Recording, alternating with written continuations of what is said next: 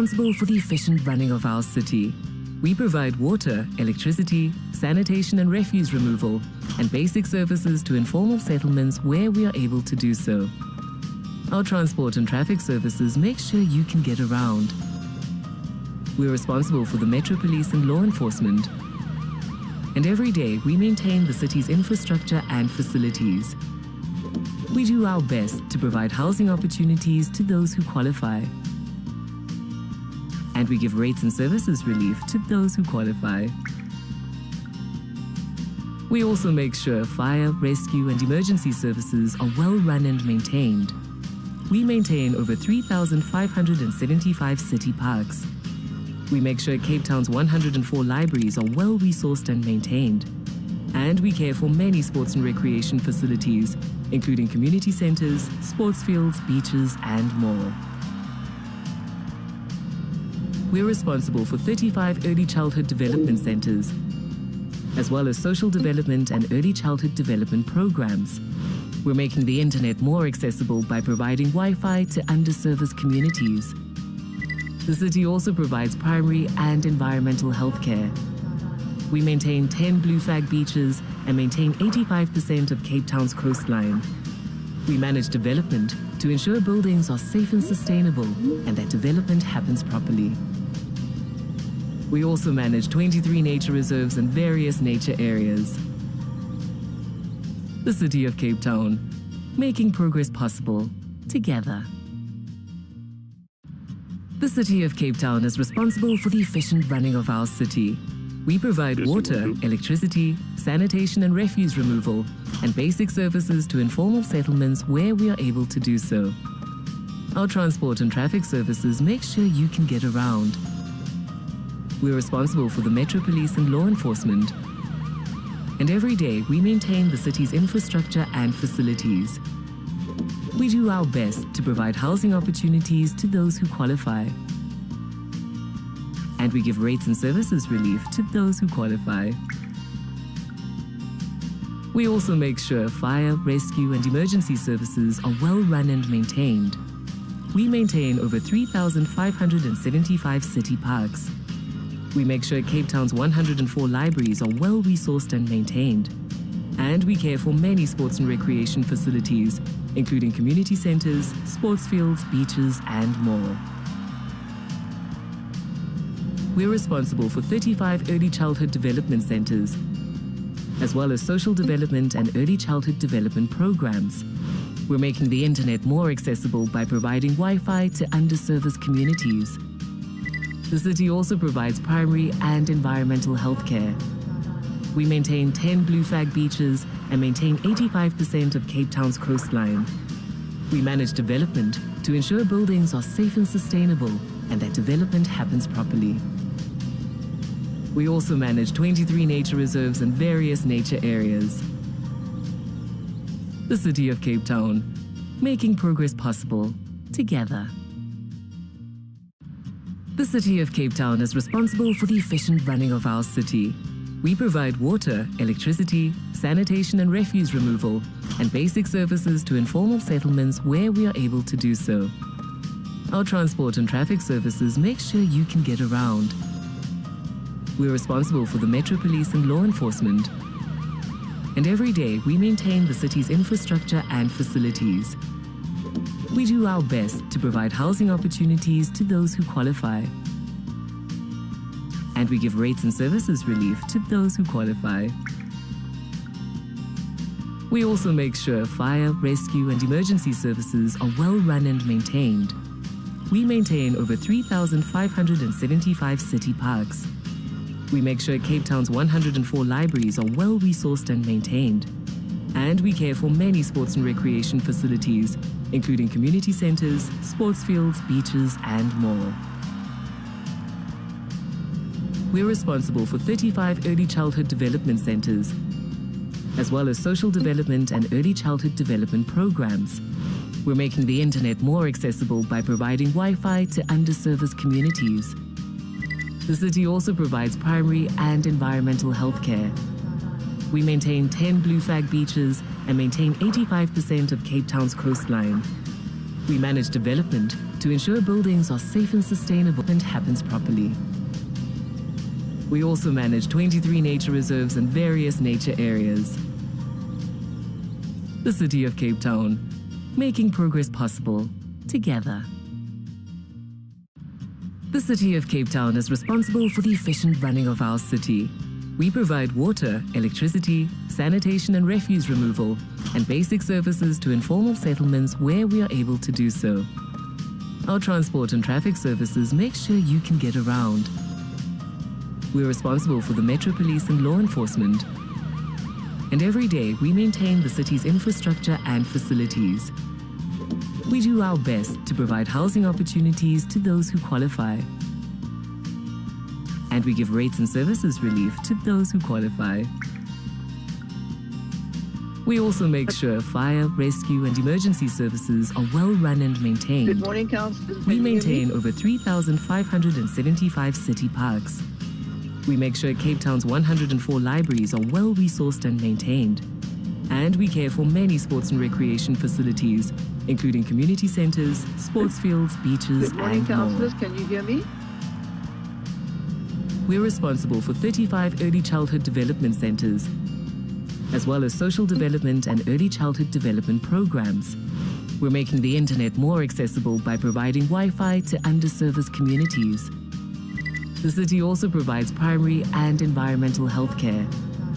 We maintain 10 blue flag beaches and maintain 85% of Cape Town's coastline. We manage development to ensure buildings are safe and sustainable and that development happens properly. We also manage 23 nature reserves and various nature areas. The City of Cape Town, making progress possible together. The City of Cape Town is responsible for the efficient running of our city. We provide water, electricity, sanitation and refuse removal, and basic services to informal settlements where we are able to do so. Our transport and traffic services make sure you can get around. We're responsible for the Metro Police and law enforcement. And every day we maintain the city's infrastructure and facilities. We do our best to provide housing opportunities to those who qualify. Good morning, Councillors. I'm just checking. Am I audible? And we give I rates can and see the services hands relief raised. to I believe those who that's a good- qualify. Thank you. We also make sure fire, rescue and emergency services are well run and maintained. We maintain over 3,575 city parks. We make sure Cape Town's 104 libraries are well resourced and maintained. And we care for many sports and recreation facilities, including community centres, sports fields, beaches and more. Okay, last time. We're Thank responsible for 35 early childhood development centres, as well as social development and early childhood development programs. We're making the internet more accessible by providing Wi-Fi to underserviced communities. The city also provides primary and environmental health care. We maintain 10 blue flag beaches and maintain 85% of Cape Town's coastline. We manage development to ensure buildings are safe and sustainable and that development happens properly. We also manage 23 nature reserves and various nature areas.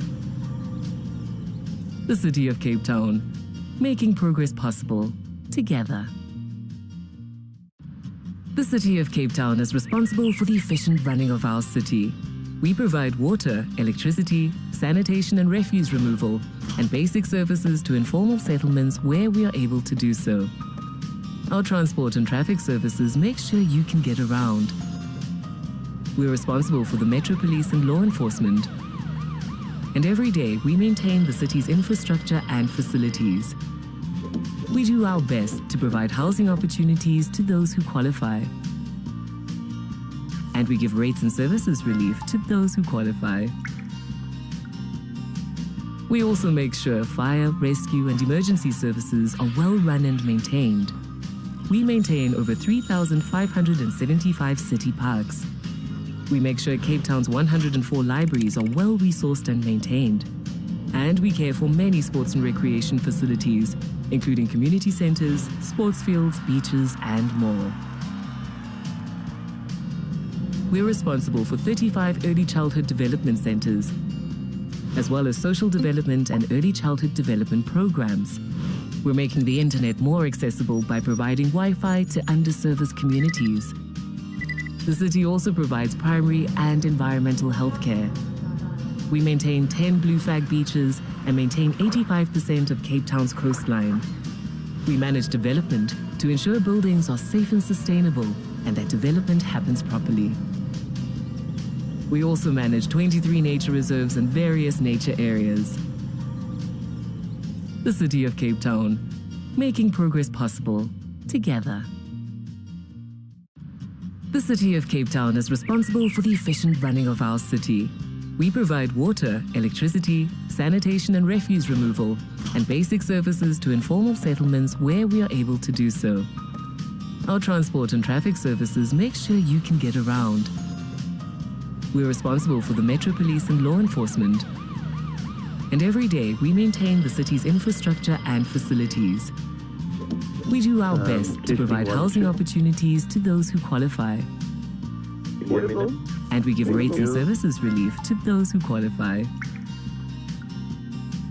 We also make sure fire, rescue and emergency services are well run and maintained. We maintain over 3,575 city parks.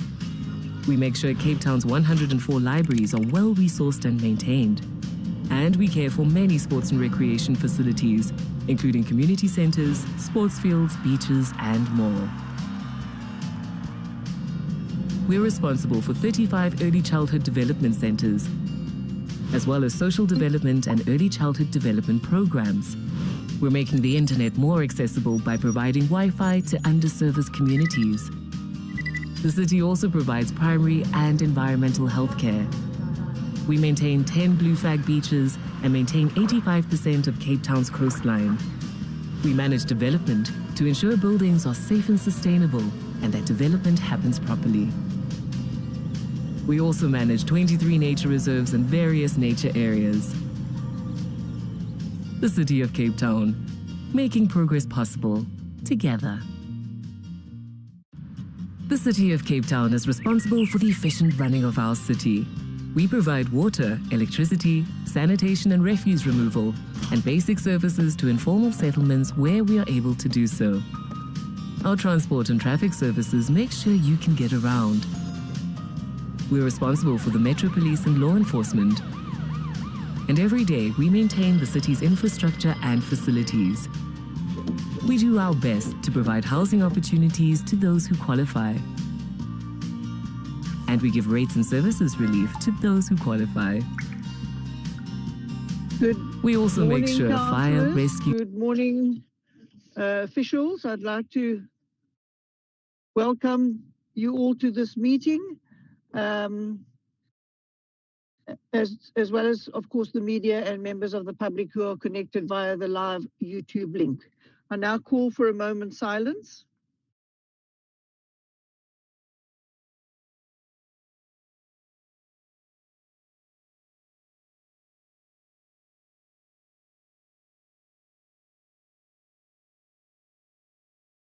Thank you. Councillors, we'll now start the process of electronic registration. So please click on the link that will be posted in the iron box in order to register.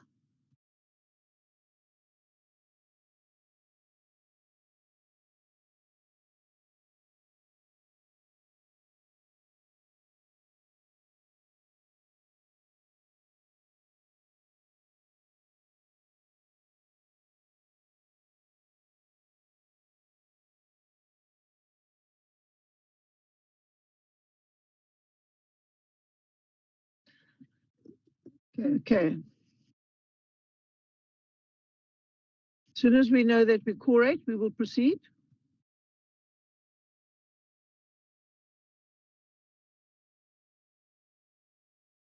Councillors, we are correct. We will move on the agenda, and this brings us to section 2, which is the mayoral address.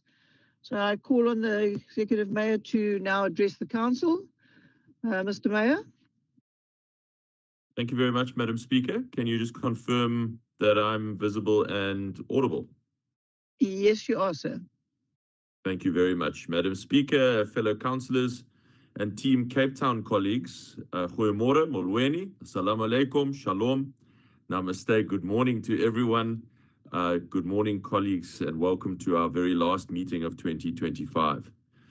Before we get into the business of the day, I really just want to say a big thank you to everyone who was involved in the incredible event on Sunday evening, our Festive Lights Switch On concert at the Grand Parade.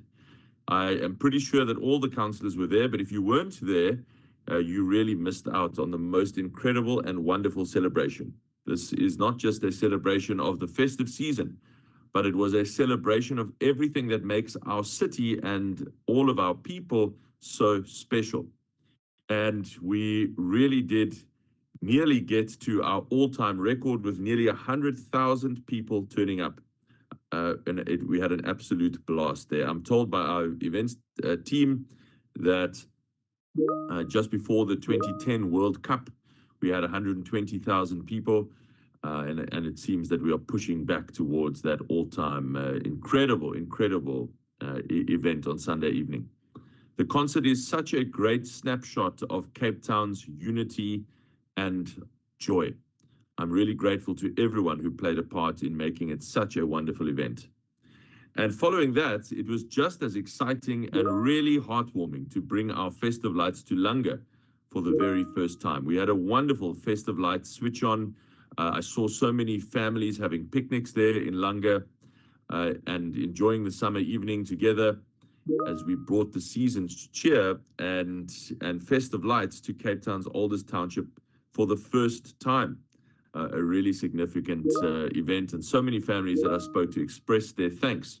And let me also take this opportunity to say my thank you to Councillor Lwazi Pakade for making this wonderful suggestion to bring the festive lights to Langa as part of the Langa centenary celebrations. And it was a really lovely evening. And tomorrow evening, for all of you who want to be there, we'll be doing the same thing in Mitchell's Plain at Westridge Gardens. I'm really looking forward to that as we bring the Christmas lights, the festive season lights back to Mitchell's Plain. They haven't been there for nearly 10 years, but now they will be back. And it is not just about pretty Christmas lights. It is a clear message that in our city of hope, every community matters. Where you live, wherever you live in our city, you matter to Cape Town. You matter in Cape Town, and you help to shape its future. Our theme for this year's festive season is United in Hope.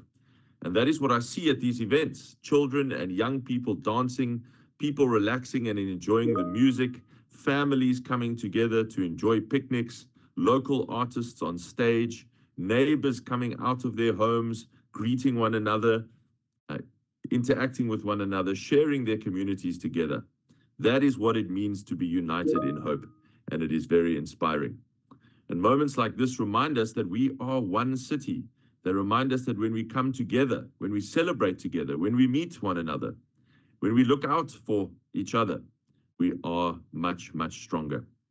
So these events, simple as they may seem, have the power to bring people together. And for a moment, they give us an opportunity to forget the challenges of the year and celebrate our shared community and our shared humanity together. Colleagues, today in Council, we are going to vote to adopt one of our most important plans and a vital milestone in our efforts to bring affordable, safe, and reliable public transport to hundreds of thousands of Cape Townians. I'm speaking of our detailed rail business plan, which is on the agenda today. Our roadmap to first devolve, then restore, and then expand our Metro's passenger rail service and return it to what it should have been all these years, which is the backbone of our city's public transport network.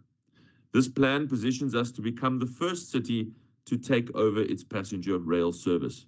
We intend to demonstrate exactly why this is absolutely necessary and why it should set a precedent for other competent and capable Metro governments to follow as well. The steady decline and near collapse of our Metro rail service has been disastrous for Cape Town's local economy and for the hundreds of thousands of Cape Town commuters who used to rely on dependable and affordable trains every day and who have not been able to do so for the last few years. Most of these people, many hundreds of thousands, have had to switch to buses and taxis, which are not only more expensive and take more out of their pockets and mean that they're spending more of their disposable monthly income on getting to and from work. They're also more dangerous, and they add massively to congestion on our roads. So the rail feasibility we conducted before we started to work on this business plan found that lower income households could save R1 billion a year by switching their daily commute to trains. And research by our colleagues at the Western Cape Provincial Government have also found that a well-functioning passenger rail service could add 51,000 jobs in our city and add around R11 billion to our city economy. So that's why the devolution of the service is not optional, colleagues. It is not optional. It must happen, and it needs to happen soon. But what do we mean by the devolution of passenger rail? We've spoken about it so often over the last few years, but for many people, Mayor? this still remains a vague and complex topic. Yes, ma'am. The YouTube has just stopped for a minute, so if you can just hold it till we get it up again, and then we'll continue. I'll give you a shout when that's ready.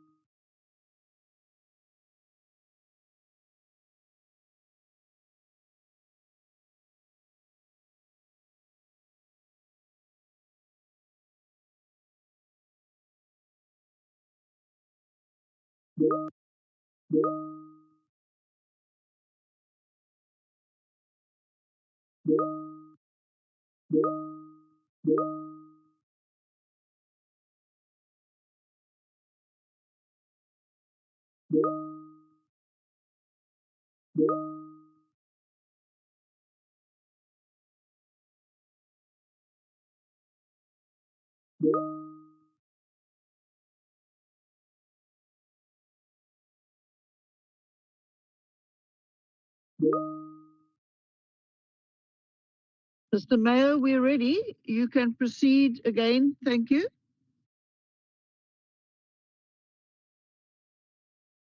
Thank you very much. You're audible.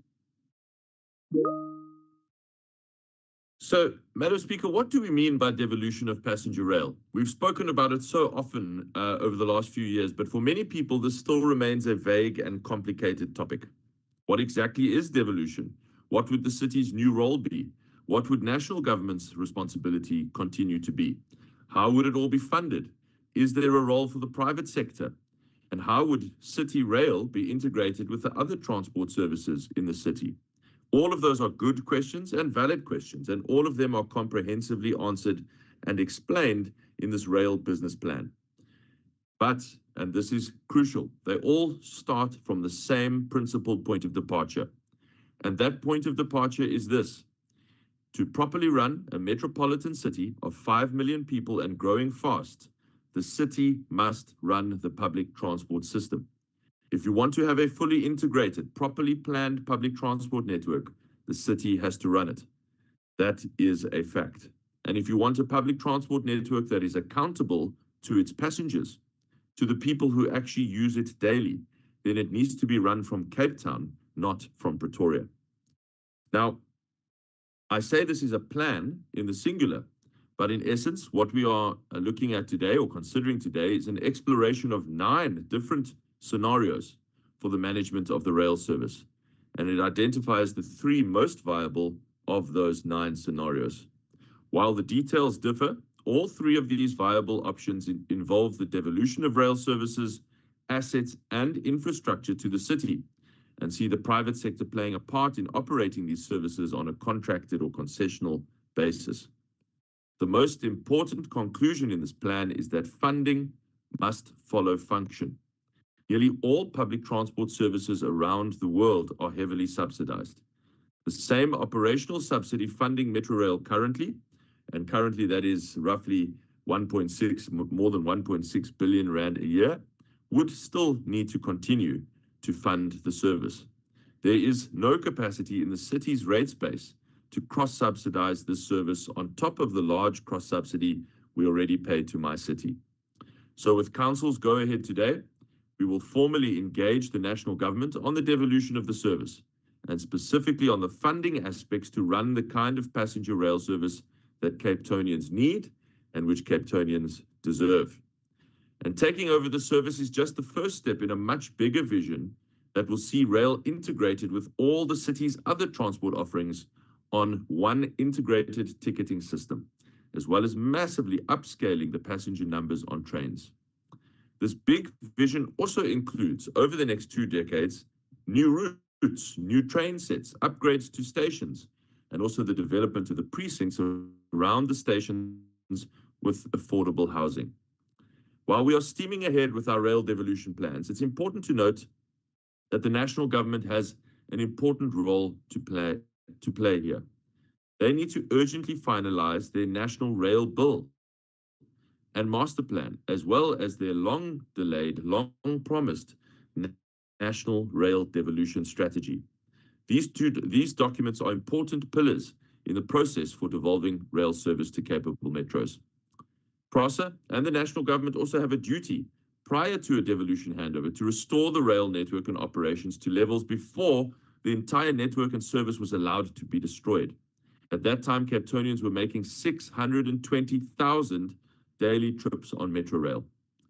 It is important to keep in mind that the devolution of rail is not something that was dreamt up by the city in isolation. This is really important. And it's important that this is reflected in the speeches of opposition parties in this council later today. This is not something dreamt up by the city in isolation. It is entirely supported by national policy, as well as the Constitution, both of which have recognized and do recognize local government and metro government's favorable position to deliver integrated, affordable, and accountable public transport. Indeed, that is why the national government has long promised this national rail devolution strategy, which, going all the way back to March of 2022, was adopted in concept by the National Cabinet of South Africa, the National Cabinet of our government, with the commitment that devolution would take place to capable metropolitan governments. So we've done a lot of work to prepare for that over the last few years, this rail devolution study and feasibility study, and now this plan today. Many years of hard work have gone into this since 2022, and now we are ready to adopt it and move forward. That is a really important milestone. This is not something that can be delayed any longer. A functioning passenger rail service is an essential part of our long-term plan for Cape Town's further success and flourishing. And we have a lot of work to do to make that plan a reality.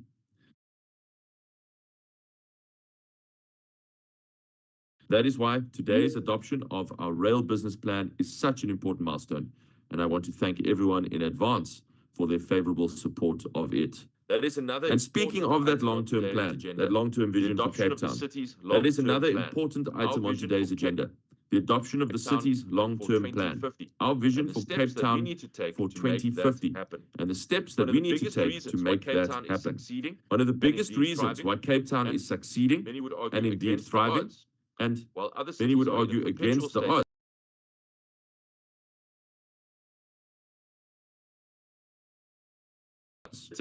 while other cities are in a perpetual state of decline, is the fact that we are interested in long-term planning. We are committed to seeing what is the kind of city that we want for the long-term future, and what are the decisions that we have to take now so that we can maximize our chances, give ourselves the best shot of arriving successfully at that long-term vision.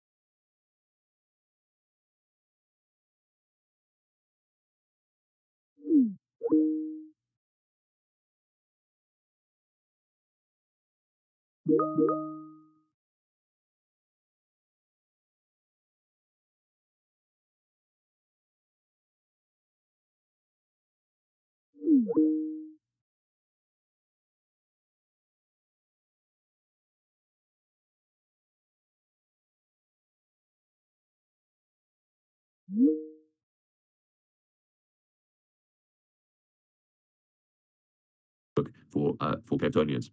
We've laid much of this groundwork for this already, with our record investments in public infrastructure, through which we're building the pipes and sewers and roads that will serve our communities deep into the 21st century. We're also working hard to gain more control over the services that are holding us back, like the provision of electricity, policing, and rail, as I've discussed.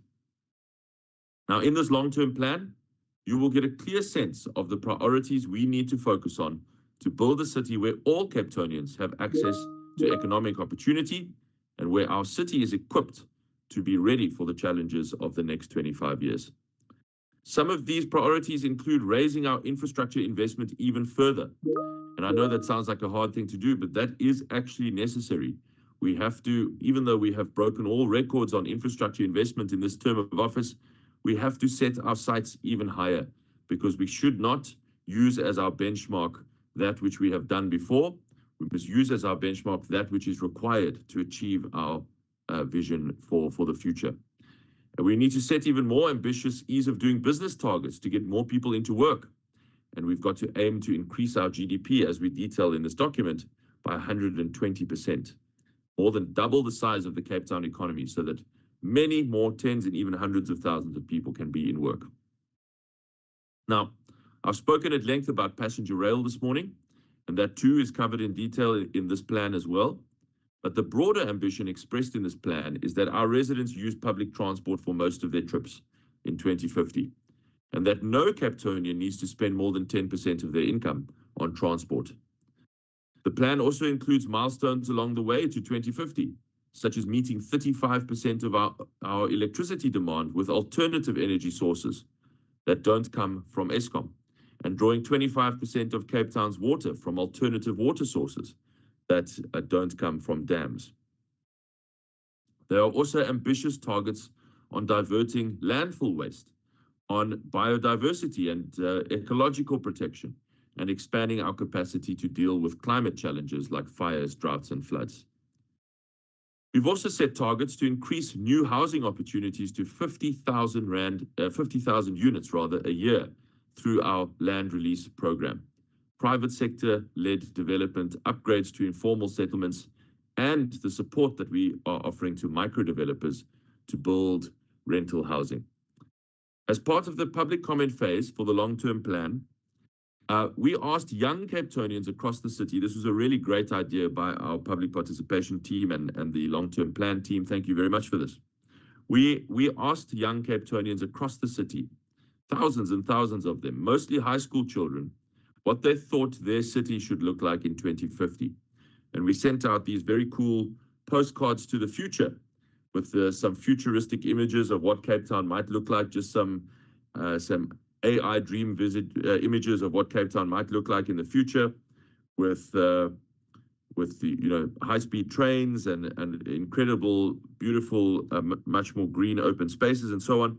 And we asked young Cape Townians to write a postcard to themselves in the future about what they would like their city in 2050 to look and feel like. And we got thousands of them. I've just got a small selection here, but we got many, many thousands of them from around the city. And after all, it is their city that we are building now. In 2050, all those kids in primary school around the city now, or in high school, they will be adults and middle-aged by then, and they will be inheriting the city that we are building now. So it's important that they took part in this from the start. So I really want to thank them for the many thousands of these postcards to the future that we received. And I want to share some of their hopes and wishes with you. Not only is it great to see our young Cape Townians so positive and hopeful for the future, it's also reassuring to know that the things that are important to them also feature so prominently in our long-term plan. Now, we didn't ask them for their names on the postcards, so all the postcards are anonymous, but I'll start with a message from a young learner from Athlone who says that I will be 44 in 2050, and I hope to see a cleaner and greener city with better and safer places for the less fortunate to live. I'd like better public transport too. These are my hopes for my mother city in 2050. And that sounds about right to me. Then a message from a young Cape Townian in Khayelitsha who says, Cape Town should be a green city with renewable energy, water security, social inclusion, technological innovation, conservation, and cultural vibrancy. Incredible words for a high school student. Well done. And I want a city that offers a high quality of life and serves as a leader in these areas. Again, sounds like this young Cape Townian should probably come and work for the city of Cape Town. He or she sounds very talented. And here's a message from right here next to us from a young Cape Townian living in the Bo-Kaap. My vision for Cape Town is for it to have stable energy and with an inclusive economy that embraces the environment. And I couldn't have said it better myself. And finally, one more that I'll take from this selection from a young South African, a young Cape Townian living in Drift Sands, who says, I want to see Cape Town with a better future. I want to see a Cape Town with great opportunities. I want to see a Cape Town with no people living in shacks anymore and with beautiful buildings. I want it to be seen as an inspiring city. That is exactly the things that we believe in and that we want to see for our city too. And that is exactly what is contained in this long-term plan. We also most certainly want to see the Cape Town of the future as an inspiring city in the world, where people have much more opportunity, where poverty is defeated, where people can live in dignified living conditions. All of those things, we have to work towards those things. It's no good to just talk about those things as generic statements. We need to make the investments. We've got to finance those investments. We've got to work towards it actively. And that is what we are doing every day in Cape Town. So it's wonderful to see that feedback from those young Cape Townians. And it's reassuring to know that our 2050 plan for Cape Town is so closely aligned with the generation that will inherit this city in 2050. Madam Speaker, speaking of getting more people into dignified and affordable accommodation, another item on today's council agenda is the in-principle approval for a mainly residential but mixed-use development in Rondebosch East, and I'm excited by this item, and I hope it will win broad approval. This is another project that will help deliver beautiful and affordable housing in a well-located part of the city, and it should be welcomed by all who speak so passionately about the need for more affordable housing across Cape Town. But you know, when I saw this item on the agenda, and I was very pleased to see it, of course, it also got me thinking of an eye-opening news story that I saw about housing just from last week. Answering questions in our national parliament, our National Human Settlements Minister Simelane offered up some new statistics on the delivery of state-subsidized free housing by the various cities across South Africa over the past 30 years. Now, keep in mind, this is the state subsidized housing program, what we used to be called the RDP program, fully subsidized housing. And the stats are amazing. No matter what period of time you look at, whether it's the whole 30 years, 94 to 24, or more recently, just the last 5 years, doesn't matter which time period you look at, Cape Town has consistently outperformed all of those other metros. And by some distance, colleagues.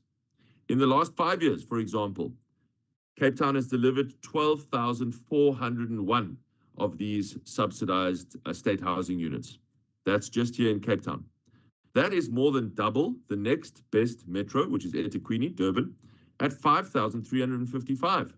More than double eThekwini. It's also more than all three of the Gauteng metros put together, with Ekurhuleni at 5,167, Johannesburg at 4,932, and Tshwane at just 1,811. Very poor performance there. Now, if you add all three of those together, Ekurhuleni, Joburg, and Tshwane, you still come up 500 units short of Cape Town's total over those last 12 years. So, of course, it is still not enough. But goodness, those are encouraging statistics about how we are taking the limited and shrinking grants that we are receiving for public housing, and we are putting them to maximum benefit to get people into dignified homes, and in many cases, their first dignified homes ever. And always in Cape Town with a view to making them an owner of that home. We do not want people to be permanent tenants of the state. So it is so encouraging, and I really, congratulate our colleagues in City of Cape Town Human Settlements, what is now undoubtedly the best performing human settlements department in the Republic of South Africa. And that is really something to celebrate. And of course we know, colleagues, that this is still not enough. So long as we have people living in the indignity of informality in South Africa, we still have more work to do. We've got to push harder to get the private sector to deliver more affordable accommodation. Because the truth is, as wonderful as 12,401 of these units is, that's a wonderful performance. But as wonderful as that is, we know that there are many hundreds of thousands of people on the waiting list. And so we can only spend the grants that we have and spend them to best effect, which we are clearly doing. But if we are to meet those numbers, we've got to actually get the private sector involved in delivering affordable housing. And that's why we've made such an effort to speed up our city land releases these last few years, because that's one of the extra levers that we have to speed up affordable housing delivery. And as our Rondebosch East transaction today shows, it's pleasing to see that those efforts to speed up those land releases are now starting to bear fruit, including on today's agenda with that land release. And I really look forward to the young people of Rondebosch East and surrounds, perhaps some young families having their first kid, struggling to move out of their parents' homes because it is difficult to get into the property market now, being able to actually find an opportunity right close to where they live, close to their parents, close to their support networks, through developments and land releases like this. So this is an exciting project that we are hopefully approving today. And this is also why we put so much time and effort into our support for micro developers and small rental units, because this is the only workable plan in South Africa to get people out of shacks and into more dignified homes. As pleased and proud as we are of delivering the highest number of state subsidized houses in the country over the last 30 years and over the last 5 years, the fact is that the state subsidized program will never, ever deliver the scale and numbers necessary to get people out of informality and out of shacks. And the plan that we have presented here in Cape Town, the small scale rental plan, is the only workable and credible plan in South Africa to do that at sufficient scale. The numbers show that at least Cape Town is on the right track. And these are numbers that even our political opponents can't spin away. I must say, Madam Speaker, time and time again, the facts simply disprove the lazy narratives so often repeated by our opponents here in this council.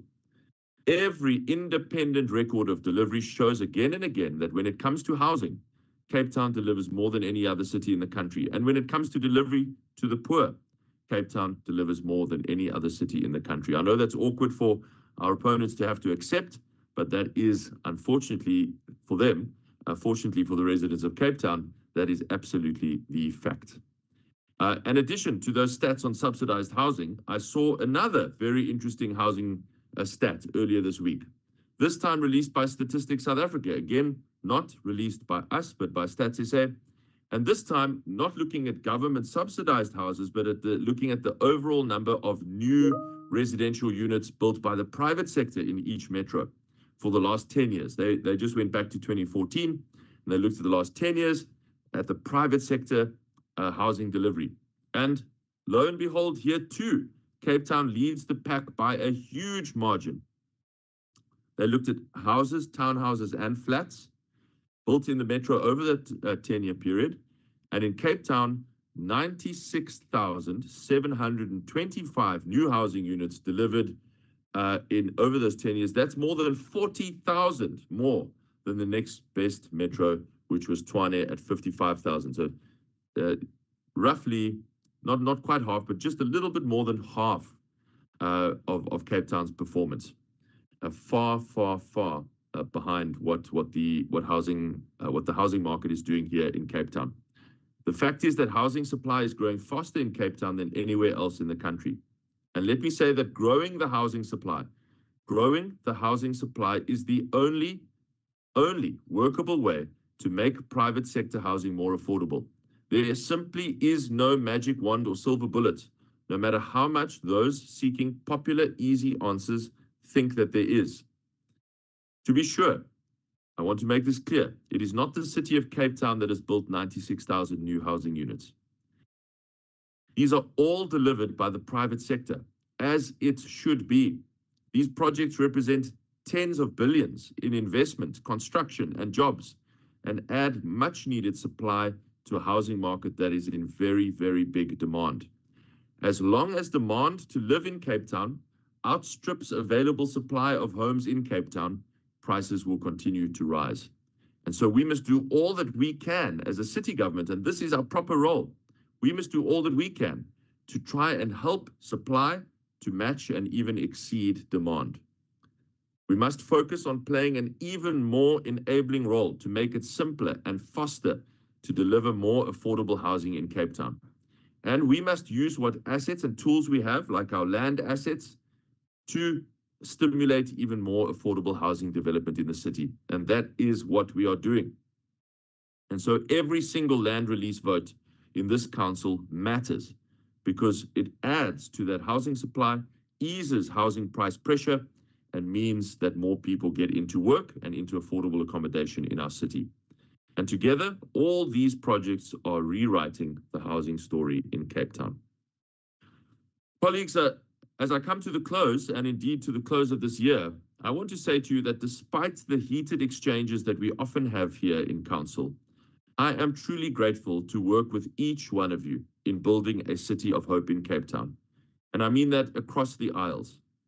I am often struck and very encouraged by the productive and collegial work together, the collegial work that we do together to fix things in communities and generally do good work for our city and for her people outside the walls or indeed the online meetings of this council. At the end of each year, I try to do a simple assessment of the year that's gone by and what lessons I can distill from all that's happened.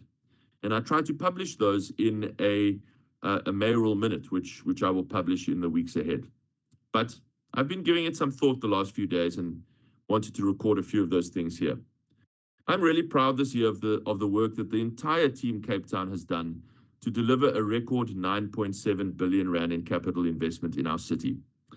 Although we were slightly disappointed that was just shy of the 10 billion rand we really wanted. But I know that we are going to smash through that barrier in 2026. I'm really proud of the 2 new executive directors that we appointed this year in urban waste management and in urban mobility.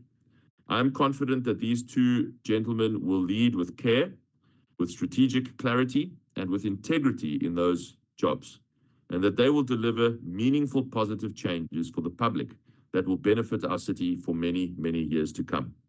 And in my first few months and even weeks, in the case of the urban mobility new executive director, I've come to know them both as people of integrity with absolute strategic vision and clarity, and I'm very excited about the things that they are going to do. Earlier this year, of course, most of the first half of this year, we had a very spirited and healthy debate over the budget. And especially that debate was held with residents in higher value homes in our city. At the end of it, I must say that I'm proud that our budget has set up the city to be able to sustainably fund more and better basic services, especially for lower income families. Cities across South Africa have a tough few years ahead of them, trying to make the books balance and trying to sustain public services at a higher standard with enormous pressure of in-migration and population growth. And I think the city of Cape Town, because of what we did this year, is well set up to succeed despite those challenges over the coming years. So colleagues, this is our final council meeting for the year. I want to thank each and every one of you from across all of the parties for contributing in whichever way you did to an incredibly productive 2025. I know that many of you are going to take a well-earned break, but not everyone on Team Cape Town will be doing so. I know that many thousands of our city staff will be on duty over this festive season. They will be putting out fires, they will be guarding our beaches, they'll be looking after our swimmers at beaches and swimming pools. They'll be on duty collecting dirt and cleaning up the city and so many other things. They'll be guarding our roads and so many other things besides. And to all of them, I want to say we extend our extreme, profound gratitude to them and thank them for their service over this extremely busy and important period. We salute them, and we know that they are going to do their best for Cape Town and all of her people over the festive season. I also want to wish all of you and your loved ones a very blessed and safe festive season. And to all of the councillors in our council who celebrate, I want to wish you a very blessed and Merry Christmas as well.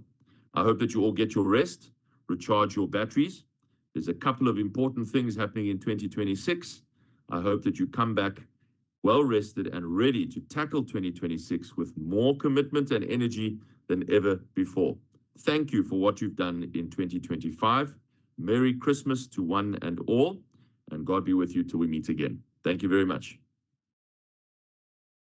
Thank you, Mr. Mayor. That brings us then to the questions to the Mayor in terms of Rule 11.2, and the following parties will be asking questions: the URM, Freedom Front Plus, ACDP, AIC, and the ANC.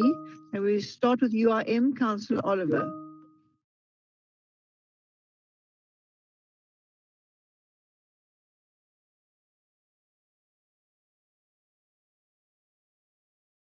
Good morning, Madam Speaker. Good morning, colleagues. Can you all hear me? Yes, continue, please. Yeah. Madam Speaker, good morning. Today I'm reminded about a scripture in the Bible where it speaks about, in short, doing justice, loving mercy, and walking humbly. As the UIM, this is what we live by and what we apply daily. It means we don't turn a blind eye to the injustices, what we are seeing daily. And we have a concern when it comes to, obviously, what is standing before us when it comes to the financial crossroads, debating a proposal when it comes to the selling the shares of the CTICC. It cuts to the heart of our city's future, the potential sale of the city's shares in Cape Town. And on the surface, the arithmetic is compelling, a once-off injection of hundreds of millions of rands, a significant sum that could patch budget shortfalls, hasten infrastructure. Councillor, you only get a minute. I'm sorry, you're on you, but you only get a minute. Have you got your question? No, Speaker, sorry, misunderstood. My apologies. Thank you. The next question is from Councillor Rousseau.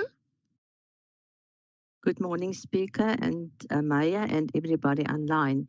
Mayor, you informed us about how good human settlements are.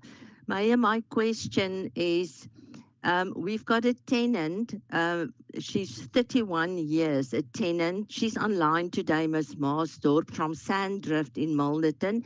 She asked when will she and other residents, some renting for more than 40 years and longer, get ownership with title deeds? Or, Mayor, will they be tenants forever until they die without hope for a roof above their heads for their children? Thank you, Speaker. Thank you. Thank you. You want to respond to those along, or do you want to carry on? Oh, I can take them all, Speaker. That's Yeah. fine. Councillor Sukas? Thank you, Speaker. Am I audible? Yes, continue. Thank you so much. Mayor, in your speech, you mentioned that every community matters and emphasized the importance of improving lives. The community of Oakdale and Belleville have been facing an increase in prostitution and other illegal activities. Urgent intervention has been called from the community. Residents, together with the local CID and CPF, have submitted multiple land use contravention complaints and almost on a daily basis call law enforcement for assistance due to the public indecency and the exposure to children. Residential homes are literally being used as brothels by foreigners, which are negatively affecting the surrounding property values and impacting the quality of life of the community. Mayor, my question is there an interventional role that the city can play, such as having continuous inspections on properties that pose as guest houses, however contravening on city regulations? As in the case of Oakdale, where SAPS and law enforcement are unable to act due to awaiting court outcomes. And if in collaboration with province and national, we can further have measures that we can take to mitigate the impact that this is having on a community such as Oakdale. Thank you, Speaker, and thank you, Mayor. Thank you. Councillor Gubin Langa?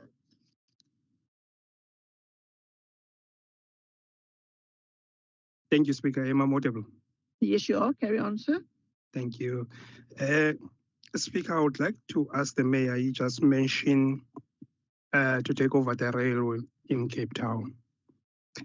My question, Speaker, is the railway going to be another failed project like My City?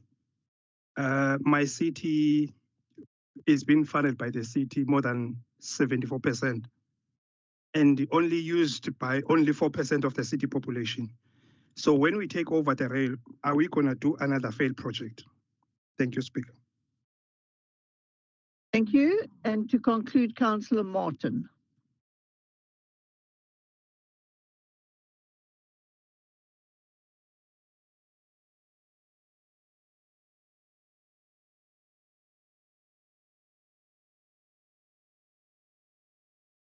Councillor Martin from the ANC, are you available?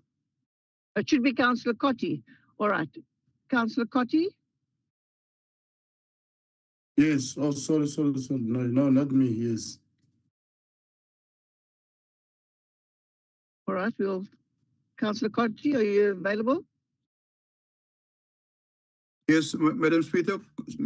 Good morning, Mayor, Good morning. councillors, officials. Thank you. The Mayor mentioned quite a number of issues, but I will focus on the one particular issue that he raised around the upgrading of sewer network in the city of Cape Town, which the Mayor also indicated there's quite a number of infrastructure investment into this particular project. But I also want to indicate to the Mayor, in the last 2-3 months, we had quite a number of sewer and manhole collapses within the Khayelitsha area, Ward 96 in particular, alongside Jafta K, Masimole, and on the corner of Jafta K and Yanda Avenue. Will we see that particular investment also in our township and in our Khayelitsha area in terms of the sewer network? But in particular, we also want to see the relocation of residents that are currently staying on the sewer lines, and the city needs to make land available also for that relocation. Thank you much, Speaker. Thank you. Mr. Mayor, you may respond.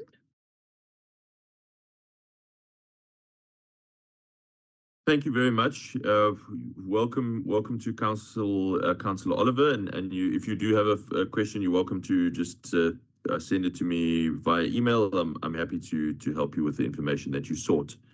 I think you were kind of going down the track of this special grant that we're receiving from the national government as a result of this Metro Trading Services reform, and yes, it is obviously very, very helpful. It's certainly not going to plug any budget gaps because we do not use grants.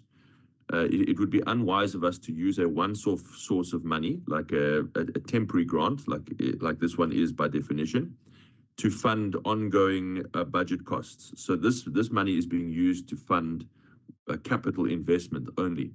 And that's it's very important that we protect it for capital investment. Mevrou Botha Rousseau, baie dankie vir die vraag, and to Mrs. Marsdorp, who's in the audience, thank you for coming to join us or joining us online today. Let me say that I am not aware that the City of Cape Town owns any rental stock in the Sandrift area. I suspect that Mrs. Marsdorp might be a tenant of the Western Cape Provincial Government's rental stock in the Sandrift area. I know that we own some stock in Brooklyn in that Elbow Gardens area. You might be a resident there. That I would classify as Brooklyn rather than Sandrift, but happy to look into that case. But let me just say, in principle, that we really want people to be owners. We are trying to actively make owners of everyone who lives in freestanding council rental stock. Even the semi-detached, the back-to-backs, and the masonettes, the walk-ups, we are actively looking to make everyone who lives in those properties an owner of that property. We do not believe in people being permanent residents or tenants, rather, permanent tenants of the state. We want you to have ownership, as you have rightly said, Councillor Botha Rousseau. So if you are living in a freestanding home, Mrs. Marsdorp, please get in touch with us, or a semi-detached or a masonette, and we will help you through our no-cost transfer program, where you can become an owner. Obviously, that applies to City of Cape Town rental property, not the rental property of other government entities. We do have a problem, I must say. We do have a problem with the blocks of flats, because any one of us who has ever lived in a block of flats before, as I'm sure many of us have, know that you have to pay what's called a levy every month that you pay to the body corporate, and the body corporate looks after the block on behalf of everyone, looks after all of the common areas, paints the block, looks after the roof, pays the insurance on the building, and so on. And the blocks that we have tried to transfer in the past have really been unsuccessful, it must be said. They have not been examples of success when it comes to those owners. Then tenants becoming owners, those owners have to set up their own body corporate, and they have to run that block. They have to pay their lights and water, they have to pay for insurance, they have to look after the block, they have to, most importantly, collect levies from everyone. And that becomes a real challenge. And so we are not doing handovers yet of our rental blocks. That we still have to find a working model there. And I know that our human settlements team is working on considering a working model. But certainly, Councillor Botha Rousseau and Mrs. Marsdorp, please be assured that anyone who is living in a council freestanding home or semi-detached or masonette must please benefit from our no-cost transfer program. They must become the owner of those properties and as quickly as possible. Then, Councillor Soekers is absolutely right to draw attention to the situation in Oakdale in Bellville. That's a community I have visited several times.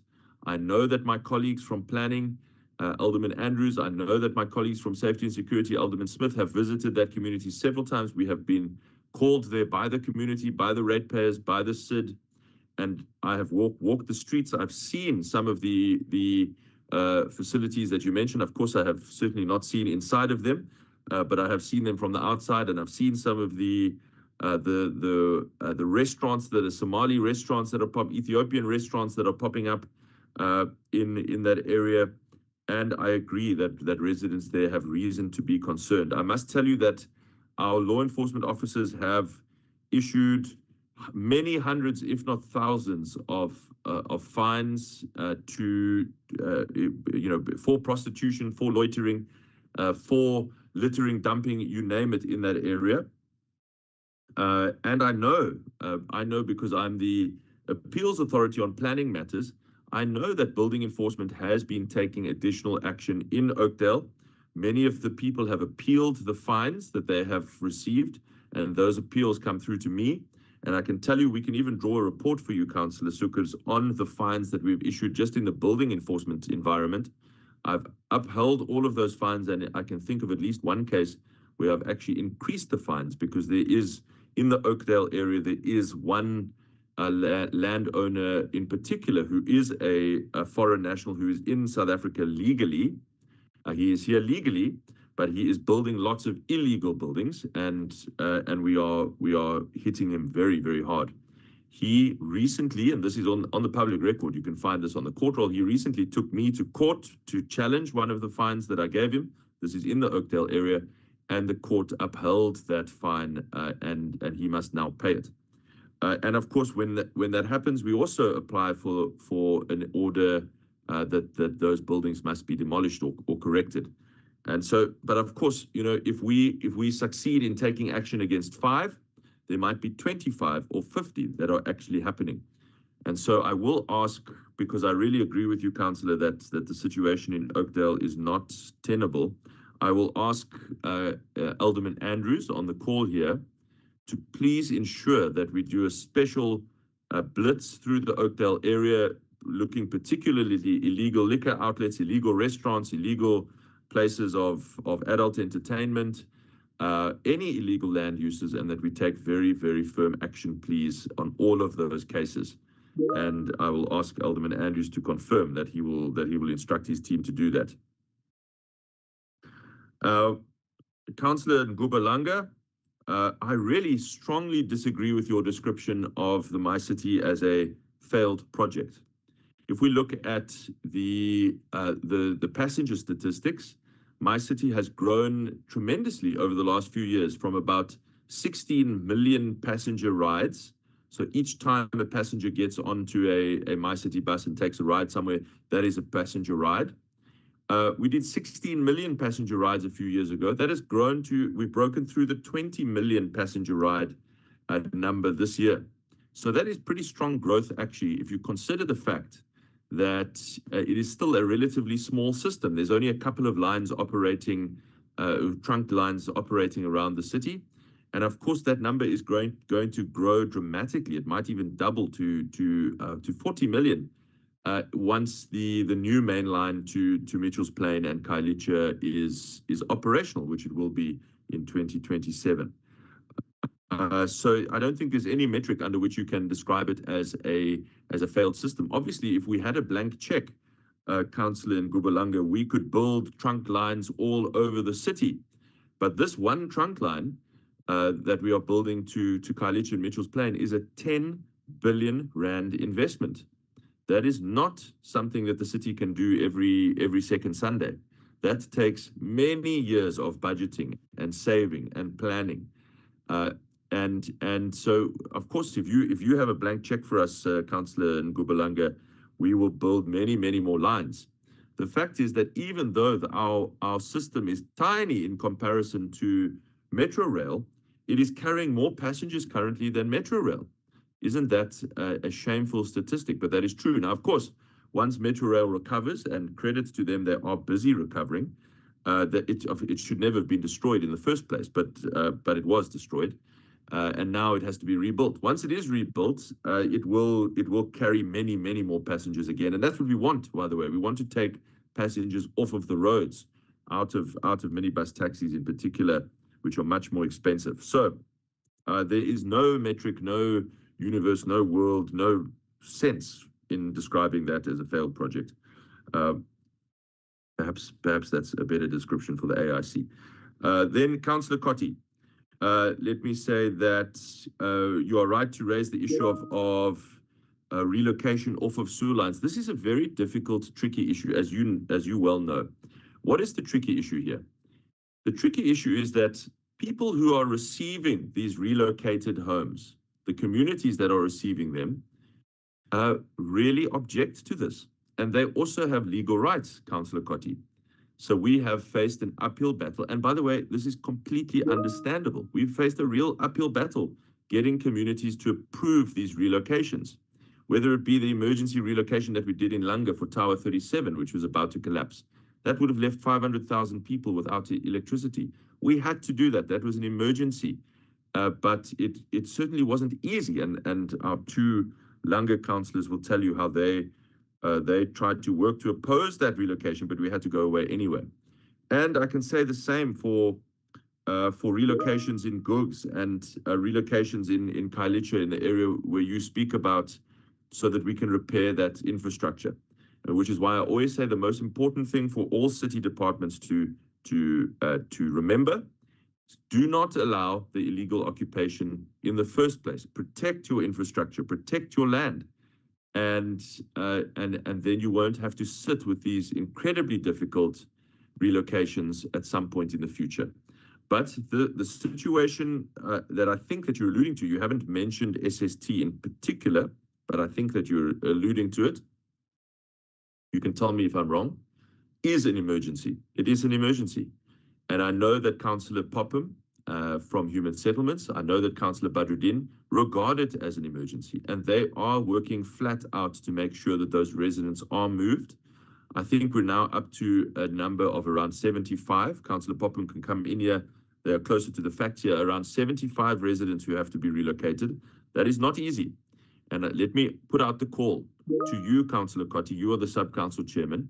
If you have a viable piece of land where you know that the receiving community will be welcoming, please let us know. We can then speed up that relocation instantaneously. If any ward councillor on this call, on this meeting, is prepared to offer a piece of land for relocation, please let us know. We will use it with great glee and alacrity. But in the absence of that, and I expect nothing but deafening silence from Councillor Cotti and other ward councillors, in the absence of that, we have to find a piece of land that can work, press ahead, deal with the community objections, get the permissions, and then go ahead with the relocation. So please be assured of our commitment. We will sort out that issue. We will replace that entire sewer line. We want to do it now if we can.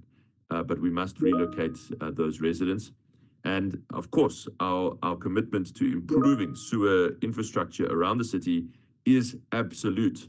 We will continue to direct as much spare resource as we have to improving sewer capacity and sewer infrastructure around Cape Town, and particularly in the poorest areas. No, Councillor Adenal, there is not a lot of land available in Constantia because we recently gave it to a community for one of South Africa's most remarkable land restitution projects. So I know you are trying to drive a race narrative in a divisive and entirely predictable and boring way in which you always do. But in fact, even that is disproven by the fact that it is this city government currently driving one of the most remarkable land restitution projects in the whole of South Africa, right there in the community you mentioned. So I'm afraid that fails as usual. Now, I just want to please ask Councillor Popham to comment on that relocation, and for Councillor Badruddin to add anything if he wishes to. Although I think the issue is more the relocation rather than the sewer work. And I would also like to ask Alderman Andrews to just confirm the action he will take, or his department will take, in Oakdale. Thank you, Speaker. Councillor Popham. Then we'll take Badruddin and Andrews if they want to contribute as well. Thanks, Madam Speaker. Am I audible? Yes. It's true, as the Executive Mayor says, that this is no easy task. In fact, Councillor Badruddin and I have spoken yesterday, and we've taken the decision because of the urgent need to establish a JOC in order to coordinate this effectively on a transversal basis. 3 parcels of land have been identified. One we've seen is probably most viable, that is now being processed for reservation by Alderman Force's Property Transaction Department, and gratitude to him for prioritizing this through Director David Joubert. Today, we should be receiving an outcome of that recommendation under these emergency circumstances, and the Human Settlements Directorate is contract ready to undertake this relocation. Today, we've got teams in the field engaging the broader pipeline, because currently you've got 10 residents in emergency dire situation. You've got a broader 20 that are on the collapsed sewers. But I want to appreciate the need from Councillor Badruddin to repair that entire pipeline. And so we are committed to relocating all 75 residents that are on the existing pipeline. And I think the question begs, Madam Speaker, that when this reservation is processed and the request is put to sub-council, that I can trust, based on this meeting, Alderman Cotier, as well as his ward councillors, will give their full support to the vacant open space we have found for this. But nonetheless, we are pressing through like we've done in Langa, because the safety and the dignity of our residents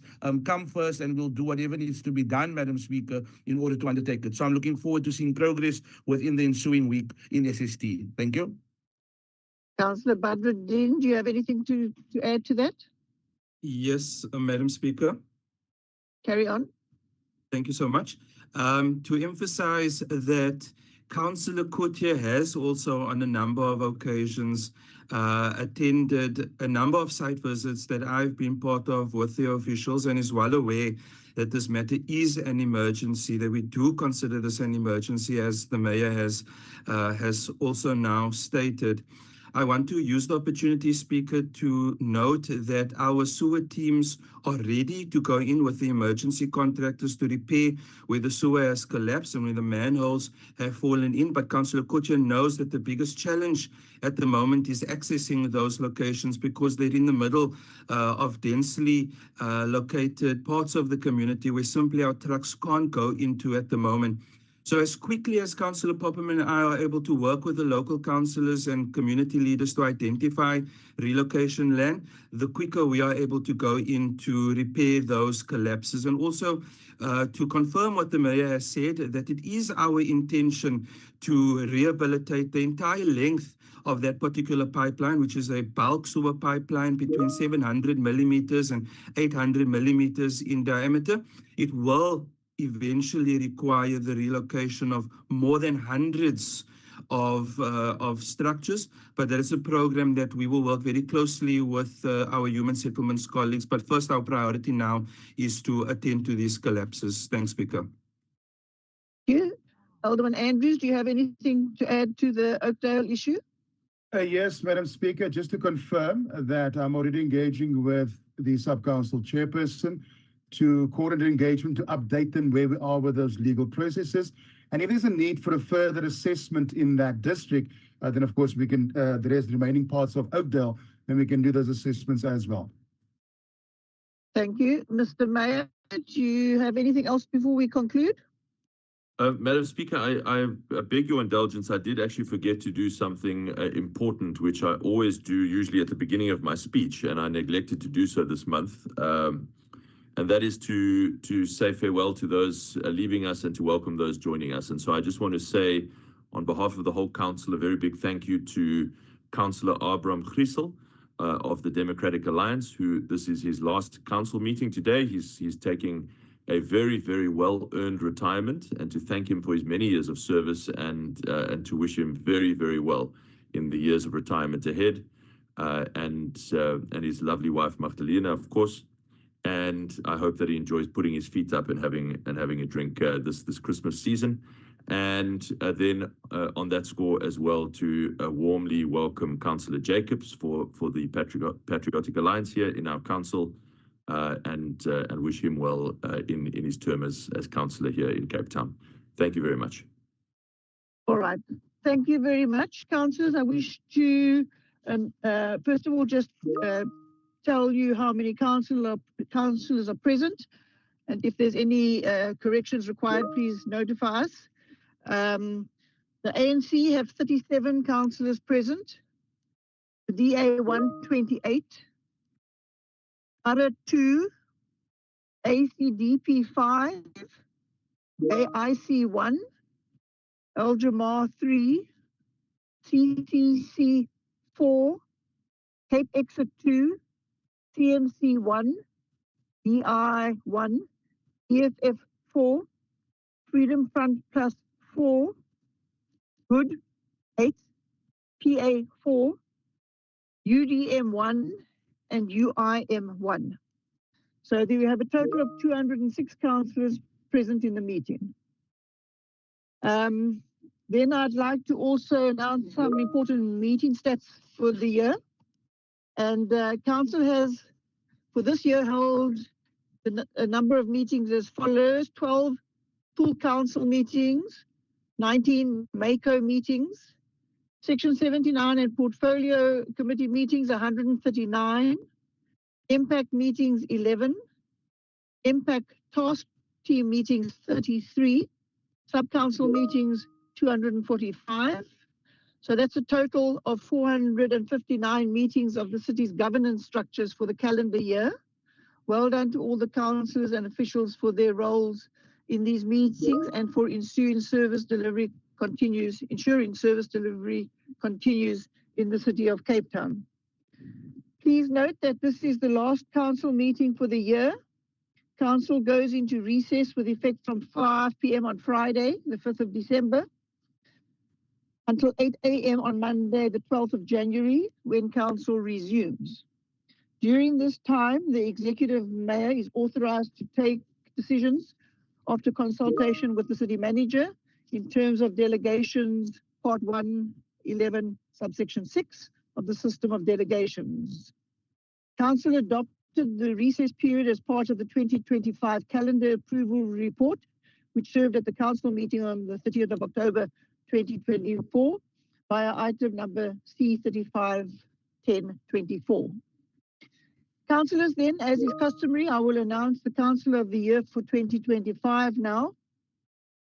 And the Speaker's Award for the City of Cape Town Councillor of the Year is awarded to a councillor who has exhibited a high standard of performance excellence in terms of the norms and standards set by the Office of the Speaker.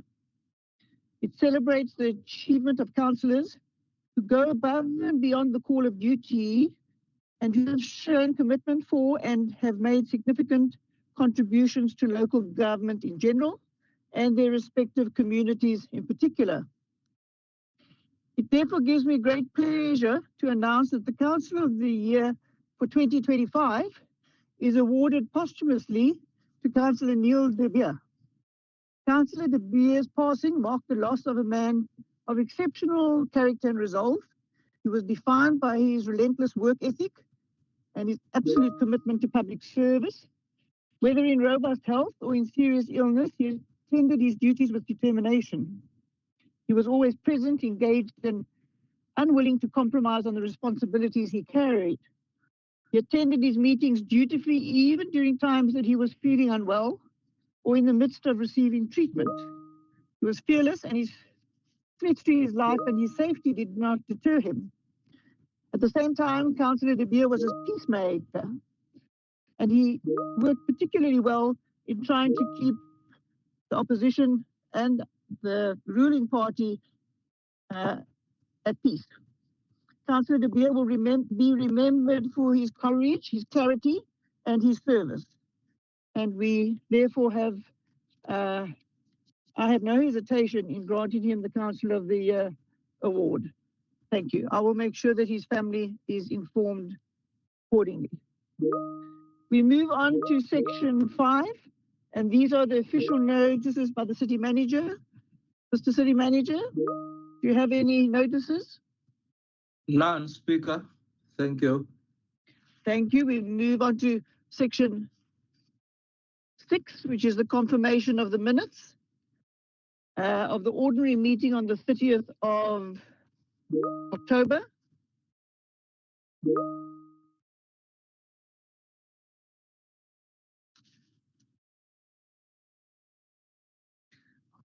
Okay, so we have starting on page 5 for the first set of minutes. Can we confirm those minutes for sign off? Thank you. We move then on to page 79 for the second set of minutes. Can we Speaker? approve those? Councillor Haynes? I'm not sure who's monitoring with you the hands. My hand is up. I see On the that now, yes. The first set of minutes. Councillor Mbiza has informed me that he has been listed absent rather than apology, and my office has approved leave for him if that could be corrected. May I also ask that if there's anything else that we've missed in terms of the absentee, can be corrected through the office of the Chief Whip? Thank you. Yes, you can do that. Thank you very much. And we will check that what you've just said about Councillor Mbiza. Thank you, Councillor. Can we move on then? Councillor Ahmad? I take your point there. We will note that as well. Thank you very much.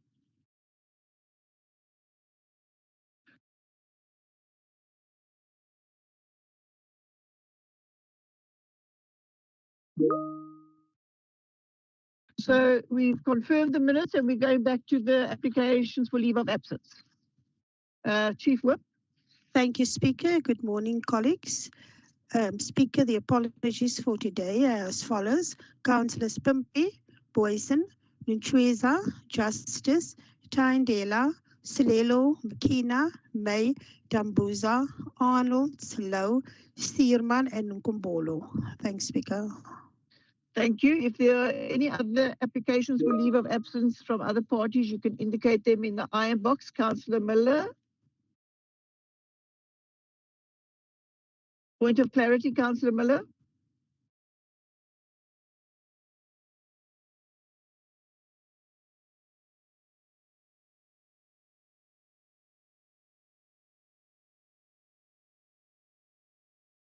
Councillor Miller, you may speak.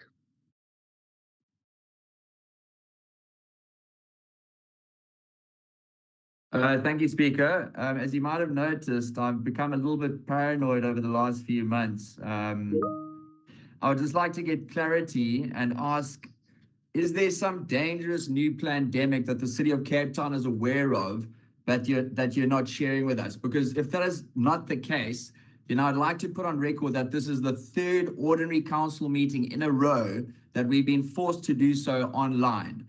I'd like to officially request that we return to council chambers where we can properly conduct our council business.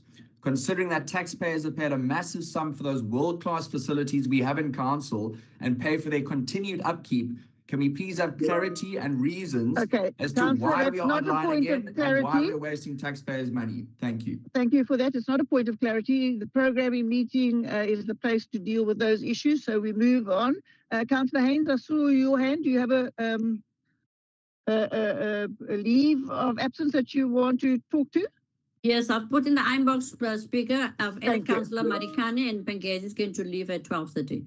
Thank you. Councillor Yeko?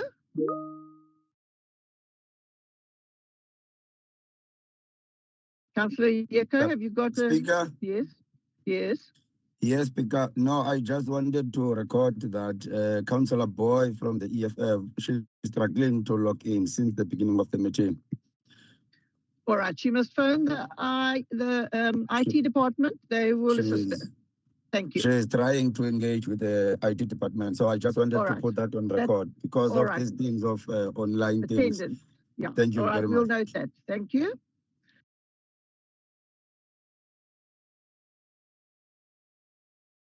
All right, so now before we move to the remainder of the agenda, the whips have agreed to the following items in volume 2A, item 5, 7, 9, 10, 16, 17, 19, 20, and 23. In volume 2C, item 30, volume 2D, items 34, 39, 42, and 43. Volume 3, items 47 to 55, 57, and 59. Volume 4, items for noting 69 through to 76. Items 78 through to 83. Are there any parties who wish to raise a comment in regard to any of the other items that have been agreed to? Thank you. They must just put it in the iron box and the Secretariat will take it out of there. Councillor Haynes, you did tell me, but you want to just put it in the iron box for the record. There are now 206 councillors in the meeting. So we're going to move to the remainder of the agenda, commencing with volume 2A, and we start with item 6. And the first speaker on this item is Councillor Eugen. Councillor, you may start. Good morning, Speaker. Am I audible? Yes, you are. Carry on. Thank you. Good morning, fellow councillors, Speaker, Mr. Mayor. The Freedom Front Plus is deeply concerned by the City of Cape Town's decision not to adopt National Treasury's Municipal Audit Committee tool from the MFMA Circular of 1 to 7. This circular is crucial as it provides a comprehensive Municipal Audit Committee toolkit designed to strengthen internal audits and audit committees independently from municipalities. The report highlights that it delivers practical guidance, templates, and tools necessary to ensure compliance with the MFMA. While the CFO argues in his letter to National Treasury that following a comprehensive assessment, the city's current frameworks, policies, and SOPs already incorporates key principles and practices promoted by Circular 1 to 7. This does not eliminate the risk of loopholes, breaches, and interferences by councillors, MACO members, and city employees if implicated in investigations. Such interferences could seriously compromise how auditing processes are conducted and investigated, as can be seen with the recent raids at the city regarding tenders worth billions of rands. Furthermore, it is worth emphasizing that National Treasury highlighted in the same report that failure to implement the legislated requirements for internal audits and audit committees constitutes a serious breach of the measures mandated by the MFMA. This breach could expose the City of Cape Town to legal and administrative repercussions. In conclusion, the Freedom Front Plus strongly cautions the City of Cape Town to revise its decision regarding the adoption of Circular 1 to 7 from the MFMA, and we urge the City to engage further with the National Treasury to fully understand the potential consequences it may face by refusing to implement the Municipal Audit Committee tool as legislated. And to end off with a quote from American author Nelson Algren, "When the watchdog becomes the prey, the whole system is compromised. And the reason nobody investigates the men who are trading off our freedoms for private enrichment is that they are the very ones who are doing the investigating themselves." And I thank you. Thank you, Councillor Picardi. Good morning, Speaker. Good morning, everyone. Allow me to first express my gratitude to the Office of the Mayor for breathing life into a long-standing idea from the people of Langa. Thank you to all the residents who came out. This shows that the people have been yearning for this. We trust that this event will be an annual event and will have better inclusion of locals as we move forward. To the city manager, the residents of Langa are still waiting eagerly for your signature to approve the demolition of the Langa Special Quarters. Today, Speaker, we are asked to accept the city's position that it will not adopt National Treasury's MFMA Circular 1 to 7. And once again, the DA government expects this council to rubber stamp its continuous undermining of national directives meant to strengthen financial governance. Let me remind this House, Speaker, National Treasury circulars are not optional readings. They are not recommendations. They are directives issued under the MFMA, and municipalities are obliged to implement them.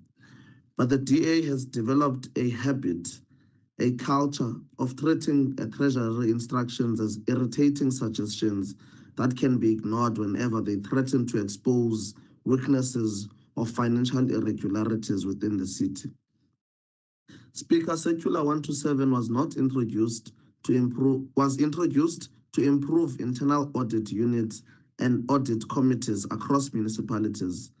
It comes with practical tools like audit committee terms of reference, work plans, internal audit charters, self-assessment instruments, competency frameworks, and effectiveness assessments. These tools exist because municipalities continue to face risks in internal controls, combined assurance, and financial oversight. Yet this city response is the following. We already do enough. We have our own processes. We will only use the circular as a reference, but will not adopt the toolkit. Speaker, this is not compliance. This is equal to evasion. This is the same city that continues to be flagged on supply chain weaknesses and financial irregularities. The same city that insists its internal systems are robust, yet refuses to accept nationally standardized tools designed precisely to strengthen those systems. The same DA leadership that is constantly trying to convince the public that Cape Town is beyond reproach, while resisting any additional scrutiny that comes from the following National Treasury's audit and governance tools. Today, this council must send a clear message. You do not get to ignore National Treasury because you are afraid of what compliance may uncover. Circular 127 exists to improve governance, accountability, and transparency. If the city was as confident as it is in its systems as it claims, it would adopt the toolkit without hesitation. But instead, the DA chooses selective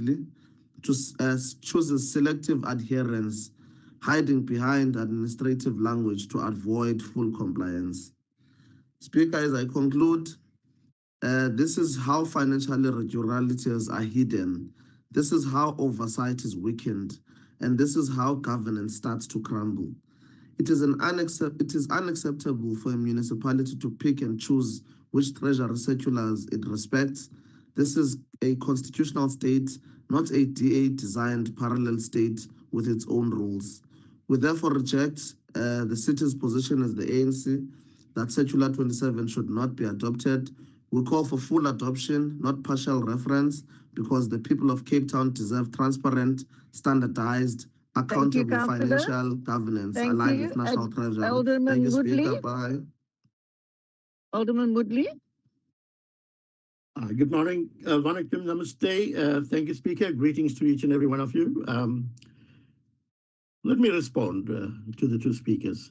The city will not adopt the toolkit in its generic form due to existing comprehensive frameworks that are bespoke to the needs and size of the organization. One size cannot fit all. The city's current frameworks, policies, and standard operating procedures incorporate the key principles and practices promoted by Circular 127. These include risk-based audit planning, combined assurance, and assessments, all of which are embedded in our governance model. Whilst not adopting the toolkit in its generic form, we recognize its merit as a reference point for continuous improvement. The city remains committed to maintaining high standards of governance and will continue to monitor developments from National Treasury to ensure alignment with best practices. In conclusion, I want to put on record that our officials enjoy good intergovernment relationships with National Treasury, and our position has been communicated to National Treasury, who has acknowledged our communication. Thank you, Madam Speaker. Therefore, I move the recommendation on page 82. The recommendation on page 82. Those in favor of the recommendation? Thank you. Those against the recommendation? If you can just put it in the iron box. The recommendation is carried, and we move then on to item 8, and the first speaker is Councillor Davids.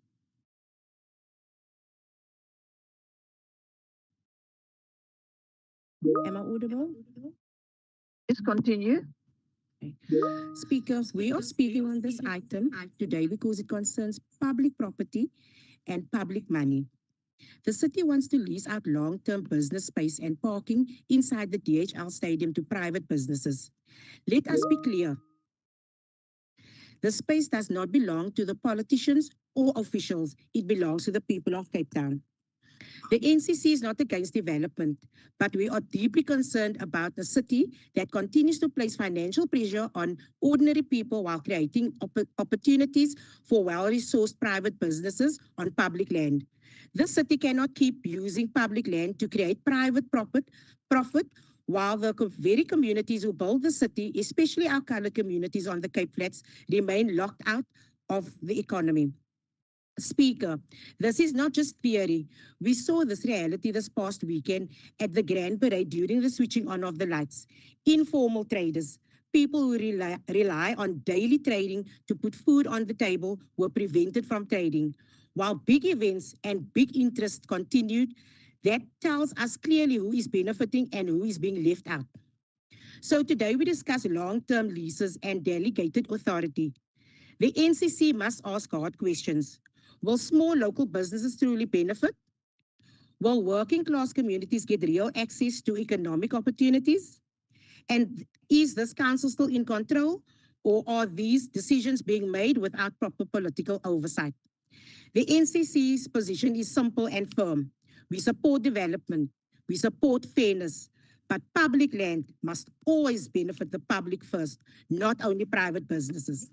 So, Speaker, as we sit here today and hear the slogan of a city of hope, we must ask honestly, is this truly the city of hope for everyone? For these reasons, we are against this proposal. And I thank you, Madam Speaker. Thank you. Councillor Sukazi.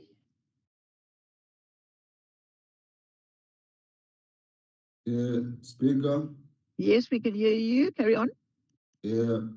As the ANC, we agree on this item, but we have a concern about this item. Firstly, our concern is to advertisement of this item. It's only appear only 2 papers, Cape Gazette and DPS News, because it is not reach all our community, especially those who are in disadvantaged area, e.g. my area, Philippe and the surrounding areas. Secondly, public participation must conduct in a proper way, not just a ticking box for the sake of the compliance. People must have access to raise their views. And thirdly, the small business is not benefiting in terms of the stadium because of the high prices. It's only those big businesses that are benefiting in the stadium. And lastly, in our concern, our communities is not allowed to bring their own food in the stadium. It is a disadvantage those who don't have money to buy inside the stadium. It's our concern as the ANC, as much we are supporting this item. Thank you.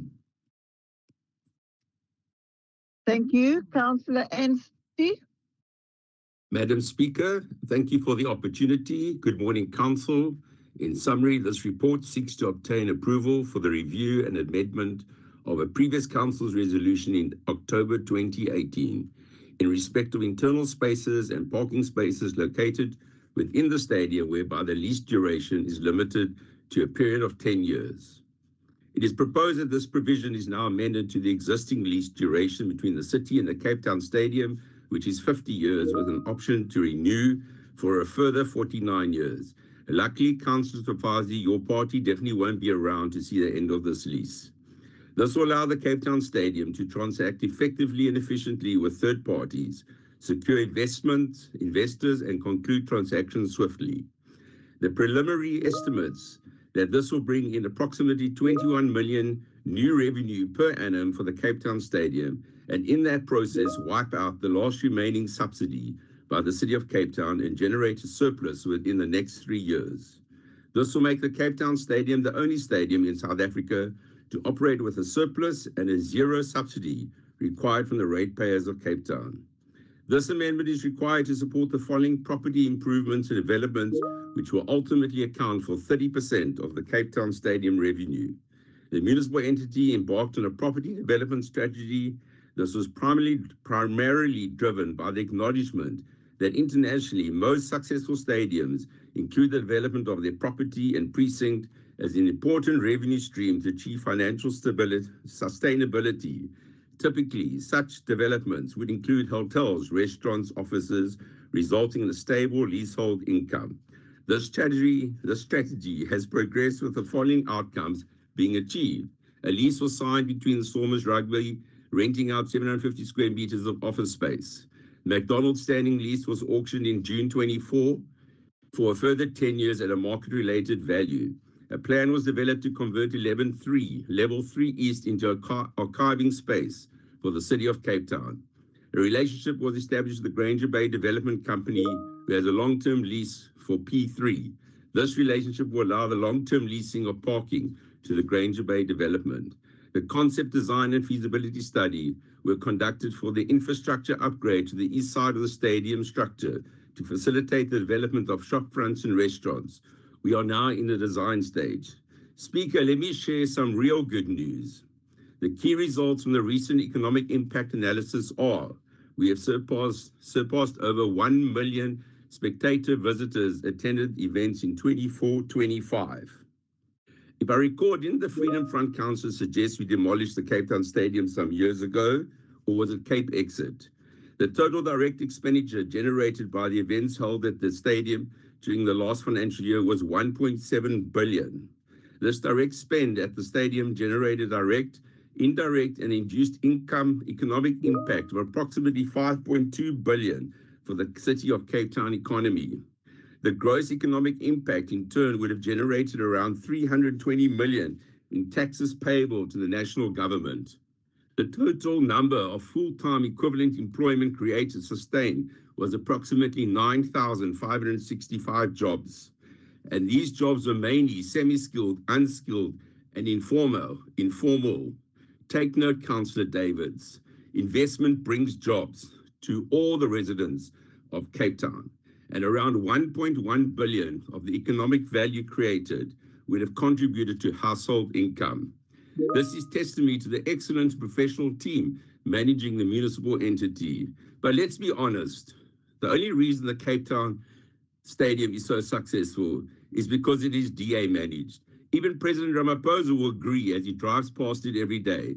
He is amazed that the DA can manage such a facility, and he still can't understand why his own corrupt, nepotist, tender entrepreneur councillors can't do the same in their cities, who are in collision with in these failed cities with Good, the PA, Al-Jamar, and so forth. Speaker, the true achievement lies not just in its structure, but in its life and versatility since the World Cup. It has become the events capital of Africa, a venue that consistently attracts major sports and entertainment events, a sporting powerhouse, a global stage, an entertainment hub. Continuous improvements like the installation of the state-of-the-art hybrid pitch ensures it remains at the highest international standard. The Cape Town Stadium is more than a building. It is a source of pride, a generator of economic growth, and a place where memories are made. We salute this remarkable achievement, a shining example of what our city can accomplish when vision meets execution. Speaker, I move the recommendations on page 112 and 113. Thank you. Thank you. Thank you. The recommendations are on page 112, 104. Those in favor of the recommendations, please. Okay, thank you. Those against the recommendations, please indicate in the iron box. Thank you very much. We move then on to item 11, and the first speaker here is Councillor Duka. If you don't indicate in the iron box, then we will presume that you are in favor. So the NCC is against, the PA is against, Goods against. Thank you. All right.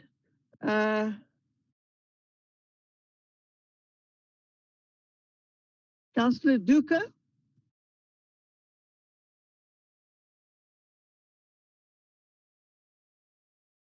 Hi, Speaker. Do you hear me, Speaker? Yes, I can hear you. Continue. Do you hear me, Speaker? Yes, sir, I can hear you. You can speak. Thank you very much, Speaker. Let me take this opportunity to greet everyone, particularly the progressive councillors of the ANC. The item before us, C11, it's a proposed transfer of F29342 located at Sisulu Street in Wallisden. This item, it's clear indicate that the City of Cape Town is transferring this property to the provincial government to facilitate the continuation of school. We welcome this transfer as we want to emphasize that the ANC-led government continuously prioritizing education in our poor communities. Our government have always demonstrated in commitment to our communities by investing in school development. We fully support this initiative and argue to the national government to continuously prioritizing education development, especially in under-resourced communities. The administrator of Democratic Alliance is busy selling the land left, right, and center instead of prioritizing the government facilities. I do not know what is their consciousness tell them by selling land in private companies, especially in poor communities, prioritizing profit more than development. But I am not surprised, Speaker, because the Democratic Alliance administrator, they are using a capitalist-orientated system of benefiting out of the poor and the poorest. It is the same Democratic Alliance who is allowing the land grabbers to occupy a land that was for development. It is the same Democratic Alliance administrator who is failing our people, particularly in the black communities, by selling the public land for making the money. I thank you, Speaker. Thank you. The next speaker is Councillor Coles. Councillor. Thank you very much, Madam Speaker. Good day, Madam Speaker, Mayor and colleagues. The item before us today is proposed transfer of Earth 29342 in Kraaifontein to the Department of Infrastructure of the Western Cape Government, Wallisdean Secondary School. The Western Cape Government, via the Department of Infrastructure, is in the process of regularizing ownership of various provincial school sites throughout the city. The respective educational sites has been developed and are in operation, but the land is still owned by the city. Speaker, Earth 2934 is zoned correctly. Furthermore, the Western Cape Government has done its due diligence and the report is attached. The due diligence report is attached. The report further highlights that the land can only be used for educational purpose. The transaction meets all the legal requirements. It meets the financial requirements as prescribed in the MFMA, and the transaction meets all the requirements prescribed by the MATR. Speaker and colleagues, this item highlights collaboration of good governance between the DA's provincial and local government, working together for the betterment of our communities across the city. The partnership involves aligning development goals, coordinating service delivery, and establishing consistent policies that balances provincial and municipal powers to achieve common objectives. It is collaboration such as this that makes it possible to build a city of hope and deliver on the promise of building a city that will work vigorously to improve the livelihoods of all the residents of Cape Town. I therefore ask Council to support the recommendations as set out on page 214 of the report. Thank you, Madam Speaker. Thank you. We have a recommendation on page 212, 214. So we are, those in favour of the recommendation, kindly indicate. Thank you. Those against the recommendation?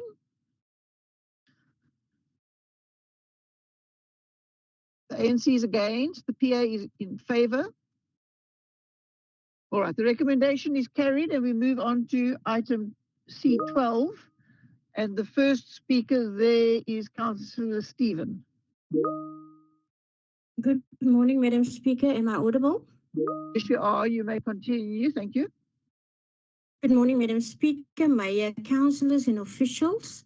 Speaker, today I rise to speak on the proposed closure of a public place portion of Earth 3074 in Omzamo Strand, measuring approximately 1,470 square meters, currently zoned public open space 2, but partially occupied informally by families living in unsafe and undignified conditions.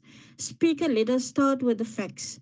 The Human Settlements Directorate requires disclosure so that emergency relocations can proceed lawfully and safely. We also note that no objections were received during public participation, showing that the surrounding community understands the urgency and supports a human solution. Speaker, we must also confront the political reality. This item exists because the DA-led administration has failed over many years to provide long-term, properly planned, well-located houses for our people. Instead, the city continues governing through permanent emergencies, stepping in only once conditions have declined to crisis levels. Families have been allowed to live in instability, facing fire, flooding, and insecurity, and only now we see decisive action. That delay has real consequences. The ANC supports this item because our people cannot wait. They deserve immediate legal certainty, safety, and the start of a structured relocation process. But support does not mean silence. We must state clearly, emergency relocation cannot replace proper housing delivery. The city must stop moving our people from informal settlements to another informal settlement and give them proper housing. Closing a public space is not a success story. It's evidence of planning failures. Working class communities must not lose open spaces without the city committing to creating and upgrading quality public spaces elsewhere. And this council must move beyond piecemeal responses and adopt a transformative, sustainable human settlements approach that breaks the cycle of crisis management. Speaker, the ANC will vote for this item, but we do so with firm demands. Accelerate permanent housing delivery, improve forward planning, communicate honestly with communities, and stop governing in reaction to emergencies. Our people, and more so the people of Nomzamo, deserve dignity, stability, and real development. Thank you. Thank you, Councillor McCarthy. Greetings, Speaker and fellow colleagues. Wonderful and a good morning. I would just like to correct something on land grabbing. I think Councillor Duka should actually look at his fellow opposition benchmates and those on top who sit above him for such initiatives such as Tatum Ngenkan, before misleading the House and stating that the DA-led city of Cape Town actually allows land grabs. But I digress. Speaker, today we consider a proposal that is both practical and urgent. The transfer of this partly vacant land to informal settlements departments for purposes of emergency relocation housing. Now, let us be honest with one another. Many of these families that we're serving are living in conditions that place them under serious and immediate risk, partly as well because of Sithathum Ngenkan. They are not looking for luxury, however. They are not asking for miracles. They are simply asking for a safe, temporary place to build stability in their lives. This land allows us to provide exactly that. And importantly, it is land that is already partially vacant and can be prepared for use, meaning that turnaround time can be quicker, the processes can be much cleaner, and that the benefit to residents almost immediate. Colleagues, emergency housing is not just shelter, it is dignity. It is a recognition that people cannot be left waiting for long-term solutions when their situation demands quick short-term actions. This transfer empowers the city to respond responsibly, humanely, and efficiently. This is how we must continue to work, collaboratively, decisively, and with the residents at the center of our decisions. Colleagues, we are not debating theory here. We are actually enabling real operational solutions that will protect lives and restore dignity, a solution grounded in what the city can deliver right now. I urge Council to support this transfer so we can move forward with purpose, empathy, and action. Thank you. Here we have a recommendation on page 237. Those in favor of the recommendation? Thank you. And those against the recommendation? All right, once again, please indicate clearly in the I box if you're for or against. I see nothing. I presume it's unanimous. All right, we move on to item 14, and Councillor Thompson is the first speaker. I see the PA was against that item. Councillor Thompson.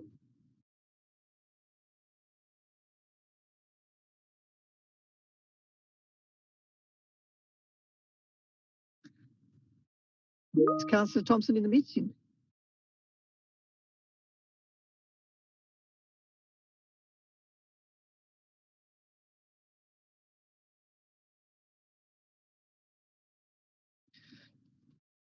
Councillor Thompson,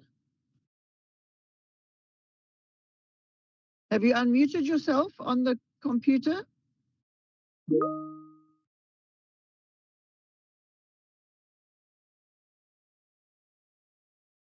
You're unmuted on our side, so it's on your side. Councillor Haynes, can I continue?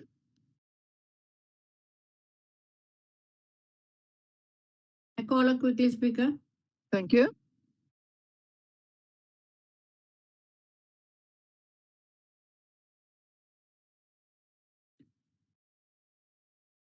Madam Speaker, can you hear me? Yes, I can hear you now. Carry on. Thank you. Good day, Madam Speaker and councillors. The Athlone drop-off facility is a very crucial facility, even though it's in need of urgent upgrade. Currently, it has only temporary capacity constraints, which don't accept any building material due to an upgrade requirement, which redirect users to use other sites for their specific material. This facility also accepts only limited tons, and this multi-million rand project aims to increase capacity and reduce odors affecting nearby communities. Madam Speaker, if a comparison must be made between other drop-off facilities, the mentioned facility is one of the worst facilities. This site is one of the sites where dangerous household waste, e-waste, and garden refuse, which cannot be put in standard household bins, can be dropped off. This facility receives waste from smaller collection vehicles, consolidate it, and then it's transported to landfills. And by shortening the traveling distance for collecting trucks, this station cuts down on fuel use, costs, and air emissions associated with waste transport. It is also a material recovery facility that separates recyclables from the general waste stream, enabling programs like the City Think Twice recycling service to be expanded. Madam Speaker, why did the City of Cape Town not use internal engineers to do the feasible study? Why spend millions on engineers just not to award them the contract because of timelines? Construction was established to start 2024/2025 financial year. Bearing unforeseen delays and problems to why was it allowed to work to happen of the contract in question by another service provider? This question should be who did not comply and who is at fault. Madam Speaker, as the ANC, we support a recommendation not to award the contract 048C/20. Thank you. Councillor Alderman Twig. Thank you, Speaker. Speaker, can you hear me? Yes, continue, please. Thank you very much. Colleagues, today we consider the proposed non-award of the contract for the Athlone material recovery facility. This decision is simply not about ending a tender process. It's about looking at the responsible governance and protecting the city resources. The project, since it started when it came to council for a Section 33, has been going through various problems, and we've now decided, instead of putting the city in spending almost 31 million rand and put the city at loss, that we actually not award the contract, which allows us to look into other methods of assisting. The arts material. I called Quran. Excuse me. Excuse me? Sorry, Alderman Tweed, carry on. Yeah.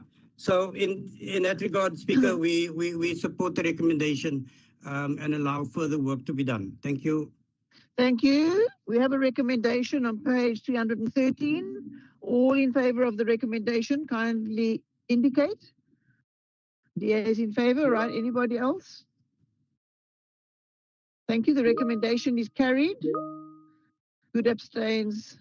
ACDP support, ANC support. Thank you. We move on to the next item, which is item 15. And the first speaker on this item is Councillor Claassen. Councillor? Good morning, Madam Speaker. Am I audible? Yes, you also. Carry on. Thank you.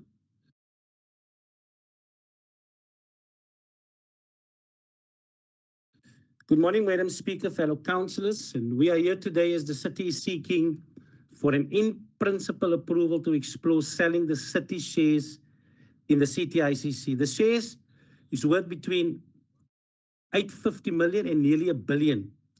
The addendum speaks of 78%, while the report speaks of 72.7%. So we actually don't know, because those percentages does matter.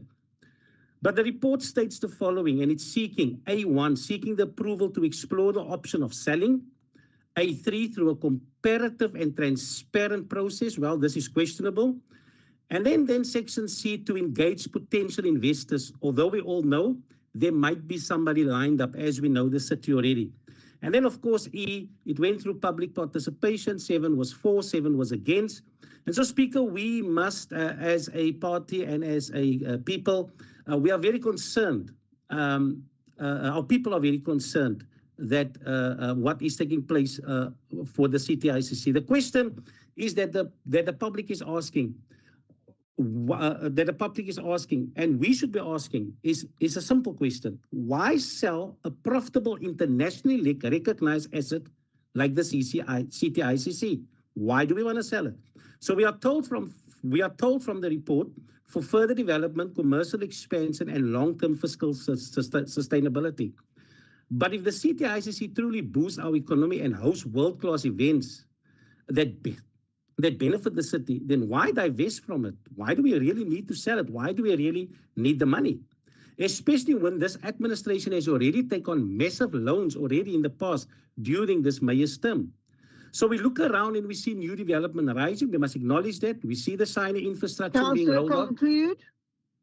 But it does not speak to the ordinary resident. Thank you, Councillor Oliver.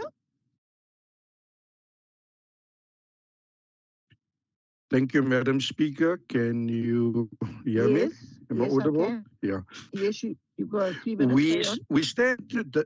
We stand today at a financial crossroads, debating on a proposal that cuts to the heart of our city's future. The potential CTIC. On the surface, the arithmetic is compact. A once-off injection of hundreds of millions of rands, a significant sum that would patch budget shortfalls, hasten infrastructure projects, or ease pressing service delivery burden. In a time of which is undeniably attractive, it's framed as a prudent cash management strategy, unlocking dormant value for immediate public good. But I urge us to look beyond the ledger. We are not just selling an asset, we are selling a portion of our city's economic engine and its future sovereignty.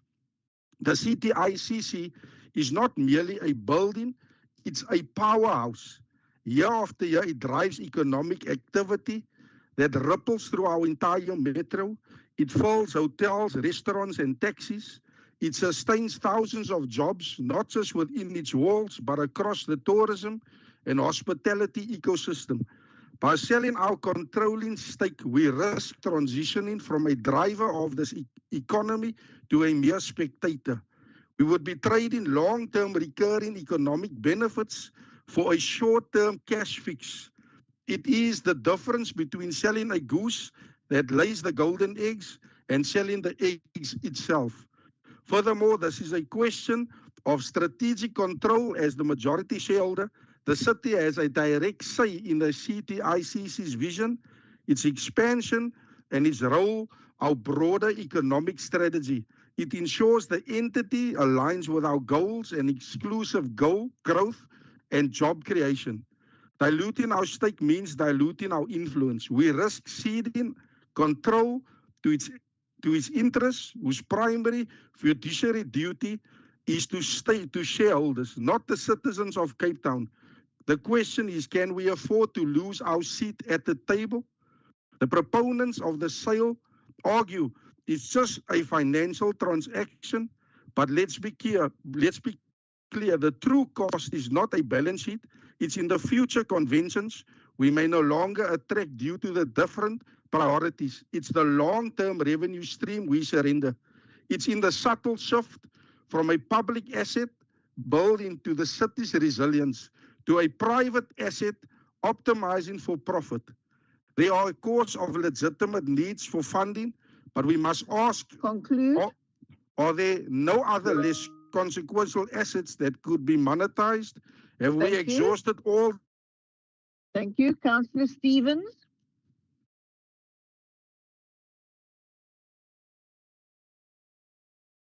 Thank you, Speaker.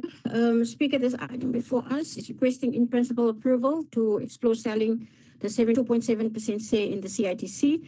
It is not just a small administrative step, Speaker. It's a major political decision that risks shifting control of one of Cape Town's most strategic public assets into private hands. The CTICC is not just a conference building. It's a key economic engine for the city, supporting tourism, hospitality, thousands of jobs, and hundreds of SMMEs.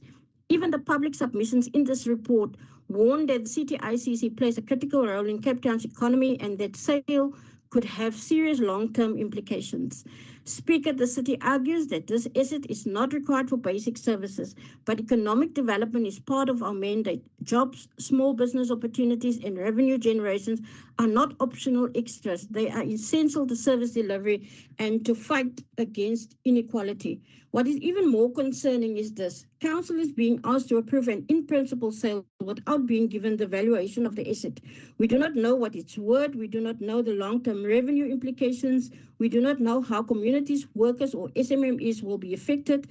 This is not transparency. It is not responsible financial management. It is a blank check. Public participation has shown real fear of outsourcing, job losses, price increases, and reduced access for community organizations. The city's response offers no concrete protection, no guarantees, and no development commitments. Speaker, as the ANC, we cannot support a decision that opens the door to privatization of a strategic public assets without a full independent valuation, a socioeconomic impact assessment, and clear guarantees that a public interest will be protected. The ANC will not endorse the erosion of public ownership or the weakening of Cape Town's developmental mandate. We therefore reject this item. I thank you. Thank you. Councillor Mills. Thank you, Madam Speaker. Am I audible? Yes, continue. Thank you, Madam Speaker. I would like to start by thanking the previous speakers for highlighting the CTICC's successes. Today, through this item, we are ready to take the next step in a process this Council has already set in motion. The public participation approved by this chamber in August is complete, and now we recommend the officials explore market interest in the city's shares in the CTICC's operating company and report back to Council. And this step is happening at a crucial moment for Cape Town. Our metro is growing faster than any other in the country, and Cape Town is the only metro that still works, still delivers, and still gives South Africans hope. And many of those South Africans are coming here for a better life, hungry to be part of our success. To meet those demands, we must have resources. And the CTICC is one of the city's greatest success stories in recent years. A world-class institution at the heart of our city, an investment that outperformed every benchmark. The seed that was planted by this council so many years ago has grown tall and bountiful, and we now look to reap what was sown. We can weigh the fruits of careful stewardship and good governance that is the hallmark of this administration. We can choose to reinvest in the next wave of infrastructure, which our growing city demands. And Madam Speaker, let's be honest, only one party in this chamber can say they have a track record of growing publicly owned entities, while the others seem to specialize in leading them into ruin. You only need to look at SAA, the national flag carrier that took a nosedive, or Denel, once a titan of exports now shooting blanks, and the Road Accident Fund, still in ICU after having been bled dry in front of our eyes. But here in Cape Town, we do things differently. We build our assets, we protect them, and when the time is right, we release their value. We do it prudently and without losing control of the strategic assets driving our city forward. Because to be clear, we are not selling the CTICC.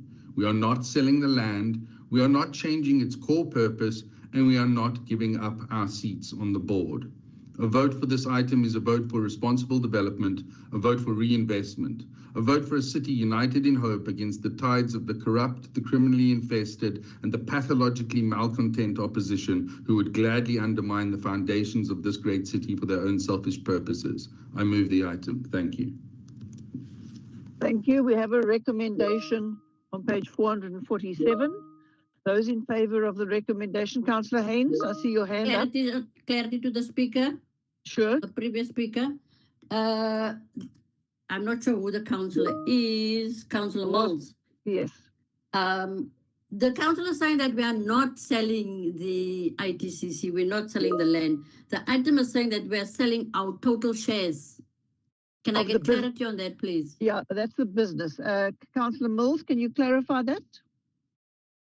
Thank you, Speaker. Yes, I'm happy to. That is absolutely correct. We remain the landlord. We remain our controlling seat. Sorry, we retain our seats on the board as the landlord. We are selling our stake in the registered operating company, which is responsible solely for the operations. Thank you. All right, Councillor Haynes, has that explained to you? All right, so we have the recommendation on page 447. Those in favour indicate, please, and then those against. So thank you, the DA is in favour, and I need to understand those that are against, and so it starts at 12 o'clock with the PA. All right, thank you very much. All right, so we've got a majority, the item is carried, and then we move on to the next item, which is item 18. And the first speaker on this item is Councillor Kleinschmidt.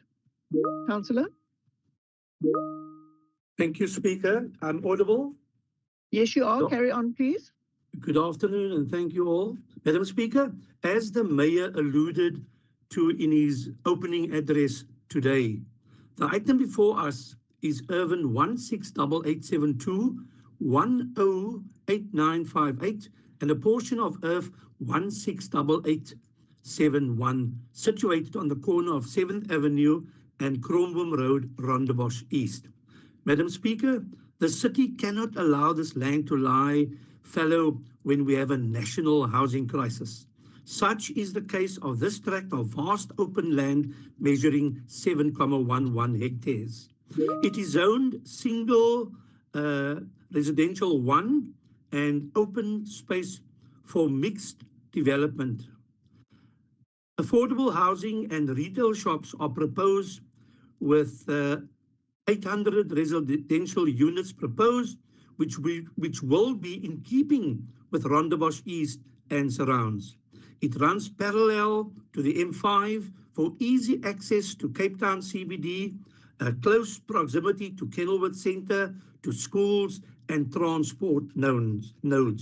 Madam Speaker, I hereby request Council to support this recommendation, and I thank you. Thank you. Councillor, sorry. Tidido. Councillor Tidido.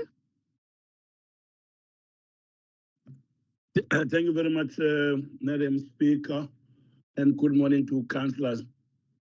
Madam Speaker, unlike the earlier grandiose statement made by the Mayor about the Cape Town that is excelling, that is breaking records, in this area of properly located low-cost housing development, the African National Congress has been the champion of the reversal of the legacy of apartheid spatial planning in Cape Town, where the poorer community members or residents of Cape Town are pushed 30 to 35 kilometers away from the CBD. The African National Congress would support this in principle proposal, Madam Speaker, not just in conformity to the proposer or to the current administration's ambitions, but because it's a necessary step towards bringing Cape Townians, poorer Cape Townians, and their housing opportunities nearer to economic opportunities in the city of Cape Town.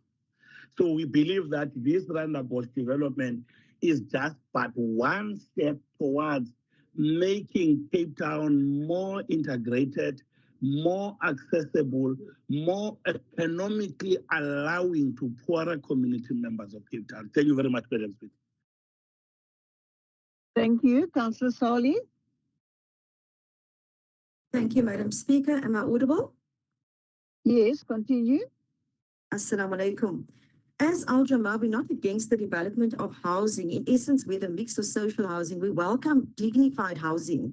We are, however, against the proposal in current form due to the failure of the City of Cape Town to ensure proper public participation and even going as far in the documents presented to ignore concerns of those who objected. The information provides 740 residential opportunities, 338 affordable housing, and is the City of Cape Town considering in the same area there's a restituted land and that another 400 units are intended? Was this taken into account? We question the failure by City of Cape Town to ensure proper public participation process and the rush by the city to sell off the relevant land. Residents are all adjacent and abutting owners, and all were not adequately notified, nor were timelines reasonable, and technical documents were not available or incomplete at time of request. Communities affected by intended development is not restricted to the relevant roads, increased pressure on already aging infrastructure, densification, and further congestion, which is already a nightmare, overflows into regions of Athlone, Crawford, Lansdowne, Rondebosch East, and Garlandale. There is a rippling effect being ignored. We note the first step of PPP notifications of newspaper has been complied with.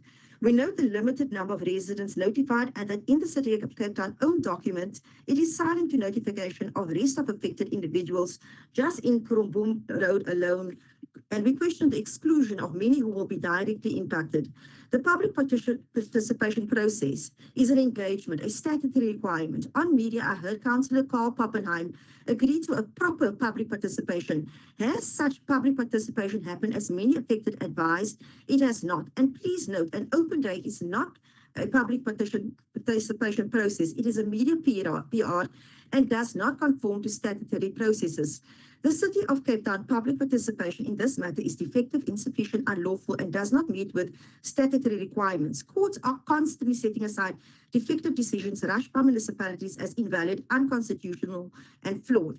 We respectfully submit that the City of Cape Town avoid incurring unnecessary legal costs, as there is an intention of legal action against the city due to flawed processes and a failure by the city to ensure the proper public presentation and engagement. Please ensure proper participation with all areas will potentially be affected. Commission a complete traffic impact assessment, incorporate existing and planned impact with planned development and improvements. Provide a proper investigation and report on the environmental impact, as this is a biodiverse ecological zone recognized by the Heritage Western Cape. Provide plans on how the city intends to proceed with high-density development on aging infrastructure and how added congestion will be addressed in view of the intended developments, housing, commercial, and increase of private and public transports and serious allegations of spatial apartheid. Thank you. Councillor Popham. Thanks, Madam Speaker, and thank you for pronouncing my surname so eloquently, unlike the predecessor. As a young boy traveling from Grassy Park to town, I was always very fascinated on the M5, viewing the properties as you pass Plumstead, Fairways, and eventually Rondebosch East and Rondebosch. And constantly towards the right-hand side of the M5, you'd see a beautifully vacant piece of land. That was more than 25 years ago. Therefore, gives me great pride, Madam Speaker, to not only table and endorse this report, but present the outcomes of a significant amount of work to ensure we build not only an inclusive city, but one that creates access to opportunities for the very generations of young boys from areas like Grassy Park.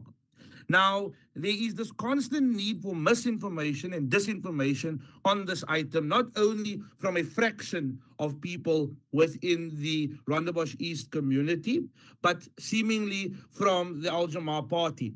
And it's always very interesting how one starts with saying, we're not against this development, but. And I put it to you, Madam Speaker, and to the Municipal Council, that what follows from that but is a thinly veiled attempt to scare away the development that we are putting forward with essentially what is NIMBYism from individuals who historically could never live in areas like Rondebosch and Rondebosch East, but today wants to deny that opportunity for the most vulnerable in Cape Town. And I say today very proudly that this administration, under the leadership of Alderman Jordan Lewis, will not stand for that. We will continue to be the vanguard of the residents who require access to affordable accommodation across our city, particularly well-located land, which has been historically exclusive for the majority. And so we table this report, which seeks to release formally 7 hectares of municipal-owned land, valued at 177 million rand, and also looking at releasing it at 90% discount to that value on the maximum quantum, releasing a 100 million rand property for up to 17 million rand. And we believe that while our current viability assessments seeks to create more than 800 opportunities, we believe that the market is going to come to us with something greater. And so that is why, contrary to the lies that has been shared, we've taken a significant amount of time to get to this point in releasing this property. Under my direction as the mayoral committee member, in fact, we extended public participation to allow for more engagement.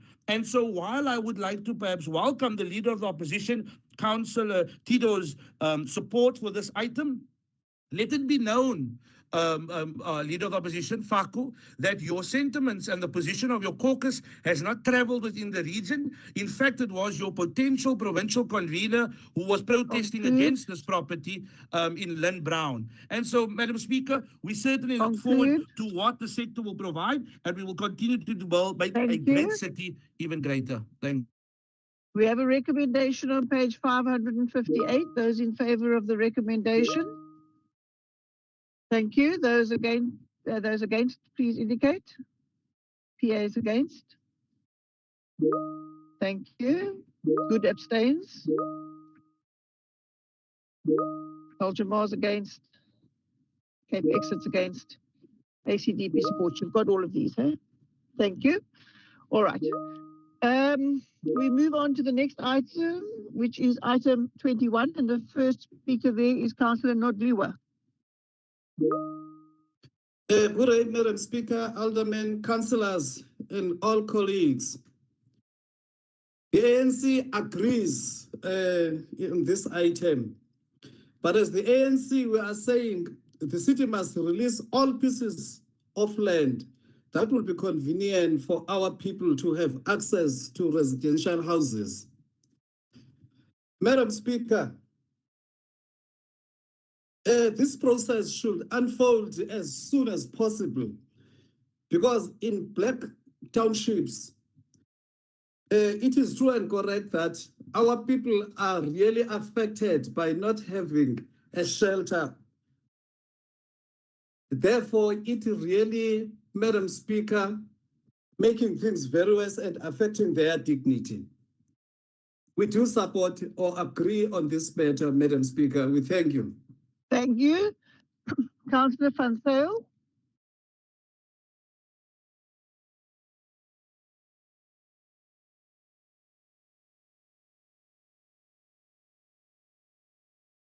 Councillor Van Zyl.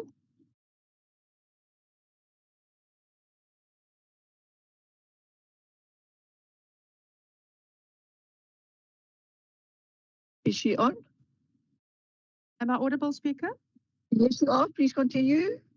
Thank you, Speaker. As my colleague agreed to the specific item, I just moved the item and the recommendations on page 674. Thank you, Speaker. Thank you. Those in favour of the recommendations?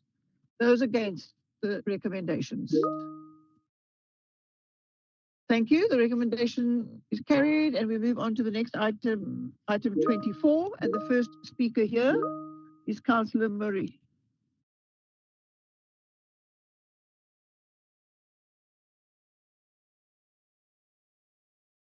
Councillor, you're unmuted.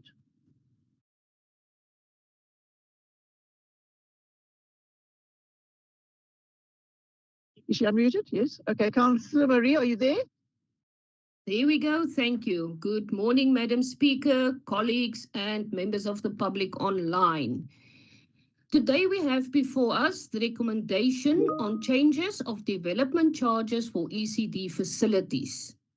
ECD facilities play a critical role in the development of young childs, providing a safe environment for learning, care, and nutrition.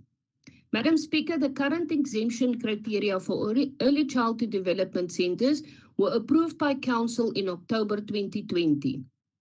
A review and amendment of the existing exemption were necessary to enable a greater number of ECD centres to meet compliance requirements, not only with the city standards, but also with the legislative requirements of Children's Act, exempting ECD centres from paying development charge facilitate their ability to obtain fire and safety certificates as well as health and clearance certificates. This in turn ensures that children are educated in environments that are both safe and conducive to learn on properties correctly zoned and buildings approved for safety. The draft ECD development exemption criteria was released for public participation, during which 24 written comments were received. The majority of submissions welcomed the proposed exemption as a positive step towards supporting the registration and compliance of ECD centres. Some respondents expressed the view that all ECDs should be exempted from development charges, and I quote one of these comments: "I would like to recommend that ECD facilities be fully exempted for development charges. ECDs play a critical role in laying the foundation for children's learning, socialization, and long-term successes." End quote. Additionally, the review also speaks to make some process changes by simplifying the approval process for exemptions for qualifying ECDs. For ECDs, especially small, non-profit, low-margin community-run creches, these charges, along with other compliance costs, can be very high. That makes it probably expensive to upgrade, register properly, and operate legally. By waiving the development charges, the city lowers the financial barrier, making it more feasible for ECDs to register, comply, and operate legitimately. As of mid-2025, more than half of City of Cape Town's 2,600 ECD centres remain in facilities they might not meet safety, health, or building standards. Therefore, I request Council to support and adopt the amendments as per item 24 on today's agenda. Thank you. Thank you. Councillor Page.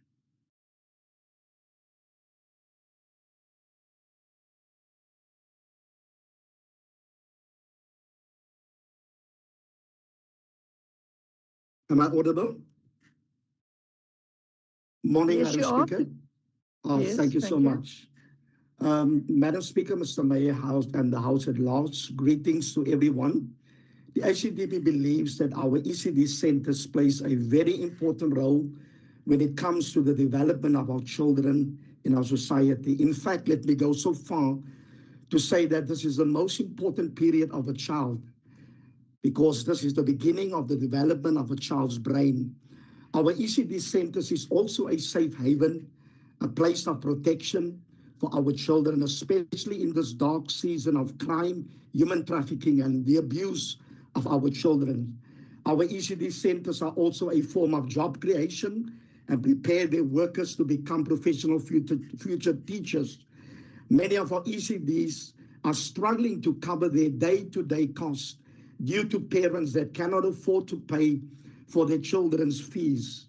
Our ECD center struggles with poor infrastructure and resource issues, especially in our low-income areas, lack of learning material, staff challenges, etc. And due to these restraints, many of these centers are on the verge of closing down, which threatens the stability and the safety of thousands of our children.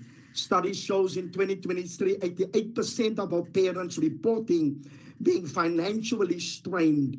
51% single mothers are struggling with household expenses. Saying that, Madam Speaker, so when it comes to their fees on a monthly basis, our ECDs struggle to get payments out of these parents, especially if those ECDs do not get government funding. The ICDP believes in order, believes in safety, believes in service delivery. And reading through this report, we agree that our ECDs must be properly registered and complied. And with this with this said, Madam Speaker, the ICDP is in full support of this item, that our ECD centers being exempt from this development charges. Thank you.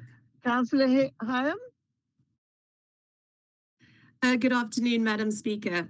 The item before Council today is far more than an administrative adjustment. It is another deliberate step in building an enabling environment for those who shoulder one of the city's most important responsibilities, the early development, safety, and well-being of our youngest children.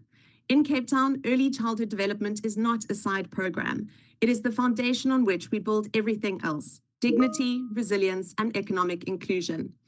Over the past 2 years, through the ECD task team, through ECD forums, and through countless engagements, we have heard the sector's concerns loudly and clearly. Development charges are one of the biggest barriers to becoming compliant, safe, and fully registered.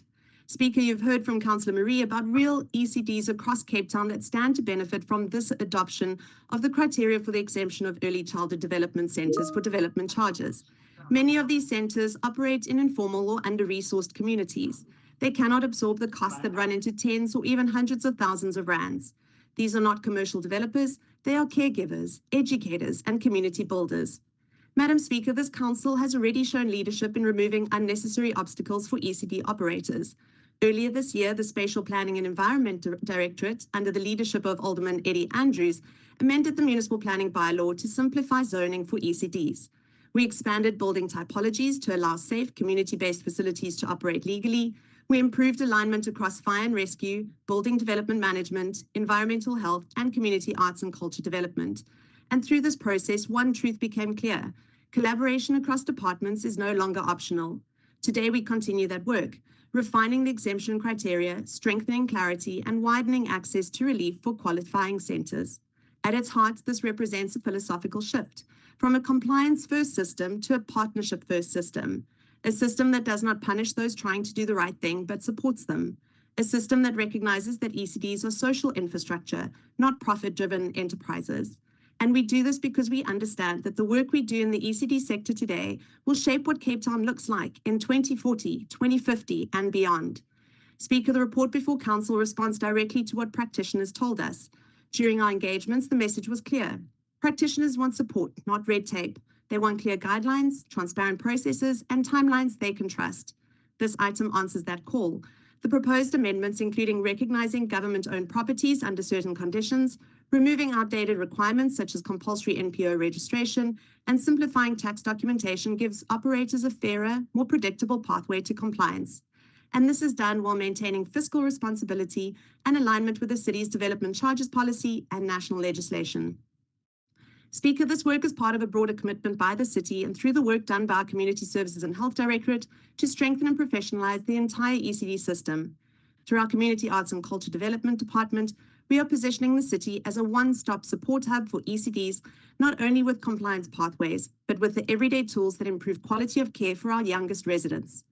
Our teams work with centres on governance, learning environments, practitioner development, and linkages to social assistance. And we do so with a clear understanding: it is not enough to tell a centre to fix something, we must help them to find the realistic ways to do so. Because we know that helping ECDs through the compliance pathway enables them to be registered, which in turn unlocks critical funding supports available for other spheres of government.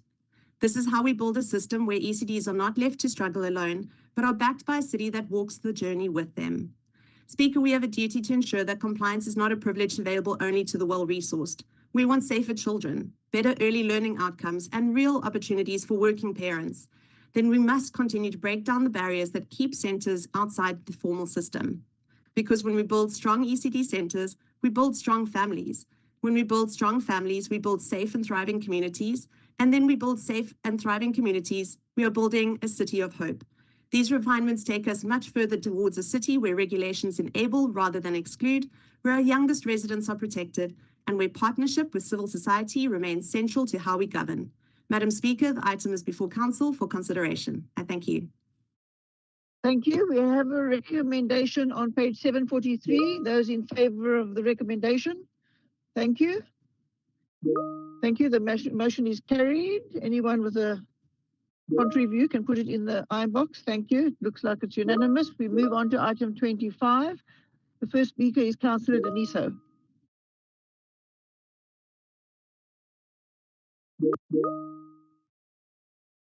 Councillor Deniso. Yes, you are. Continue. Yeah, good afternoon, Mr. Speaker and colleagues.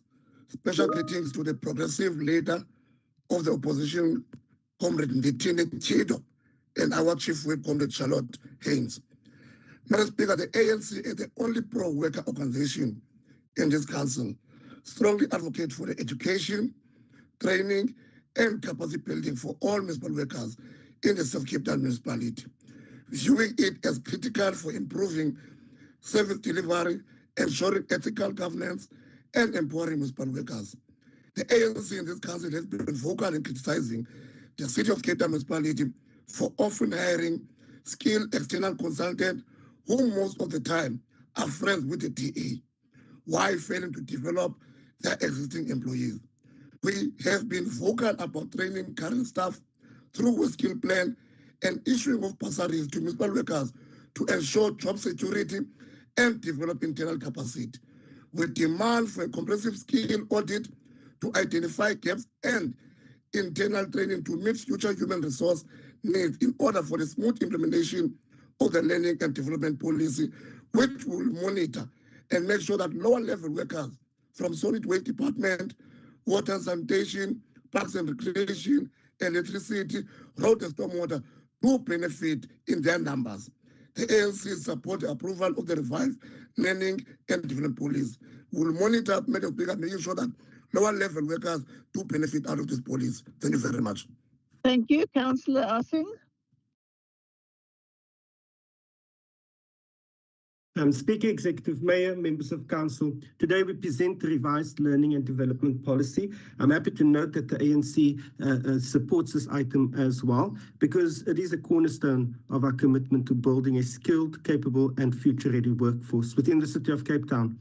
This policy is a strategic enabler for service delivery, succession planning and employee growth. Although the policy was approved in July 2025, its practical implementation revealed ambiguities that posed risks to fairness and efficiency. To ensure these ambiguities are removed and to further improve the policy, a further revision was needed, and that is the document we see today. Some key amendments: 1, financial support for continuation, which is clause 10.1.7. Previously, employees had to show proof of successful completion of modules before receiving further support. Now, in the revised clause, it allows for support upon proof of both successful completion and re-registration for the previously failed modules. This is because the city will not be liable for the re-registration of any cost related to failed subjects, modules, or research studies. 2, service obligation 10.1.9. Recipients of internal bursaries will now be required to fulfill a service obligation after completing their funded qualification. Importantly, years already worked will count towards this obligation. This strengthens accountability while recognizing employee contributions. Departmental transfers, which is clause 10.1.13. Employees who transfer to another department will continue to receive support for approved studies. Cost will be shared between the previous and new directorates, ensuring continuity without penalizing career mobility. Work from home provisions, which is clause 11.2.9. Flexibility has been introduced for students pursuing advanced qualifications. They may work from home for up to 2 days per week, subject to delegated authority approval. Exceptional circumstances remain covered under a separate clause. Lastly, different definitions were added. Clear definitions for internal and external financial support service obligations, as well as learning and development opportunities, have been included to eliminate misinterpretation. These are important improvements that will ensure our workforce remains empowered, motivated, and aligned to the city's vision for excellence in service delivery. Speaker, I therefore recommend that Council approves the revised learning and development policy as presented. Thank you. Thank you. The recommendation is put on page 816. Those in favour of the recommendation? Thank you. Those against? Thank you. It appears that it's been approved unanimously. Councillors, I wish to point out that items C13 and C22 have subsequent to the commencement of this meeting also been agreed to, and therefore we haven't spoken to them. So just for your information. We then move on to item 26, and the first speaker there is Councillor Haskin. Thank you, Speaker. The ACDP is very happy to welcome and support the introduction of this policy. We feel it's an important step forward for the city's role in creating an enabling environment where local small businesses and startups can grow, where the informal economy in Cape Town can flourish, and where the city can play an even greater role in impacting Cape Town's unemployment rate even further. These markets also play an important role in local product development, showcasing local talent, local ingenuity in product design and manufacturing, as well as local social cohesion in a casual, friendly, and safe environment. There are several important points arising from the public participation process, with two that stand out in particular. One being that product curation is urgently needed to stem the tide of unsafe and illegal products being sold at markets. And secondly, stemming from our concern that only 11 relevant public inputs were received, it's clear that the public participation process should remain ongoing, soliciting comments specifically from market goers and stall operators, because these users are at the coalface of markets and their voices must be heard. While we support this policy and will contribute to improving it through Council's processes, I close by highlighting a risk that should be acknowledged and avoided regarding the affordability of tariffs going into the future and fees being imposed on stall operators and market goers, however it proceeds into the future. The ACDP urges Council to resist the urge to escalate tariffs to unaffordable levels, because this will have the reverse impact of stifling participation and growth of these markets for the benefit of Cape Townians and for our position on international stage. Thank you very much.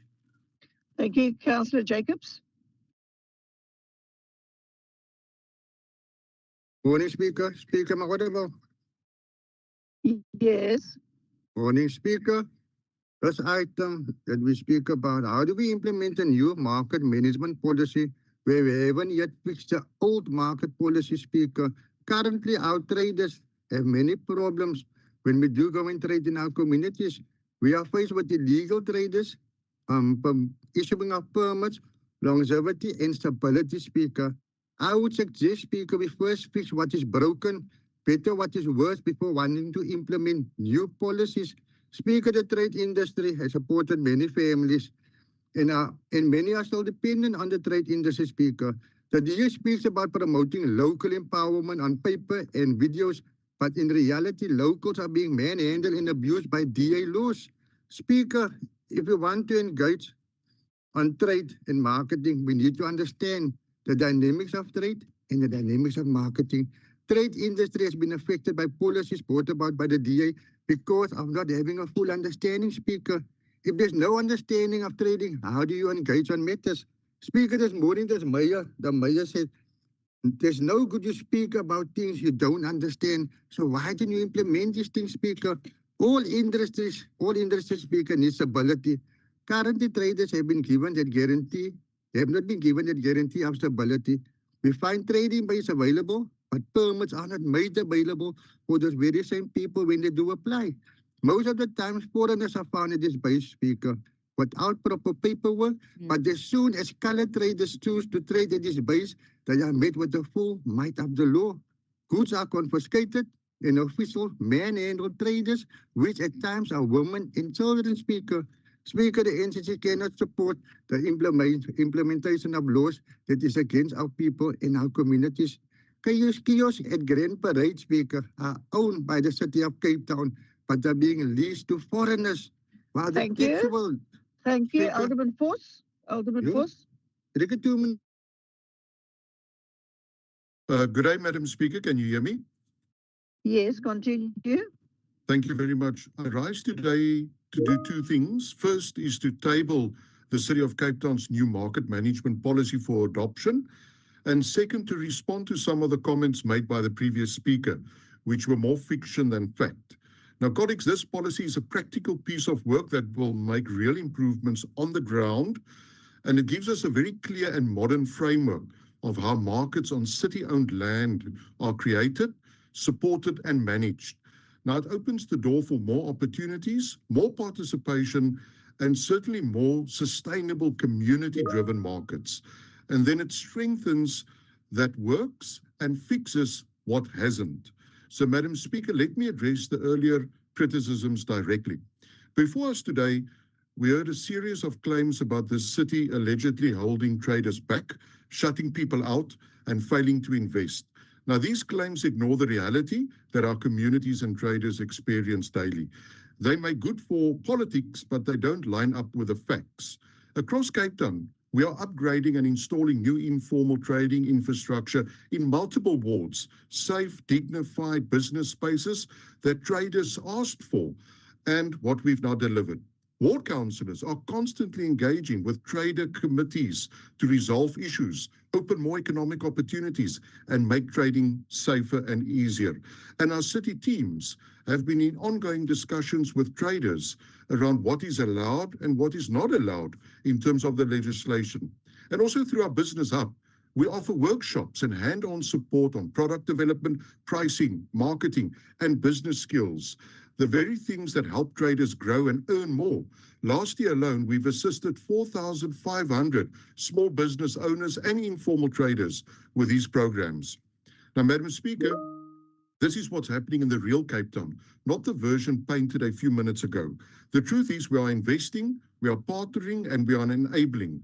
And this policy is another step in strengthening that ecosystem proudly delivered for you by the DA-led city. Now, Madam Speaker, this market management policy builds on that work with purpose.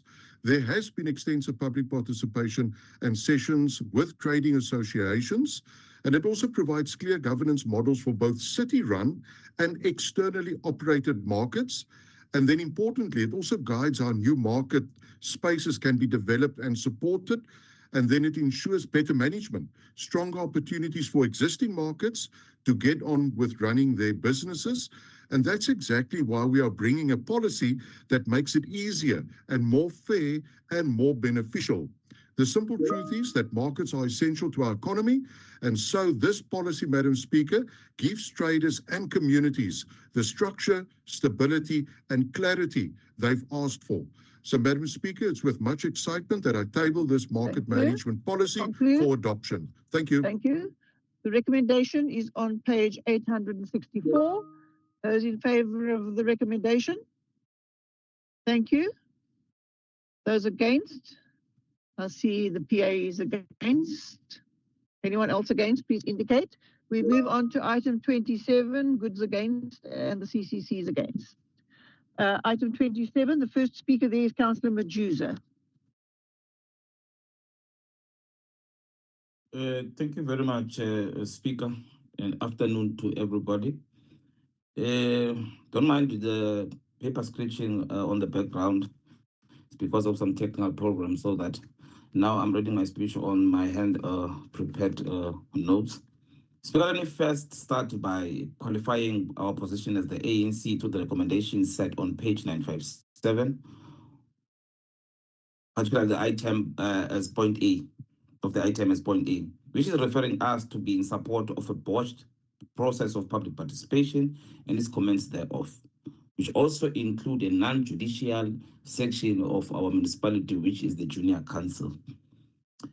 Allow me, Speaker, also to persuade these councils or opposition benches to take up steps to this administration's continuous discriminatory behavior of undermining certain sections of our community.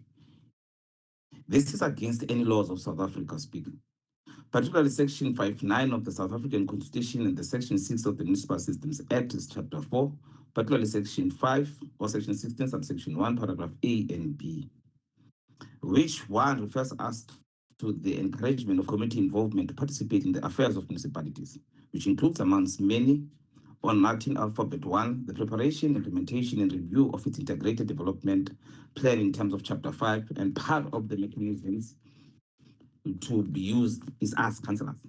As Section 17, subsection and subsection 2 and 3, and Section 21, subsection E. Speaker, this administration deliberately continues to contravene this legal authority. Speaker, here we are commissioners of oath, but not making up numbers in this council. And it would be of betrayal to the citizens of this municipality that we can adopt a process that they were deliberately sidelined in its amendment and adoption, Speaker. Now let us leave the legislative text because we all know that you don't respect that part. But today, in front of the legislature of the litigation is downloading, Speaker, trust me. And further look at your envisaged proposals from pages 969, particularly paragraph 1. Speaker, here you're referring to inclusivity, social cohesion, and cultural vibrancy, whilst you keep on turning out our people's municipality into a private entity. Paragraph 2, again, you are speaking about unemployment, decreasing poverty decreasing, whilst even our provincial counterparts declared our region as an unemployment crisis. Whilst us as a municipality, we continually keep on shifting jobs away from our poor and crime-trapped youth in all of these cities departments. Whilst on paragraph 3, Speaker, you're speaking about future ambitions that are talking about affordable services. Whilst Capetonians from all walks of life are burdened by high tariffs, whilst the electricity billing has become a trauma to our poor pensioners and the unemployed. Speaker, you go to page 971. This section focuses on why the long-term plan. Conclude, please. It is therefore, Speaker, as the ANC, we cannot support this Thank you. Proposal. Thank you. The next speaker is Councillor Minnar. Councillor Minnar.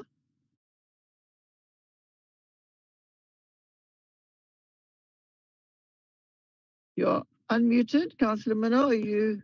Okay, am I audible, Speaker? Yes, you are. Continue, please. Okay. Speaker, as the NCC, we want to be very clear today. We're not against a long-term vision. We read the city's 2050 plan line by line. We understand why we need a future roadmap, but we also see the gap between a plan on paper and the pain on the ground. The 2050 plan talks about resilience, densification, innovation, and economic growth, but it does not answer the questions facing families in Mitchells Plain, Bonteheuwel, Elsie's, Kraaifontein, Factoryton, Lavendale, Ocean View, and the Cape Flats at large. The city's own data shows us this truth.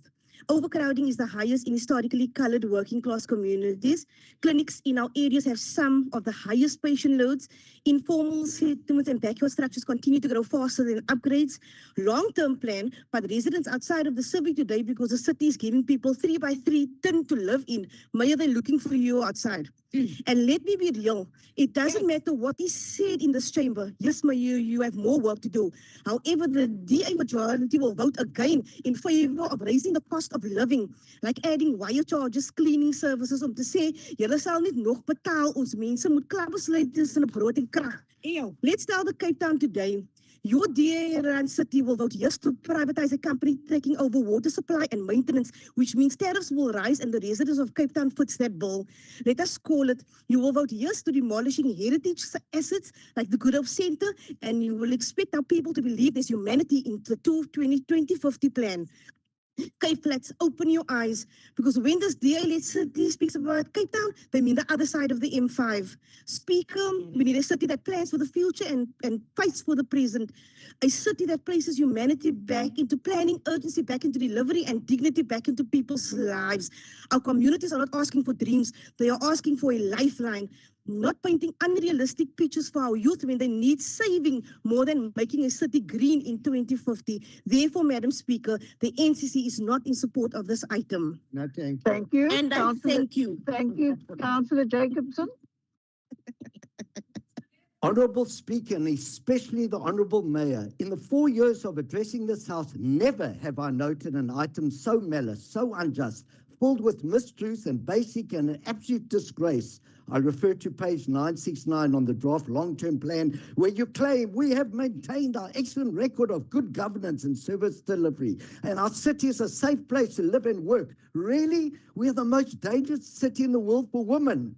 Cape Flats is a war zone, and N2 attacks still continue. And the other day, someone shot dead in Burkhardt in front of all the tourists. And you say Cape Town has an efficient transport network resulting in drastically reduced congestion? Really, Cape Town has become a concrete jungle and home to thousands of illegal immigrants. The traffic is horrendous. The congestion is unbearable. Honourable Mayor, I stand in the chamber today, although at home standing, on behalf of the hundreds of thousands of ratepayers you are actively bankrupting. You have willingly saddled Cape Town with over 7.3 billion in long-term climate debt through loans like the DBSA Green Loan, IFC loans, and the C40 projects. The 7.3 billion with interest will eventually cost 12.8 billion in repayments, 5.5 billion in pure interest alone. You're forcing the very middle class ratepayer who contribute 70% to the city's revenue. The same people who get zero rebates, zero relief, repay every cent of this 12.8 billion through savage, above inflation tariff hikes, 7.9% increase on property rates, new fixed charges, cleansing levy, so you can parade in front of your C40 cameras. You are running a hypocritical performance climate circus while China, India, and United States keeps building oil and gas plants. Cape Town's 0.0005% of the world's emissions mean your boasted 2.4% reduction will not cool the planet by even a millionth of a degree, but it will cost the residents 12.8 billion. You can magically find billions for valency projects such as electric buses that cost double the price of normal diesel buses, and yet you plead poverty when it comes to clearing 400,000 units of housing backload, delivering reliable water and sanitation to formal settlements, and making our streets and neighborhoods safe and clean again. And finally, Mr. Mayor, this city belongs to its people. This council was elected by the people of Cape Town, not by the G40 Democrats in London and New York. The VF Plus stands with the ratepayers, our hardworking middle-class citizens. We are astute and we are reasonable. Therefore, the VF Plus simply cannot support this ludicrous item. Thank you, Councillor Hido. Thank you very much, Madam Speaker, once again. Madam Speaker and Mr. Mayor, it's only an unreasonable Capetonian who would want to even listen to the city's future planning, with a long-term plan. If one takes the housing backlog as anything to go by, then if you say you want to plan for a greener Cape Town in the future, then what are you saying to somebody in Makaza in 196, who in front of his home today, there's human feces flying in front of their faces? And the next issue, Mr. Mayor, I'm not sure who selected the 3 children for you, or what brief were the kids fed. I know that a child in Cape Town today would not need even thinking to talk about the rampant, violent gang fights that are happening in front of them as children go to and coming from school. Now, I wonder what child would write that they want to see a greener Cape Town, a techno Cape Town somewhere in 2050 when they die today. I wonder what would a child of a decent taxi owner who's a retiree or a retrenchee who runs a taxi business in Cape Town, where would the future of that child gonna be in a Cape Town that the mayor envisages? Especially when the mayor just said on the issue, in advancing the argument for devolution of rail in Cape Town, the mayor's plan is to annihilate the taxi business completely. And one wonders why. Because it is a self-sufficient and is a most carrier of Capetonians every morning and in the evening as things stand, are way above the Golden Arrow bus services as well as the MySeat, including the current price. But Mayor, I'm asking myself, what kind of Capetonian would ever support something that says, ignore your present, just think about your future? It's like a dream. It's like the mayor is selling Capetonians a dream that the mayor himself cannot live.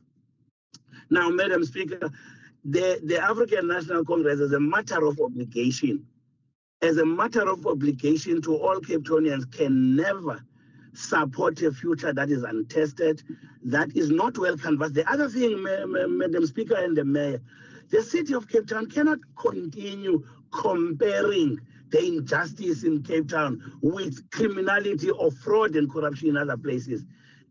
Maybe in other municipalities, in other metros, people are corrupt and doing things as you put it. But in Cape Town, it's a deliberate political injustice aimed at section groups of people of Cape Town.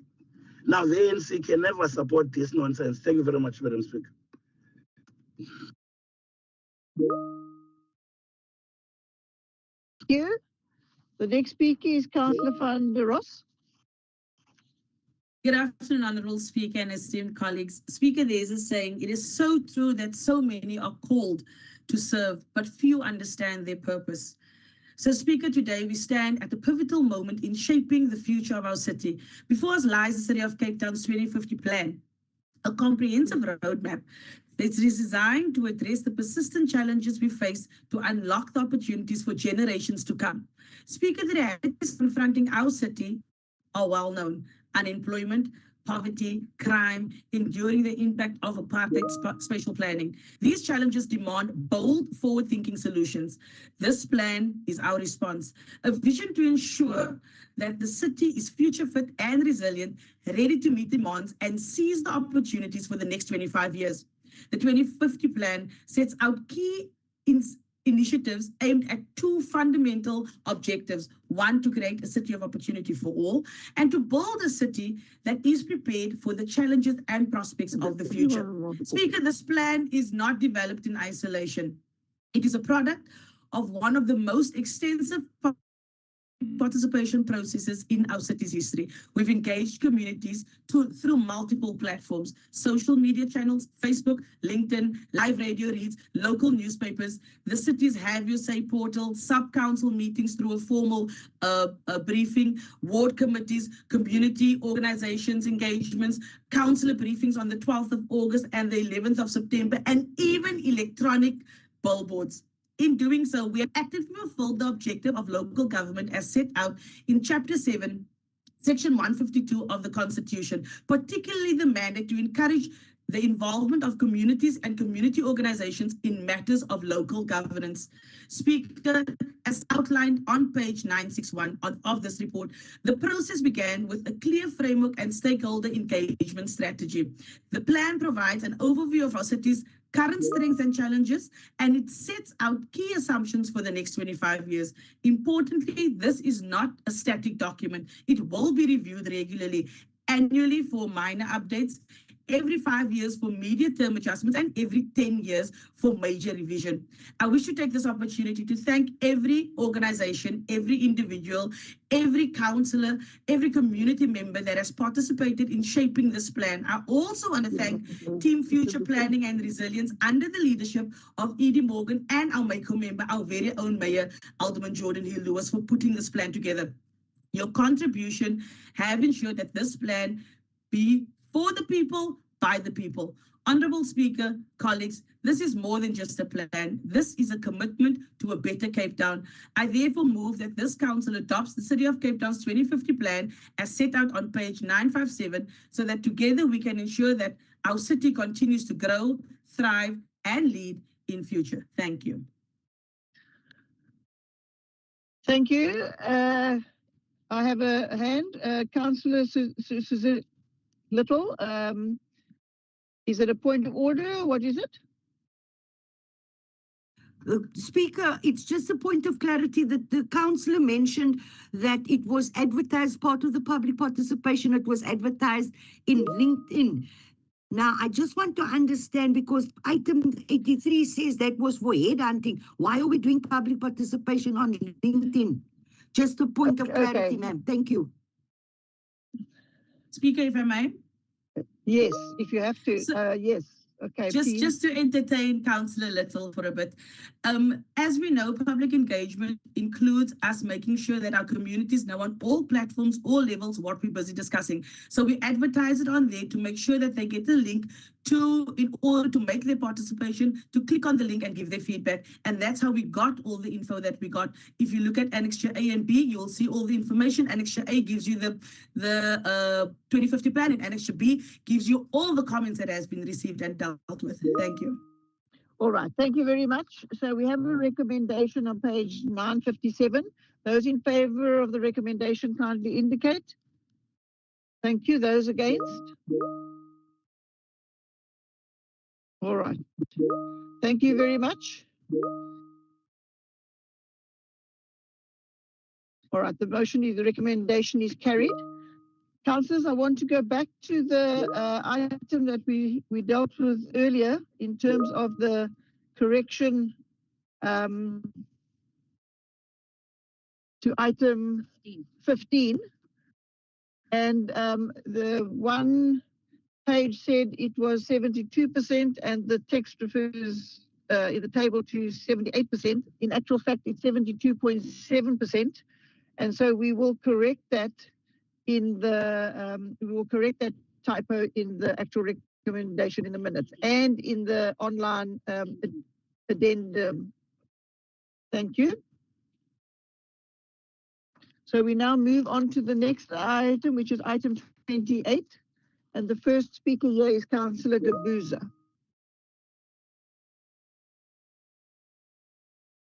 Good afternoon, Speaker and the fellow councillors.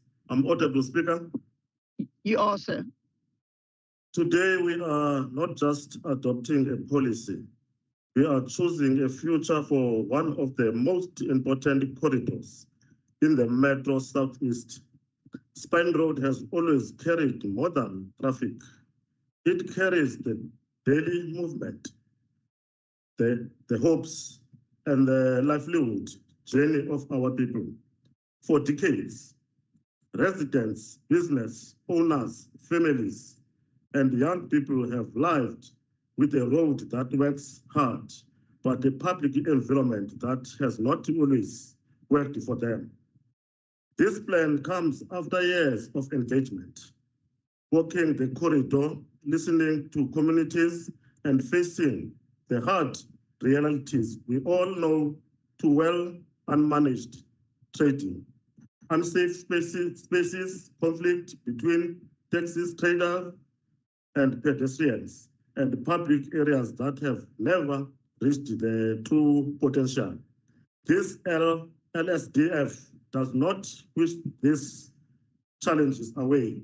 It confronts them honestly, and it gives us a practical roadmap to fix what must be fixed. But it does not more than. It gives us a vision of what Spine Road can become. A place where residents feel safe working, trading, moving, and investing. A corridor that connects rather than divides. A public environment that creates opportunity instead of limiting it.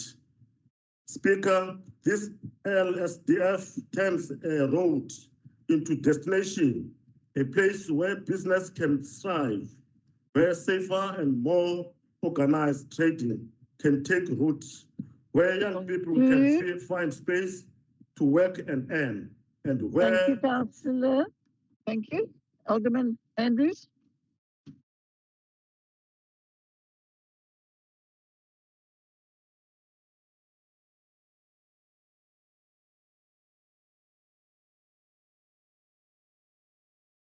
Alderman Andrews. You're unmuted, so you may proceed.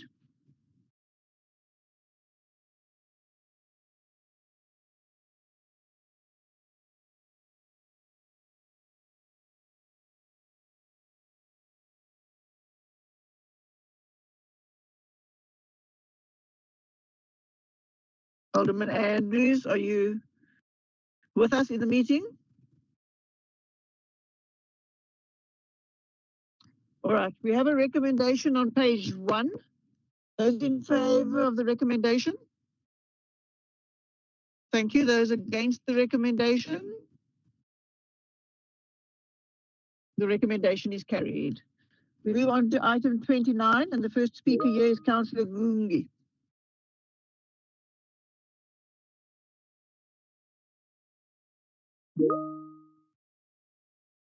Councillor Gungi, you're unmuted. You may proceed.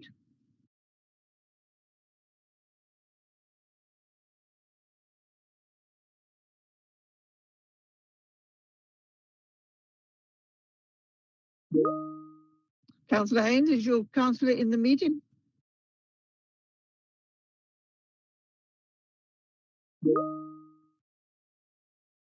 All right, move on. I'm checking quickly. All right, we'll deal with Councillor Mamkeli in the meantime. In the meeting, Speaker. Who's that? I'm in the meeting, Leon. Speaker. Okay, all right, please, you've got 3 minutes, continue.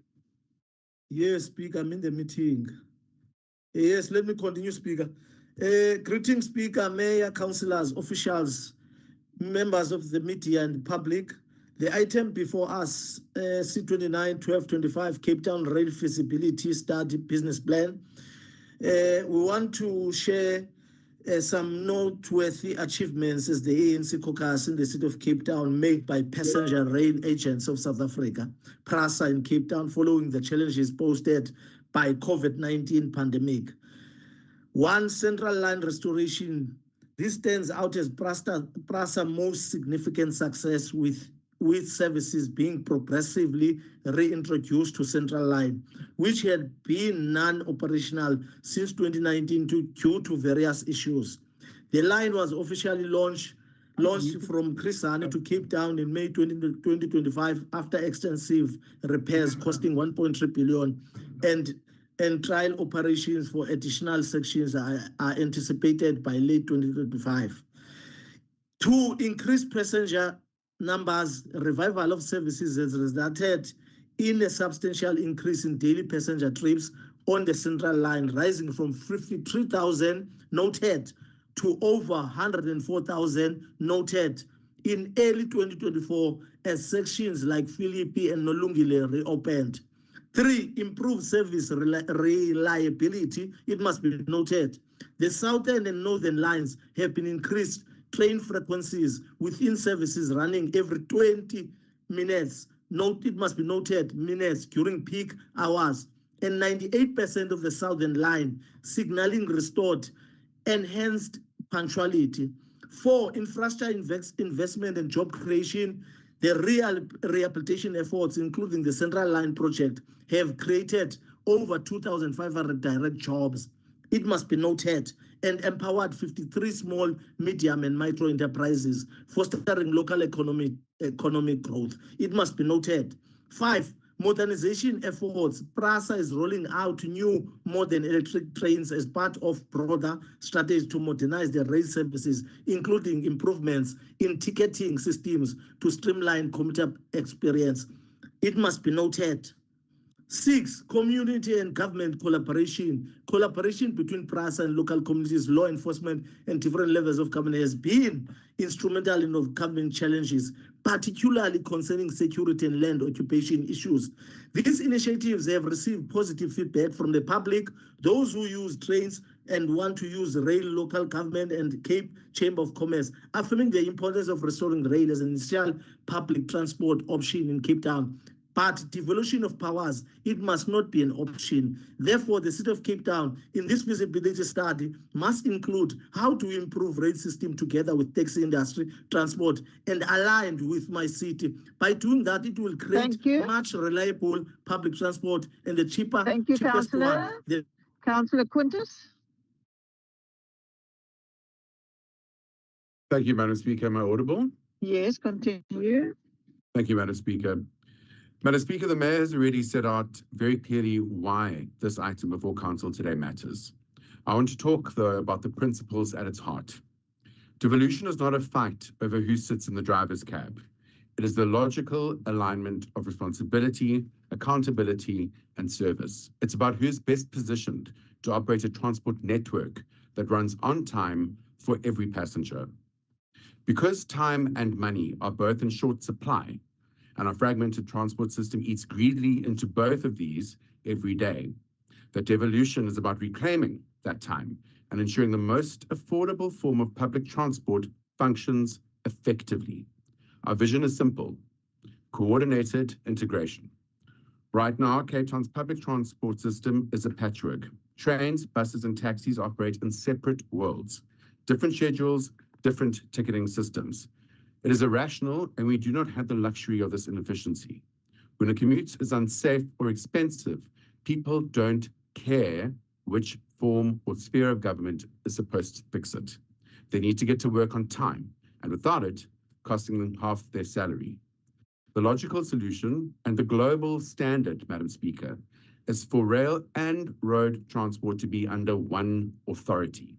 This is how it works in every developed city and country in the world. The metros operate all land-based transport, which includes rail, because rail must carry the load as the mass people mover, shifting the lion's share of commuters off our roads. It is the only sustainable way out of congestion. These business plans are the blueprint for that single, seamless network. Today's vote is a moment of clarity, Madam Speaker. Every viable future requires devolution to a capable metro, but the backbone cannot be built on crumbling foundations. Before any handover, the network must be restored to its 2012 strength. That restoration is the duty of PRASA and national government, and we will hold them to it, Madam Speaker. But their duty to restore does not erase our duty to prepare. This business plan is how we prepare. The Constitution and national policy already recognize the logic of a consolidated local service. Today, we ask this Council to do the same. Thank you, Madam Speaker.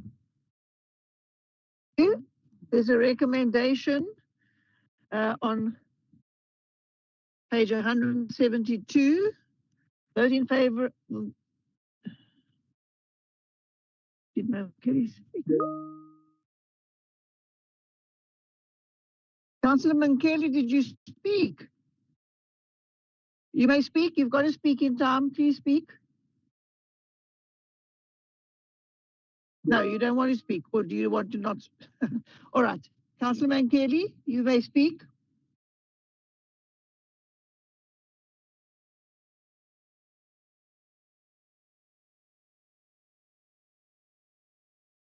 Is he unmuted?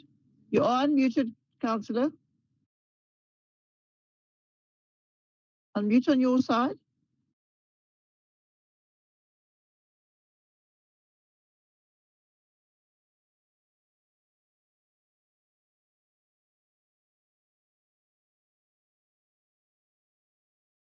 Councillor Mankeli.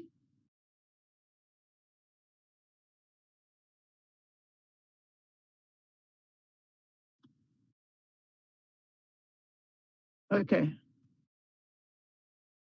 I presume you either don't want to speak or can't speak.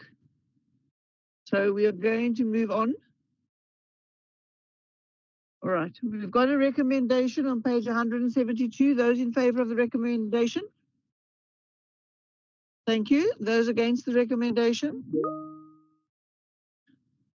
All right. Thank you. PA's abstaining. ACDP support. Cupid Goods abstaining, and Eljamar's abstaining, and so is the CCC. All right, councillors, that takes us to the end of volume 2B. There's been a request from parties for a caucus. So I'm going to break now for 30 minutes, and I'm going to ask that you all log out of the meeting because you're going to have to caucus on the platform, and then we will have to rejoin afterwards. Councillor Haynes. Speaker, thank you very much for allowing us to break, but I don't think it's fair on us. We have received the revised documents about 3 minutes back, whilst all of us are in the meeting. I really don't think it's fair. I want to request that we proceed with the meeting until about 1:30 and then break, and we give our planned speakers an opportunity to go through the item before we break for a caucus. Thank you very much. But that's okay with us if that we're going to break for half an hour. So then if you'd like us to carry on, so that gives you a little bit more time to read the item, that's also fine. So we'll carry on then, councillors. Don't leave the meeting platform. And the first item in volume 2C is item 61. And the first speaker there is Alderman Nielsen. Thank you, Madam Speaker. So, Madam Speaker, this item is a major step in the future of Cape Town's future water supply.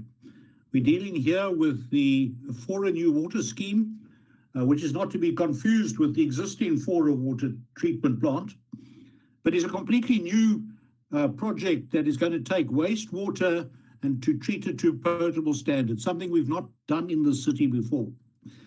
So the project was identified as part of the new water plan, and it's interesting to perhaps note that since we started that new water plan just after the last drought, the city's population has grown even further. We're now sitting with about 1 million more people in the city than we did back at the time of that drought.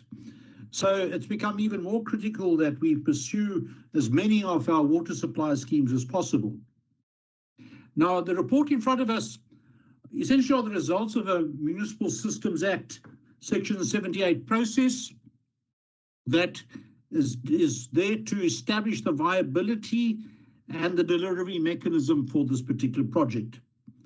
So, Council has today to consider the viability assessment. That viability assessment does not make any prejudgment, but examines the project on its own viability. So if you're not already done so, it's very important that you examine the value assessment in detail. And the results of the assessment are very, very clear. The project is viable and it can produce water within an acceptable affordability. Yes, the cost is more than the current and historical water supply schemes, but there are no other new available schemes that can produce cheaper water at the kind of scale that is required here. And the report is also very clear that the best cost delivery mechanism is through a public-private partnership, a PPP. And the clear reasons are that the efficiency of private delivery and the funding of the project by outside capital will enable the project to proceed earlier than if the city were to wait until it had adequate capital available to do so. And these are very, very clear and overriding considerations. And if we do not proceed with a PPP, we will delay the provision of new water with economic consequences for all. And if you're looking for some kind of ideological approach here, it is neither that we want privatization, nor that we want state control. This is evidence-led decision-making. That's the closest you can get to ideology. That's the policy principle on which we drive the decision-making here. And when the Water and Sanitation PC examined this in detail, there were 4 parties that indicated their support to this project. And let me say, my time is limited, but this is not privatization, and I will deal with that on the next item, which is very similar. But at this point, I will commend the project to council and recommend that we do proceed with the project on a PPP. Thank you. Thank you, Councillor Bowden.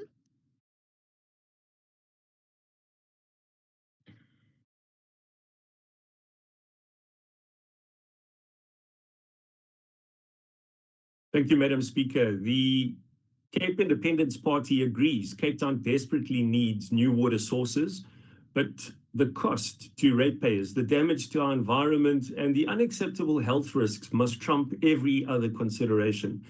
I speak for the mothers in Mitchell's Plain, the hardworking people of the Helderberg, the pensioners in Sea Point, and every ratepayer who's sick and tired of being treated like an ATM by the City of Cape Town.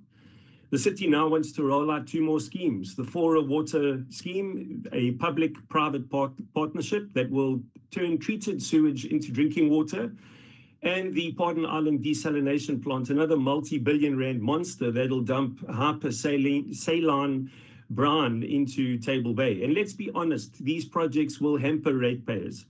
Water bills are projected to rise by around 6.5 to 8.5% annually from these schemes alone. An extra 80 rand to 120 rand a month for the average household already struggling to survive. Professor Leslie Petrick of UWC has warned traces of numerous persistent organic contaminants pass through even the best water recovery systems, hormones, pharmaceuticals, antibiotics, many of which are endocrine disrupting with chronic carcinogenic or toxic risks.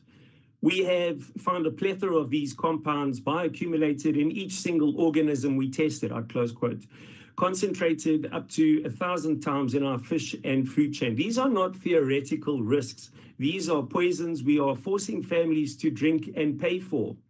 Now, Madam Speaker, lastly, until we have an ironclad independent health guarantee, proper environmental impact assessments, and a funding model that does not crush the poor, the Cape Exit Party stands firmly against both these proposals. Let us protect our people's health and their finances. I thank you. Thank you. Councillor Palmer. I am audible, Speaker. Yes, continue. Good afternoon, Speaker and fellow councillors. Speaker, the city is proposing to proceed with the procurement of public-private partnership, known as PPP, for the financing, construction, operation, and maintenance of the proposed for new water scheme. Speaker, as ANC, we support this item based on principle that the public-private partnership agreement must be affordable and must provide a value for money. Secondly, the decision-making process is well regulated with transparency and informed decision-making as required by law. Speaker, the ownership of this infrastructure must remain under the City of Cape Town. City must remain the Water Service Authority with a constitutional duty to water and sanitation service delivery.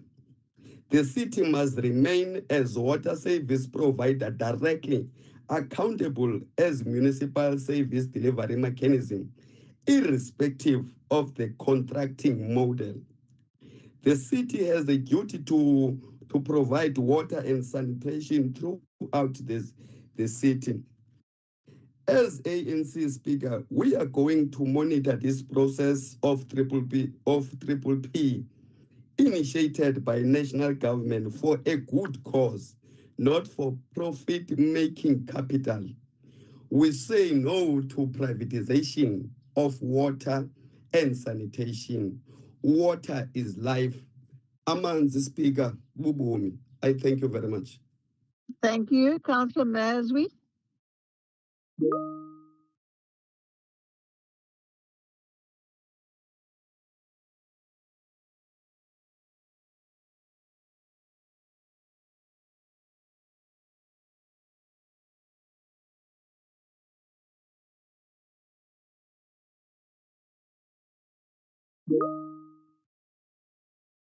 Councillor Maswi is not in the meeting. All right, we move on to Councillor Ahmad.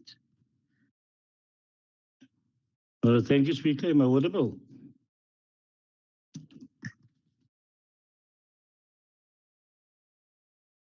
Yes, carry on. Okay, I'll come back to you, Councillor Maswi, after this.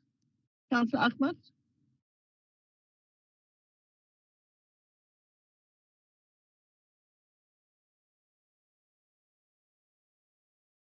Councillor Ahmad. Am I audible, Speaker? Yes, you're audible. Continue. Yes. Having been instrumental in this project, which Alderman Niso says is an old one and a new one, since the period of Dan Plato's mayorship, myself and Deputy Minister, the Honorable Ghani Vendricks, have anticipated the commercialization of South Africa's natural resources, handing over our water supply for the next 20 years. As a DA will outline the positive aspects of privatizing our basic human rights, but we have to take a look at the handover in a holistic manner.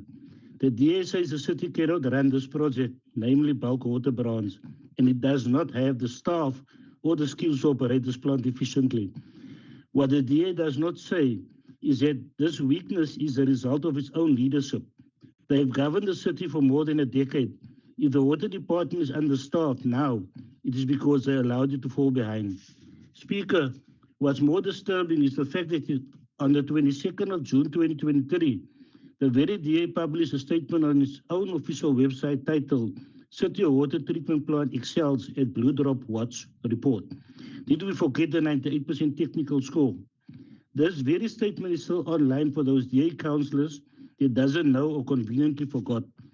Today, this very DA want our residents to believe the city cannot run the new forest scheme and want to hand it over, leaving our communities to carry the financial burden of holding this overrated extreme decision. We know exactly who's it going to be handed over to. You cannot call Fori the best in the country 1 year and then claim incapacity the next. The financial impact is serious. The city will pay a large annual fee to their private service providers for the next 20 years.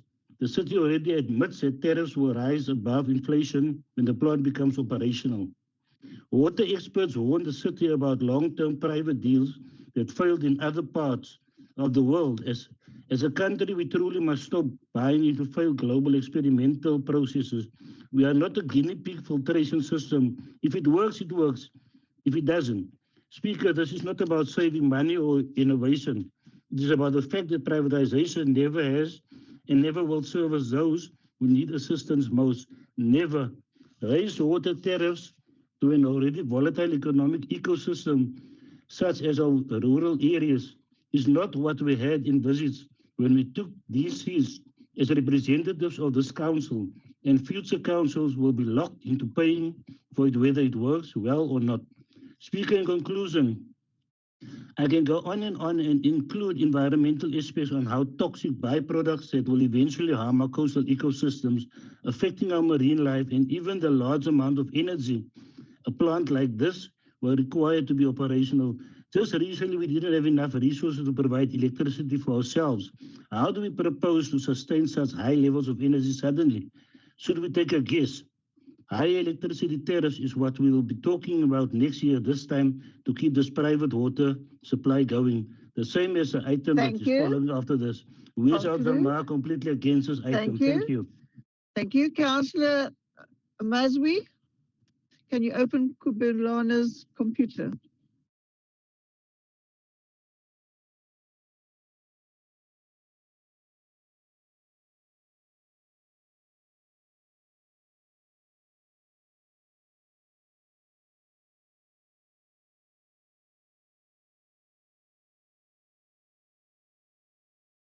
Is it unmuted? Councillor Kubulana.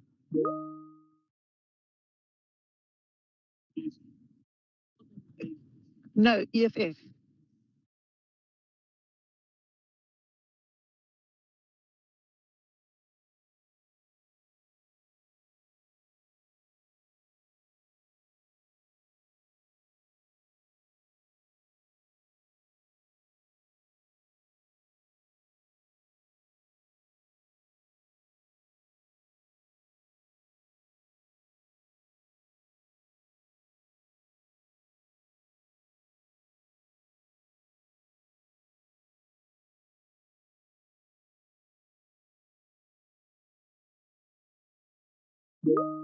Councillor Yeka, I see your hand. Okay. Councillor Yeka, are you trying to point out that you'll now speak with Councillor Gabuza's computer? Speaker. Yes. Yes, Speaker. I just wanted to say that Councillor Mazwi, she's sharing the same device with Councillor Pebulana. They are trying to unmute from their side. Thank you. We'll wait a minute. But now I see she says she can speak from Councillor Gabuza. We'll give her a minute or so to sort it out.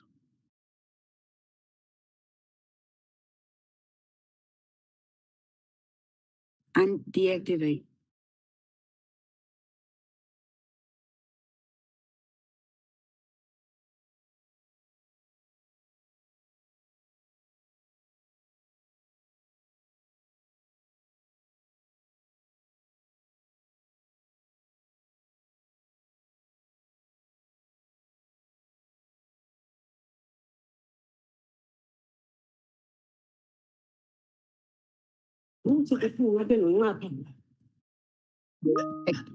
Councillor, Thank you, Councillor Mazwi? Speaker.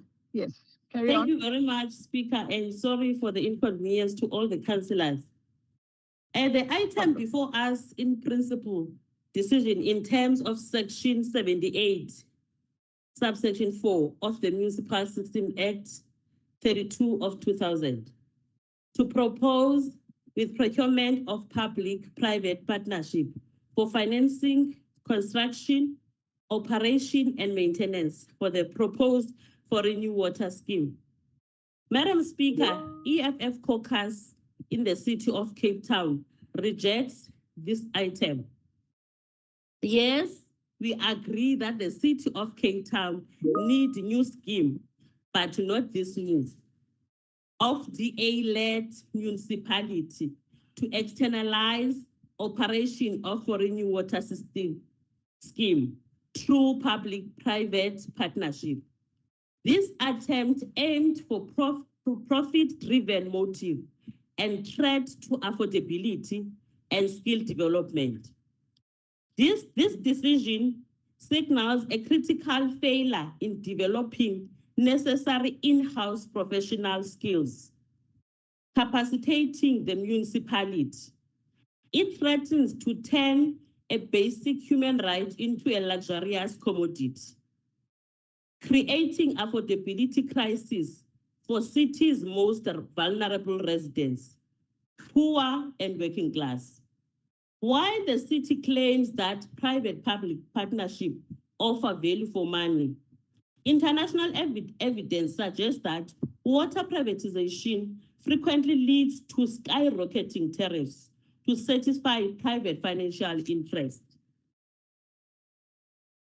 We are already witnessing aggressive tariff hikes with the 2023-2024 budget imposing an average water tariffs increase of 8.6%, followed by projected increase of 6.76% and 7.72% in subsequent years. Introducing private operator who must secure commercial returns will only exacerbate this trend. This is general capitalism, which exists to decimate water capacity, which decimates whatever capacity the state may hold within its own workforce. All corporate gains that seek to benefit the few at the expense of greedy and parasitic elite that has no shred of morality and concern for basic human rights other than profiting. For a new water scheme involves direct potable reuse, recycling, and wastewater into drinking water. This is an inherently risk process that requires public accountability, not commercial secrecy. Example.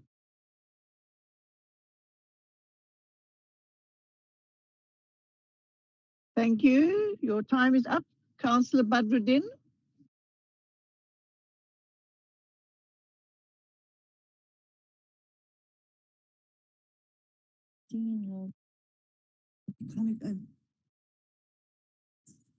Councillor Badruddin.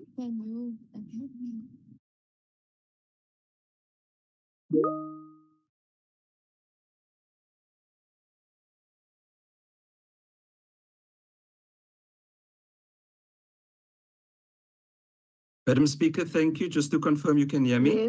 Yes, carry on. Thank you. Thank you, Madam Speaker. Councillors, Cape Town stands at a defining moment in our water story. As climate change continues to shift global weather patterns, it's anticipated that our city will feel the impact in the form of up to a 30% decline in rainfall over the coming decades. This projection is not merely a statistic. It is a signal, it is a rising tide warning us of the urgent need to act now to ensure that our taps never run dry.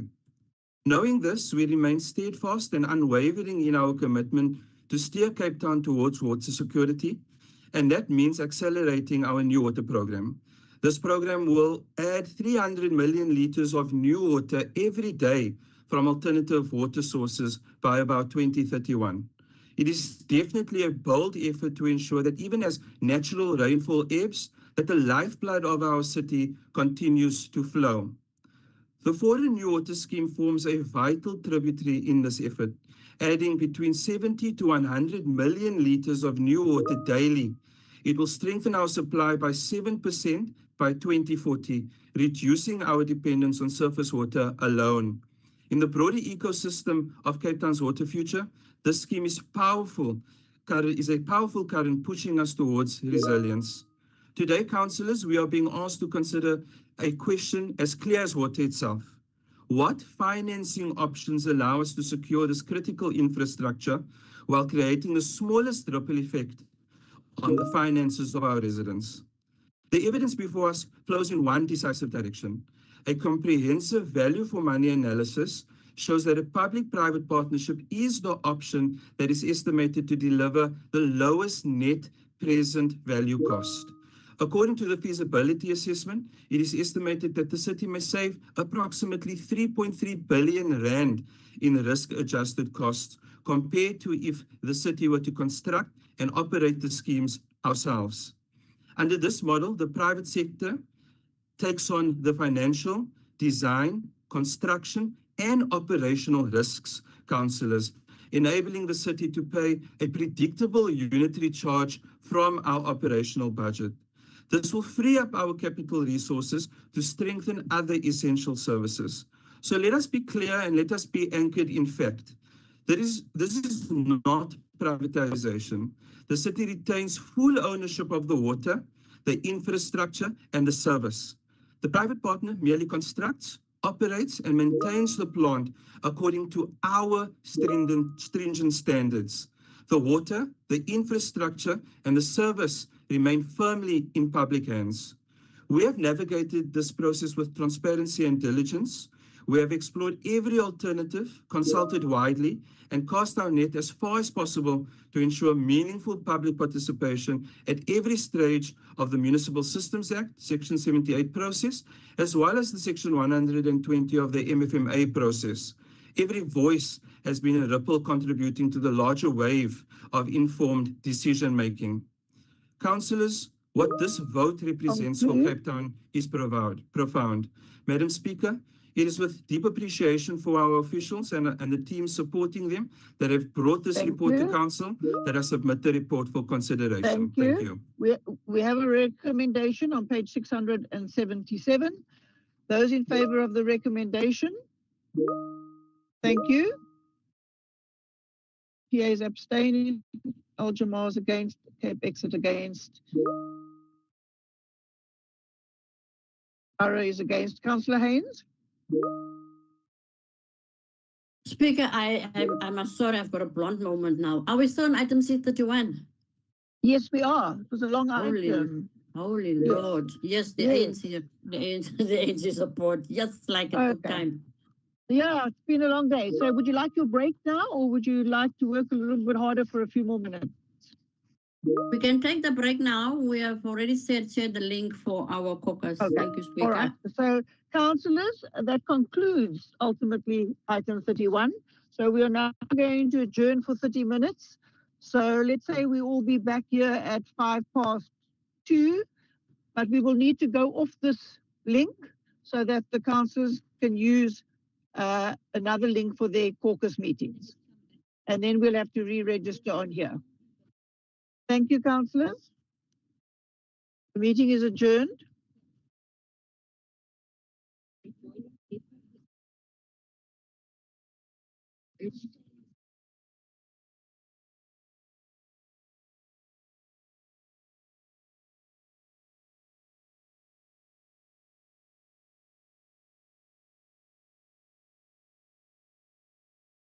And emergency services are well run and maintained. We maintain over 3,575 city parks. We make sure Cape Town's 104 libraries are well resourced and maintained. And we care for many sports and recreation facilities, including community centers, sports fields, beaches, and more. We're responsible for 35 early childhood development centers, as well as social development and early childhood development programs. We're making the internet more accessible by providing Wi-Fi to underserviced communities. The city also provides primary and environmental health care. We maintain 10 blue flag beaches and maintain 85% of Cape Town's coastline. We manage development to ensure buildings are safe and sustainable and that development happens properly. We also manage 23 nature reserves and various nature areas. The City of Cape Town, making progress possible together.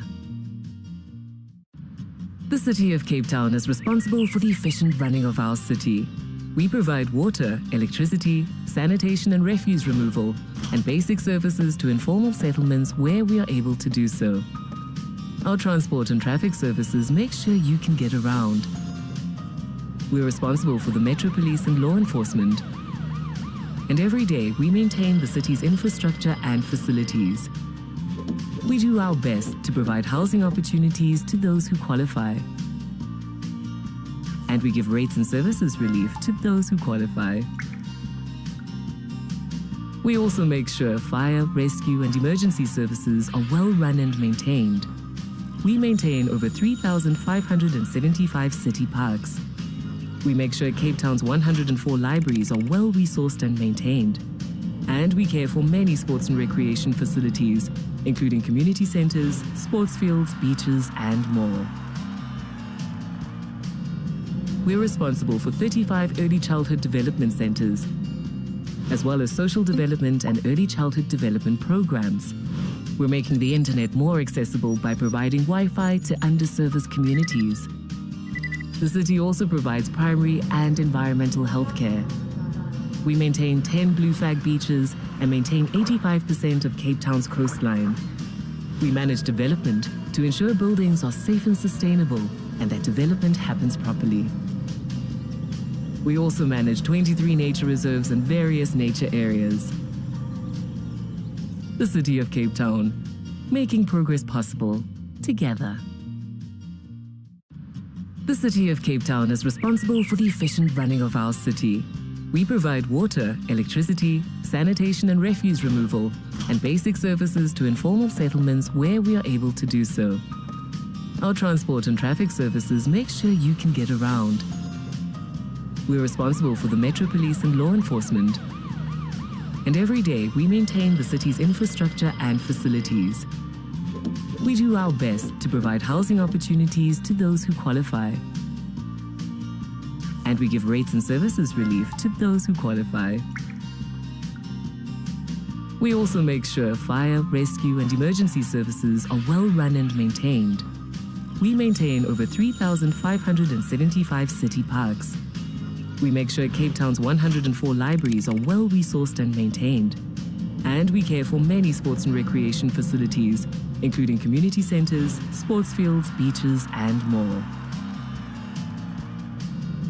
We're responsible for 35 early childhood development centers, as well as social development and early childhood development programs.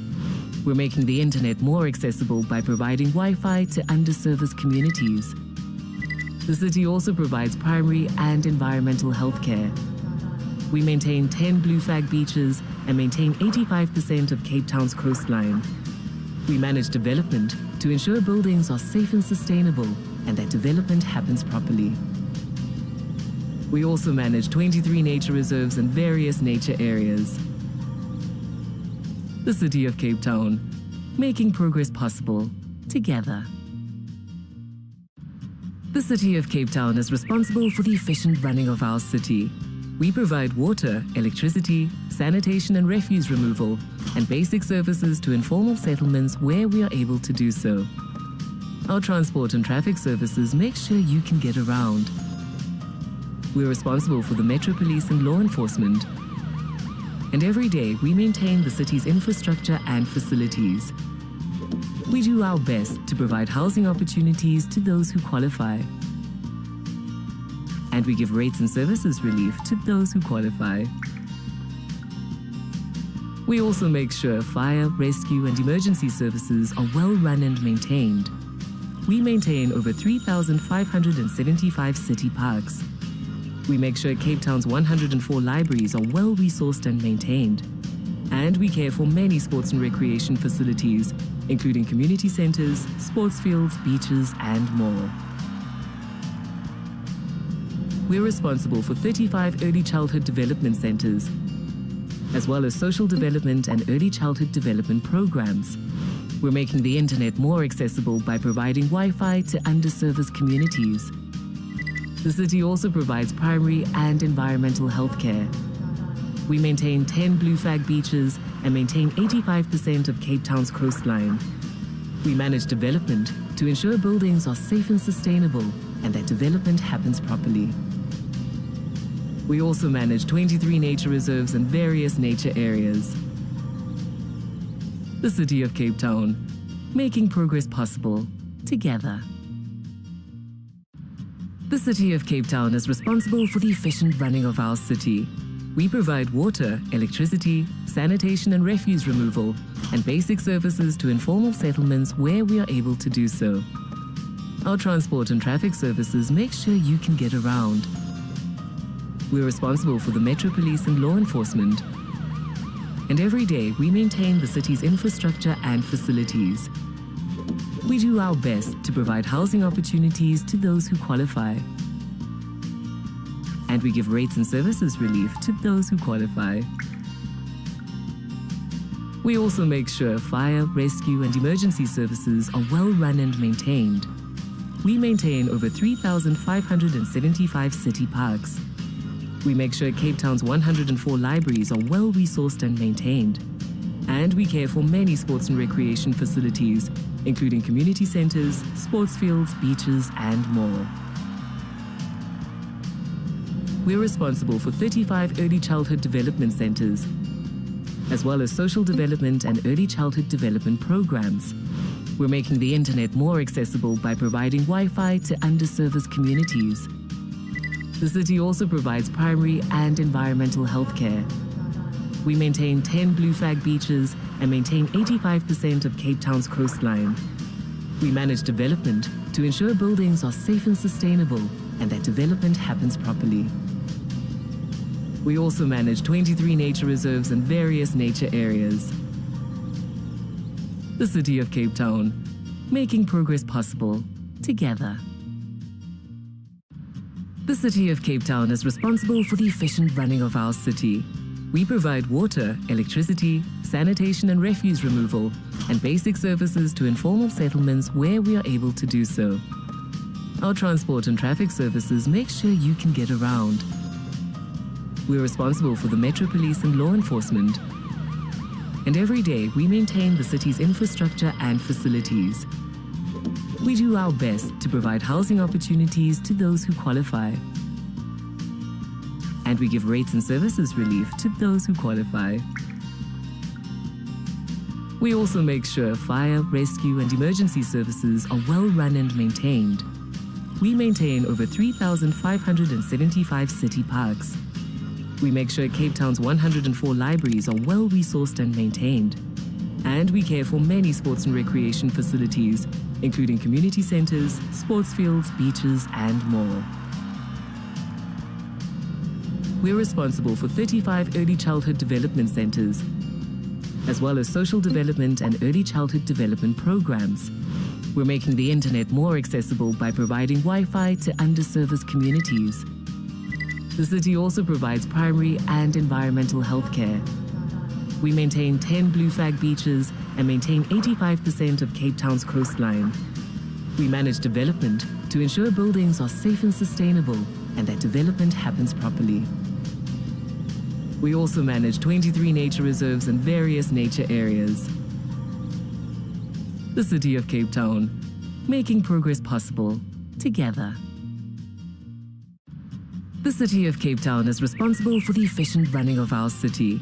We provide water, electricity, sanitation and refuse removal, and basic services to informal settlements where we are able to do so.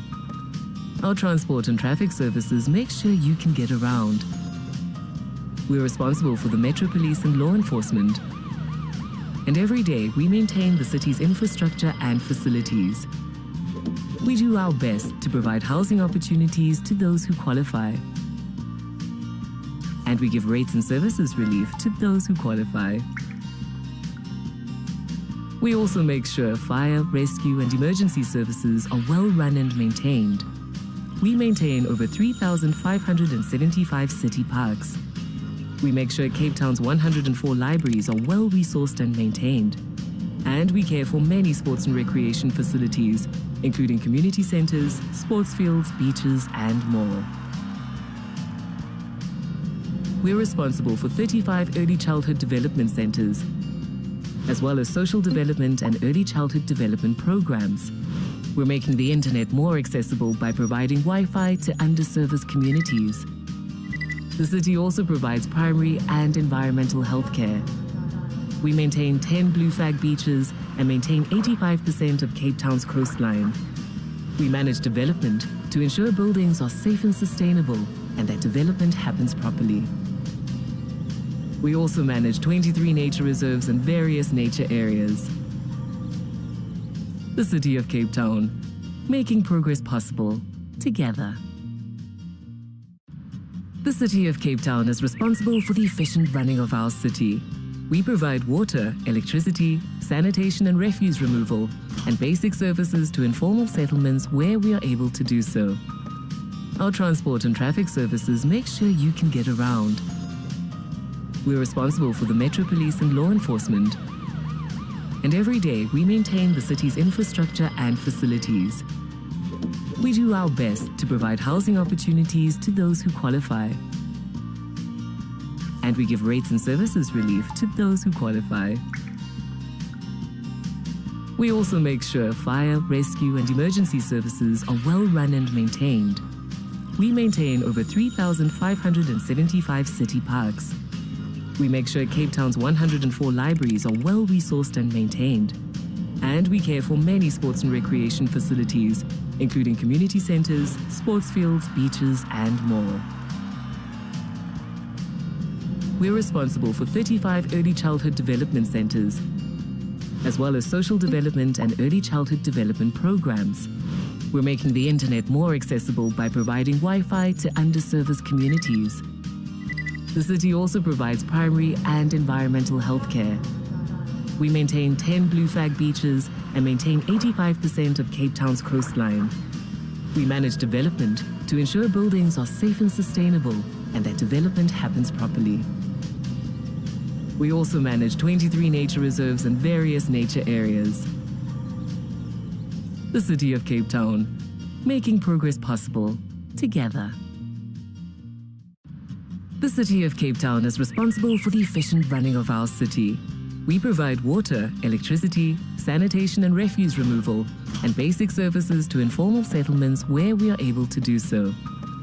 Our transport and traffic services make sure you can get around. We're responsible for the Metro Police and law enforcement. And every day we maintain the city's infrastructure and facilities. We do our best to provide housing opportunities to those who qualify. And we give rates and services relief to those who qualify.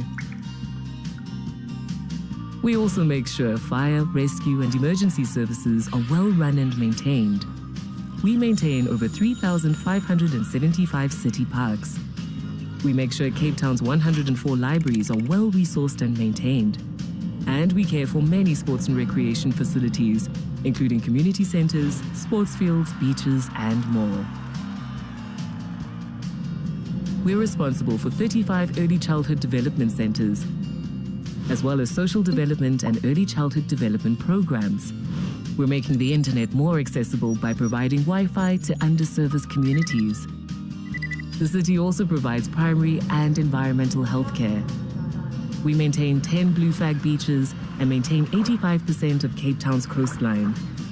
We manage development to ensure buildings are safe and sustainable and that development happens properly. We also manage 23 nature reserves and various nature areas. The City of Cape Town, making progress possible together. The City of Cape Town is responsible for the efficient running of our city. We provide water, electricity, sanitation and refuse removal, and basic services to informal settlements where we are able to do so. Our transport and traffic services make sure you can get around. We're responsible for the Metro Police and law enforcement. And every day we maintain the city's infrastructure and facilities. We do our best to provide housing opportunities to those who qualify. And we give rates and services relief to those who qualify. We also make sure fire, rescue and emergency services are well run and maintained. We maintain over 3,575 city parks. We make sure Cape Town's 104 libraries are well resourced and maintained. And we care for many sports and recreation facilities, including community centers, sports fields, beaches, and more. We're responsible for 35 early childhood development centers, as well as social development and early childhood development programs. We're making the internet more accessible by providing Wi-Fi to underserviced communities. The city also provides primary and environmental health care. We maintain 10 blue flag beaches and maintain 85% of Cape Town's coastline. We manage development to ensure buildings are safe and sustainable and that development happens properly. We also manage 23 nature reserves and various nature areas. The City of Cape Town, making progress possible together. The City of Cape Town is responsible for the efficient running of our city. We provide water, electricity, sanitation and refuse removal, and basic services to informal settlements where we are able to do so. Our transport and traffic services make sure you can get around. We're responsible for the Metro Police and law enforcement. And every day we maintain the city's infrastructure and facilities. We do our best to provide housing opportunities to those who qualify. And we give rates and services relief to those who qualify. We also make sure fire, rescue and emergency services are well run and maintained. We maintain over 3,575 city parks. We make sure Cape Town's 104 libraries are well resourced and maintained. And we care for many sports and recreation facilities, including community centers, sports fields, beaches, and more. We're responsible for 35 early childhood development centers, as well as social development and early childhood development programs. We're making the internet more accessible by providing Wi-Fi to underserviced communities. The city also provides primary and environmental health care. We maintain 10 blue flag beaches and maintain 85% of Cape Town's coastline. We manage development to ensure buildings are safe and sustainable and that development happens properly. We also manage 23 nature reserves and various nature areas. The City of Cape Town, making progress possible together. The City of Cape Town is responsible for the efficient running of our city. We provide water, electricity, sanitation and refuse removal, and basic services to informal settlements where we are able to do so. Our transport and traffic services make sure you can get around. We're responsible for the Metro Police and law enforcement. And every day we maintain the city's infrastructure and facilities. We do our best to provide housing opportunities to those who qualify. And we give rates and services relief to those who qualify. We also make sure fire, rescue and emergency services are well run and maintained. We maintain over 3,575 city parks. We make sure Cape Town's 104 libraries are well-resourced and maintained. And we care for many sports and recreation facilities, including community centers, sports fields, beaches, and more. We're responsible for 35 early childhood development centers, as well as social development and early childhood development programs. We're making the internet more accessible by providing Wi-Fi to underserviced communities. The city also provides primary and environmental health care. We maintain 10 blue flag beaches and maintain 85% of Cape Town's coastline. We manage development to ensure buildings are safe and sustainable and that development happens properly. We also manage 23 nature reserves and various nature areas. The City of Cape Town, making progress possible together. The City of Cape Town is responsible for the efficient running of our city. We provide water, electricity, sanitation and refuse removal, and basic services to informal settlements where we are able to do so. Our transport and traffic services make sure you can get around. We're responsible for the Metro Police and law enforcement. And every day we maintain the city's infrastructure and facilities. We do our best to provide housing opportunities to those who qualify. And we give rates and services relief to those who qualify. We also make sure fire, rescue and emergency services are well run and maintained. We maintain over 3,575 city parks. We make sure Cape Town's 104 libraries are well resourced and maintained. And we care for many sports and recreation facilities, including community centers, sports fields, beaches, and more. We're responsible for 35 early childhood development centers, as well as social development and early childhood development programs. We're making the internet more accessible by providing Wi-Fi to underserviced communities. The city also provides primary and environmental health care. We maintain 10 blue flag beaches and maintain 85% of Cape Town's coastline. We manage development to ensure buildings are safe and sustainable and that development happens properly. We also manage 23 nature reserves and various nature areas. The City of Cape Town, making progress possible together. The City of Cape Town is responsible for the efficient running of our city. We provide water, electricity, sanitation and refuse removal, and basic services to informal settlements where we are able to do so. Our transport and traffic services make sure you can get around. We're responsible for the Metro Police and law enforcement. And every day we maintain the city's infrastructure and facilities. We do our best to provide housing opportunities to those who qualify. And we give rates and services relief to those who qualify. We also make sure fire, rescue and emergency services are well run and maintained. We maintain over 3,575 city parks. We make sure Cape Town's 104 libraries are well resourced and maintained.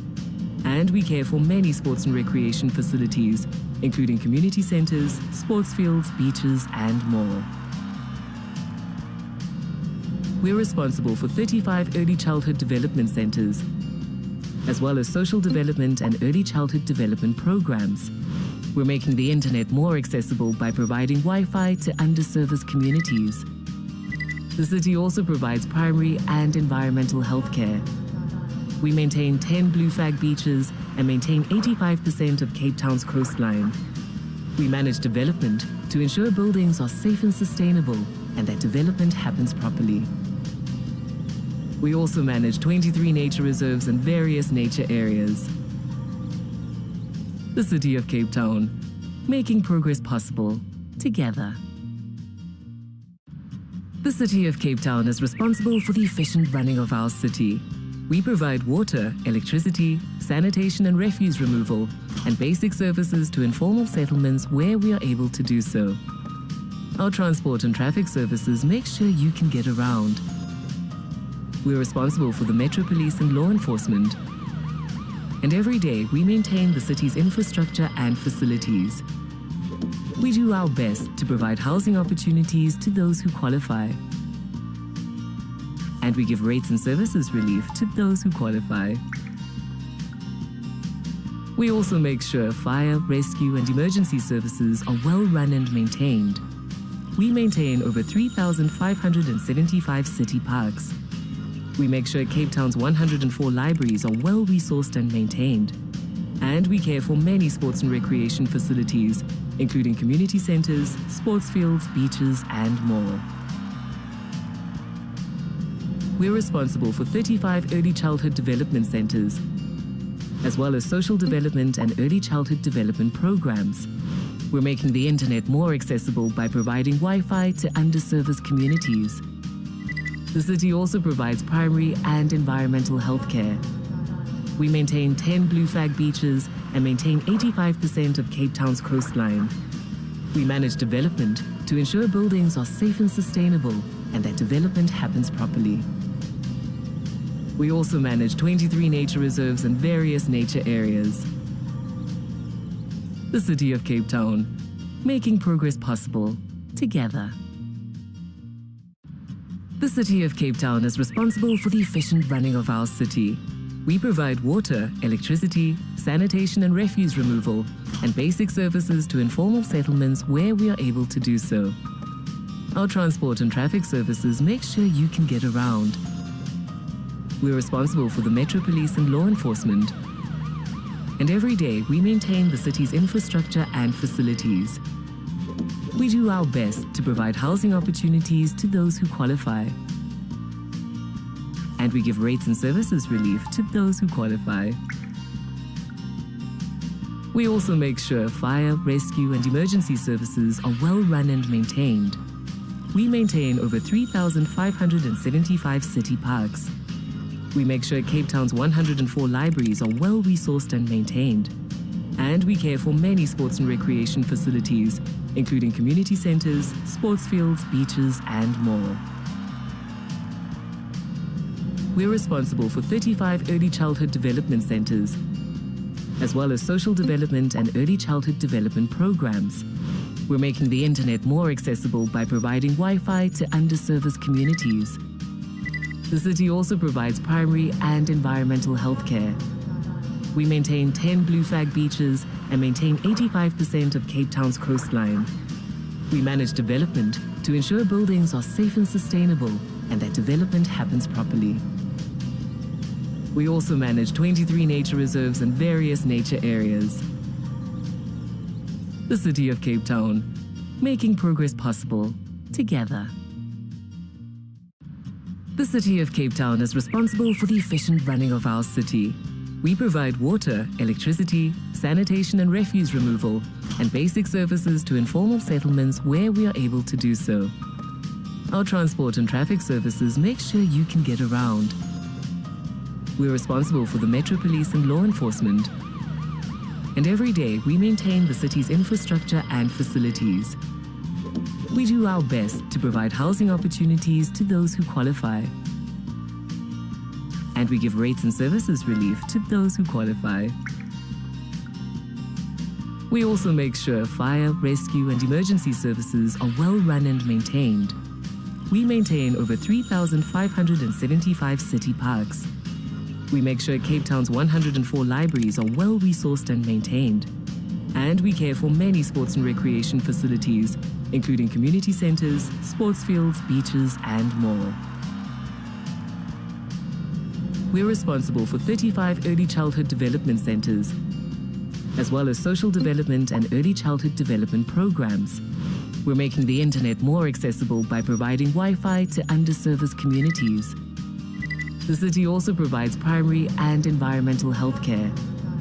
We maintain 10 blue flag beaches and maintain 85% of Cape Town's coastline. We manage development to ensure buildings are safe and sustainable and that development happens properly. We also manage 23 nature reserves and various nature areas.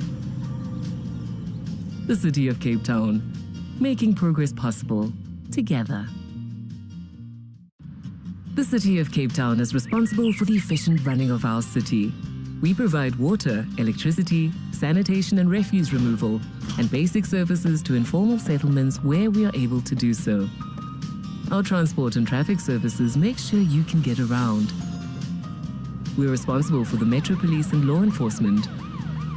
And every day we maintain the city's infrastructure and facilities.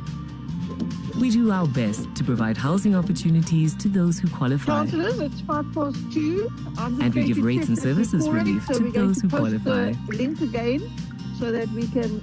We also make sure fire, rescue, and emergency services are well run. Is there someone here that can do that?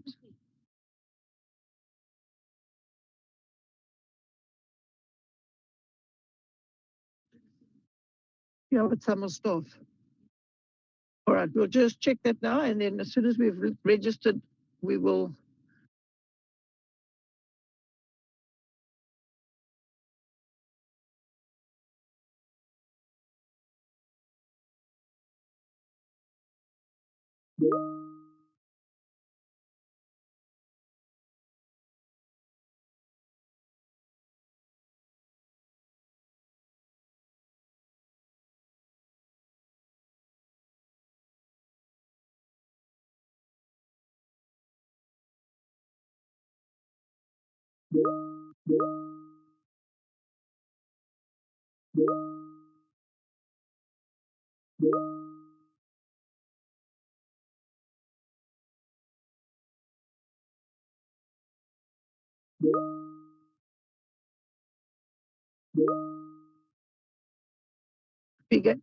We're going to post a new link.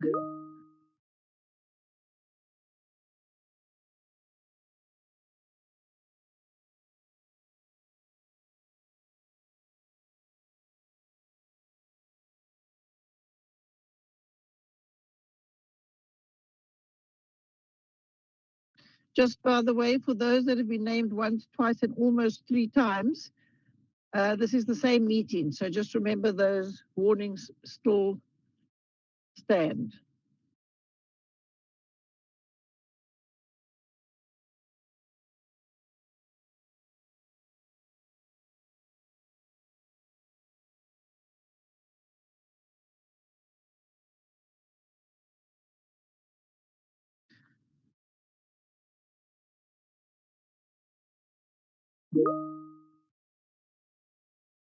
Councillors, the new link has just been posted.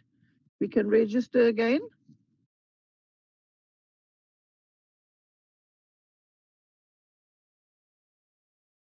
And can someone check the YouTube?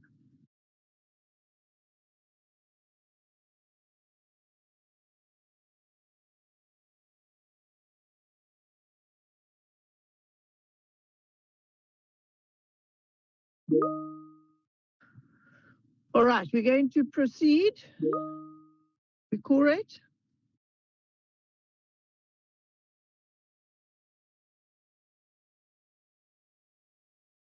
Yes, we're correct. So we're going to continue. That takes us to volume 2D and item 32. And the first speaker to this item is Alderman Nielsen. Alderman Nielsen, you may proceed.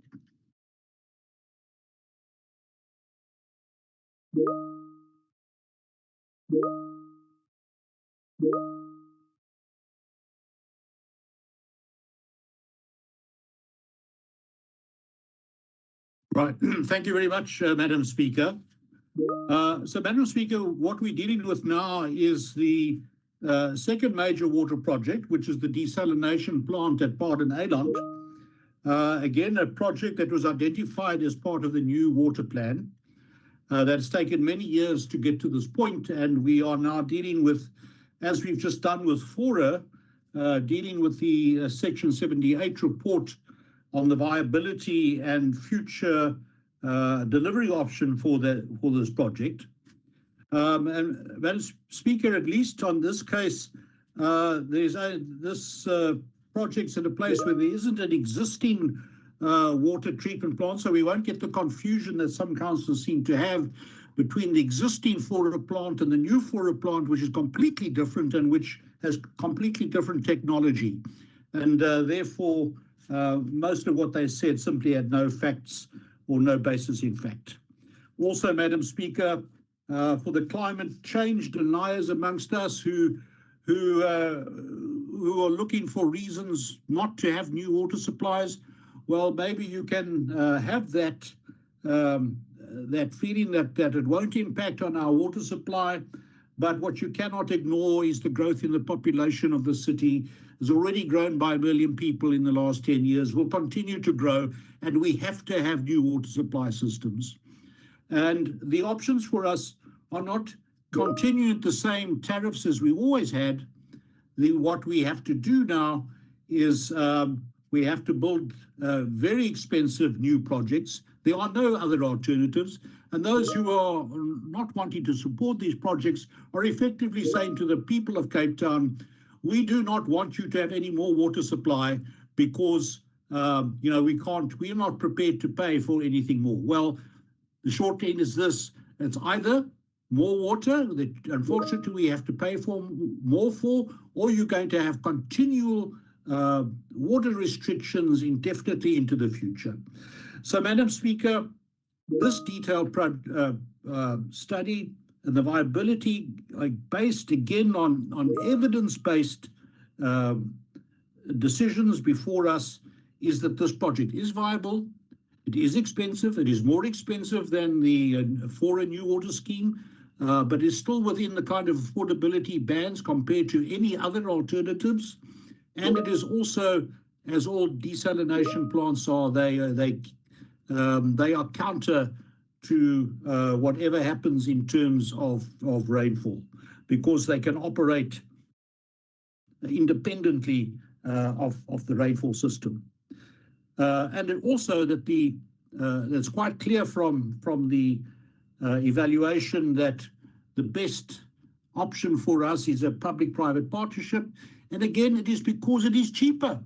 So if you reject a PPP, you're rejecting the cheapest way to deliver this water. So that's what you need to go back and tell your public if that's what you are opposed to here. So even without consideration of the capital availability, it is cheaper. And if we factor that in and make sure that we get this earlier, then the economic impact makes it more and more important that we do so. Alderman, you need to conclude.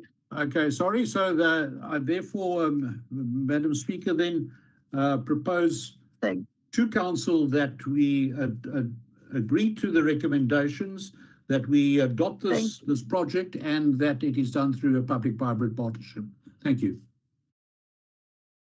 Thank you. Councillor Van Vuuren.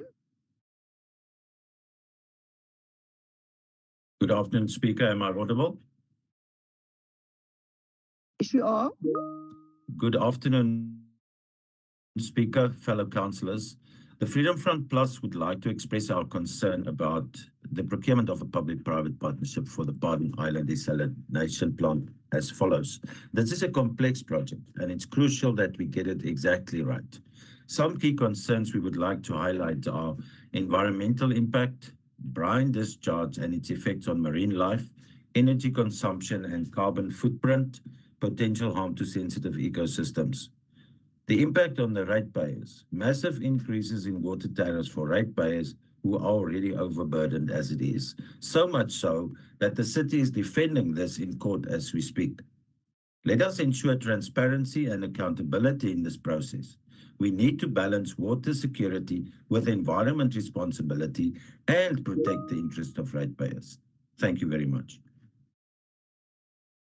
Thank you, Councillor. The next speaker is Councillor Satarin.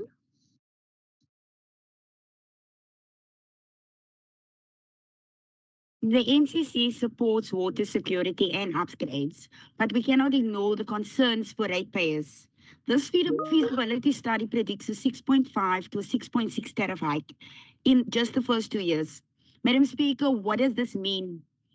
A heavier burden on residents already struggling to choose between water bills and food, even pensioners included. And let's be real, even illegal disconnections are still taking place in the city. Looking abroad at public-private partnerships sounds nice on paper. Madam Speaker, Paris has shifted back to public management in 2010. Atlanta took over in 2019 due to disputes. Transparency and affordability often takes a hit, Madam Speaker. Let's look closer to home. KZN's experience was mixed. However, with the challenges remain cost recovery. Now, we know you're going to say it's because it's an ANC-led city. But let's be honest, this DA-led city of Cape Town has written off billions and billions of rands and then dressed it up in a pretty bow called irrecover and irregular expenditure. We understand that public-private partnerships can bring efficiency, but international examples shows a trend of tariff hikes. Madam Speaker, can this chamber guarantee the ratepaper's pocket will not be hit? I think not. In short, the NCC cannot agree to the procurement of public-private partnerships. Thank you. Right though, clap, clap. Thank you, Councillor Claassen. Councillor Claassen.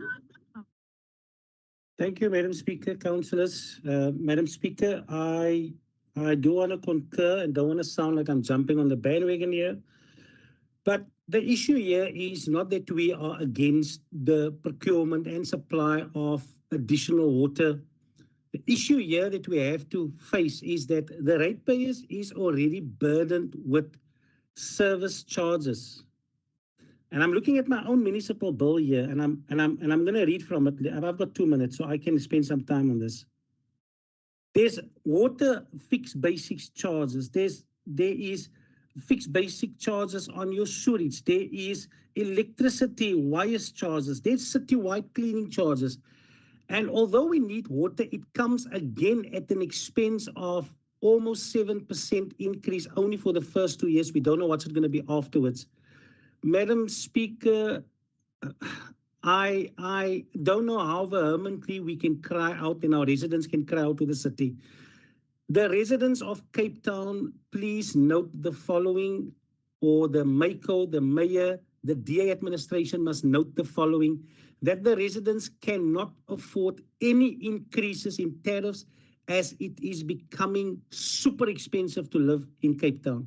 Those that grew up here, those that have their livelihoods here, it simply becomes unaffordable. And now again, to put more financial burden on the ratepayers. How does the city administration sleep at night by doing all of these things? I think 2026 is coming and a picture should be painted to this administration. Thank you. Thank you. Councillor Noldiwa.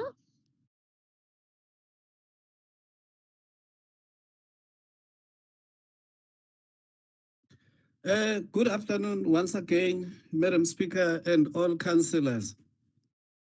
Am I audible? Yes, you are. You may proceed. Thank you. The ANC is in support of this item. However, we have some concerns which we wish to register in this meeting. But before that, we commend the DA for coming up into its senses and recognize that it is the ANC that made progressive laws of this country. The ANC is not jealous of its laws because our people will benefit. The public-private partnership, amongst other things, seeks to advance the interest of our people. The PPP should consider legal issues which shall include labor matters as well as broad-based economic empowerment and other related issues. Furthermore, the PPP contractual structure should guarantee the quantum and quality of water that will be acquired, and value for money and affordability can be achieved. In conclusion, Madam Speaker, the ANC will monitor this project from the beginning until the end. We thank you. Thank you, Councillor. Councillor Badruddin. Thank you very much, Madam Speaker. Councillors, I must emphasize that we no longer have the luxury of choice in terms of our water supply. It's clear that with climate change, as I mentioned in the previous report, we are expecting over time, over the next few decades, a reduction in the amount of anticipated rain. And so therefore, these decisions now in terms of our water resilience is important. To Councillor Satarin, to make the point that the reference to Paris, I would imagine, or rather say, is a little bit misleading, because Paris in 1985 signed a PPP agreement with a contractor at that stage, and had recently cancelled it because there was a skills transference, part of what we mentioned in our report as something that we want in the city as well, to ensure that there's a skills capacitation of our existing staff. So councillors, we know that desalination is a drought-proof source of water. It is a source that does not wait for the clouds to gather, and it is a supply that we can rely on when rainfall retreats. The Pardon Island desalination plant will add 50 to 70 million litres of safe drinking water to our water supply every day by 2031, and by transforming seawater into drinking water.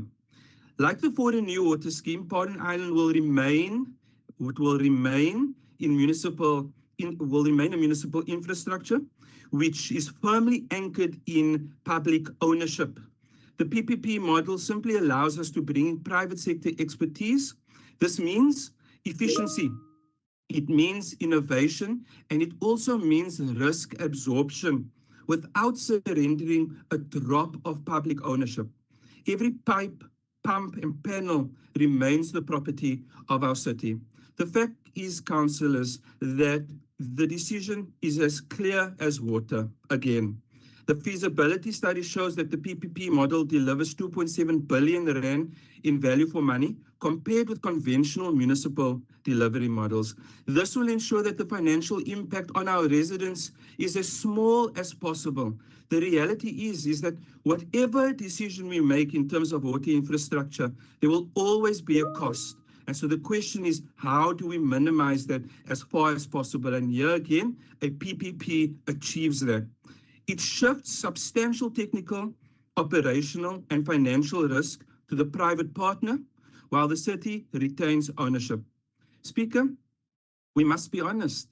There will be tariff impacts stemming from adding this resilient water resource to our assets. I will not pretend otherwise, but let's consider the alternative. Without desalination, without diversified water resources, without resilience built into every layer of our supply system, we risk being dragged back into uncertainty. The cost of inaction will be far greater than the cost of action. And this is why we need to make this decision now. Madam Speaker, this report also represents a decision for water security, a decision for jobs, a decision for an open opportunity society for all, in which our residents and businesses can plan their futures without fear of water rationing. Madam Speaker, I table this report to Council, and I encourage all councillors to prioritize our water future and support the recommendations contained herein with, Madam Speaker, the following amendments which have been shared with your office. And with your permission, Madam Speaker, I will then read it. Please go ahead. Thank you, Madam Speaker. In terms of the rules of order regulating the conduct of meetings of the Municipal Council of the City of Cape Town with reference to Rule 23, amendments to recommendations, a proposed amendment to item C32-1225 hereto follows. Council today is considering a section 78.4 of the Municipal Systems Act report, which seeks to proceed with the procurement of a public-private partnership for the financing, construction, and operation and maintenance of the proposed Pardon Island desalination plant. Additional recommendations are added as B and C, which reads as follows. B, Council denotes that the request for Treasury views and recommendations 1 were submitted to National Treasury in July 2025. While such approval is not a prerequisite for Council review and decision on this report, The standard 1 month turnaround time frame in the Municipal Public-Private Partnership Guideline from National Treasury has been exceeded and no feedback has been received despite the follow-up efforts from our city. This matter is accordingly being submitted to Council for decision to enable the project to advance. C, Council further notes that Transnet National Port Authority has advised in November 2025 that an updated port development framework plan is expected next year, which may materially impact the feasibility study assumptions for this project. Follow-up meetings with the TNPA are planned for in January 2026. To clarify the detailed PDFP ratification process and timelines, should the updated PDFP result in material changes to the Pardon Island Desalination Plant feasibility assumptions and outcomes, this matter will be resubmitted to Council for further consideration and decision. Madam Speaker, it's proposed by myself and seconded by Alderman Ian Nielsen. Thank you. So we have an amendment which is proposed and seconded. We will deal with the amendment first. In terms of item 32, those in favor of the amendment, please. Support. Thank you. Those against? So the amendment is carried. So the substantive motion as amended, those in favor? Thank you. Those against? Thank you. The recommendation as amended is carried. We then move on to the next item, which is item 33, and the first speaker there is Councillor Goliath.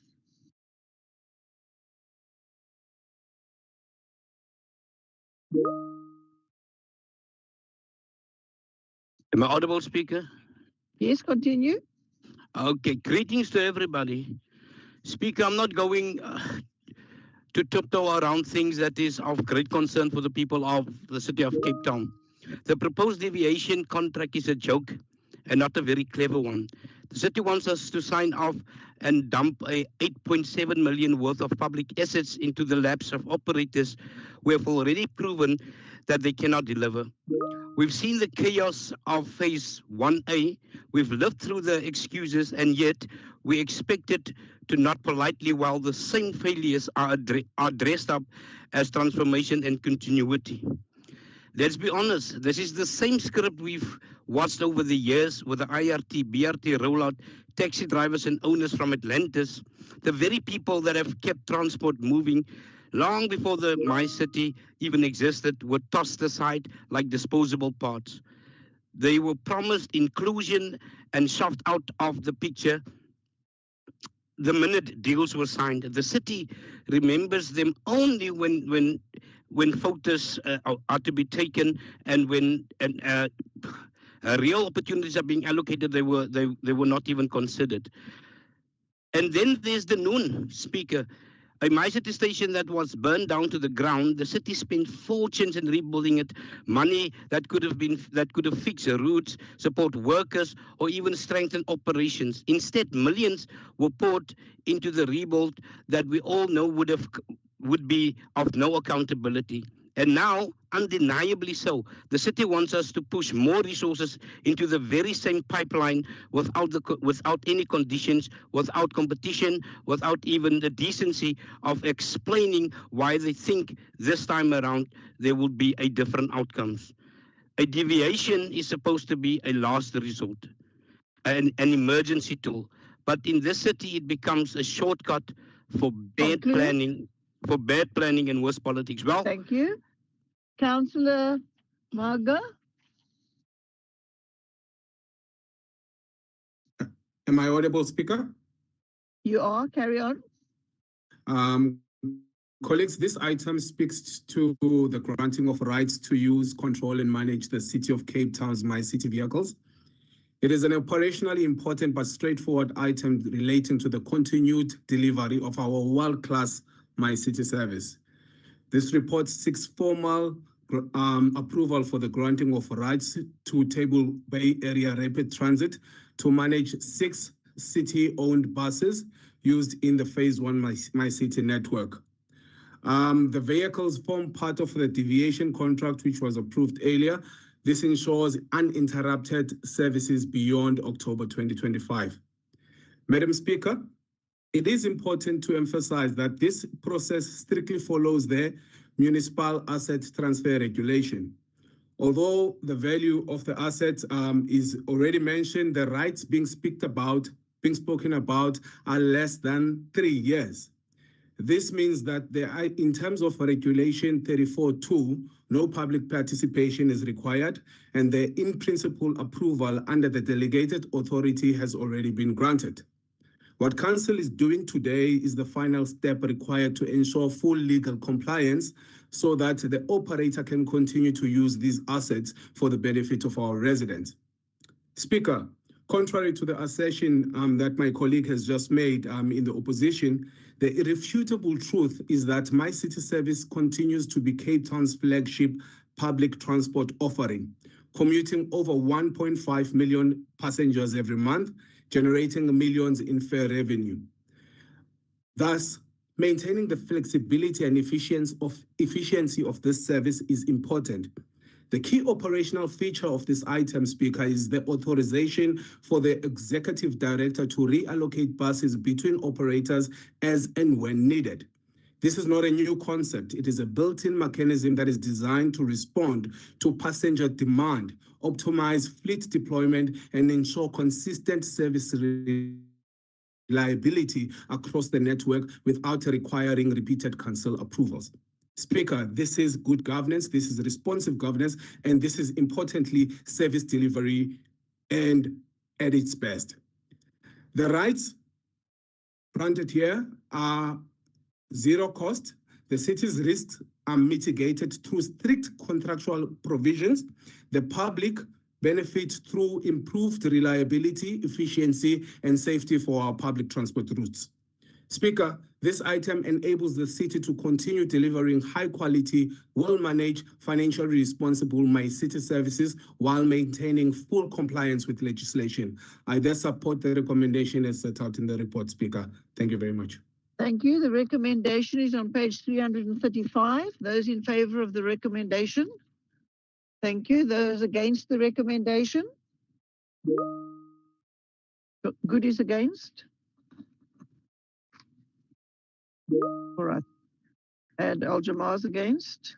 The recommendation is carried. We move on to item 35. The first speaker on item 35 is Councillor McMahon. Speaker, audible? Yes, you are. Proceed. Speaker, today Council is asked to take a decisive and forward-looking step regarding the future of the Good Hope Centre and the surrounding vacant land on the eastern edge of the CBD in Ward 115. This is not merely a property transaction, it is a strategic intervention in the social, spatial and economic future of our inner city. The Good Hope Centre is an iconic landmark with immense historic and architectural value. However, as confirmed by technical assessments, it is in significant disrepair and no longer complies with modern safety standards. The projected cost of full refurbishment now exceeds 300 million rand. Continued municipal ownership is therefore neither financially sustainable nor operationally justifiable. In terms of Section 14 of the FMMA, Council has determined that this property is not required for the provision of basic municipal services. Council has further considered both fair market value of approximately 81 million and the broader economic and community value that will be realized through the redevelopment. This decision aligns firmly with the city's integrated development plan, our transit-oriented development objectives, the CBD LSDF and the Table Bay District Plan. The site is located in a key developmental focus area, well supported by transport infrastructure. With over 9,000 student beds already in this precinct and ongoing action to address the nearby illegal occupations, this development is ideally positioned to inject positive, transformative investment into the area. Crucially, Speaker, the process has been transparent, consultative and fully compliant with the law. The The public participation ran from 20 March to 19 April 2025, following council authorization in December 24. Zero formal objections were received from the public, nor from me as ward councillor or the sub-council. Public feedback was largely supportive. Sub-Council 16 formally supported the transaction, and the Western Cape Provincial Treasury provided supportive input subject to compliance. For absolute clarity, in Annexure G, pages 574 to 580, contains the full public comments and response matrix. The inputs were procedural and informational only, such as site visit requests and project queries. No objections or adverse representations were logged. This reflects a clear desire for renewal, care, and investment in this precinct. Speaker, heritage protection is not negotiable. Phase 1 heritage protection impact assessment has been approved, and strict conditions of sale will ensure the retention and restoration of the dome, public access, a dedicated community facility, and a civic forecourt for public use. The benefits of this transaction are substantial. It unlocks private sector investment, creates jobs, strengthens the rates base, removes financial risk from the city, and catalyzes the regeneration of the District 6 and 4 Shore precinct. Speaker, this is a responsible governance in action, protecting heritage, respecting public process, and acting decisively on long-term interests of Cape Town. I therefore fully support the recommendation before Council. Thank you. Councillor Tahira.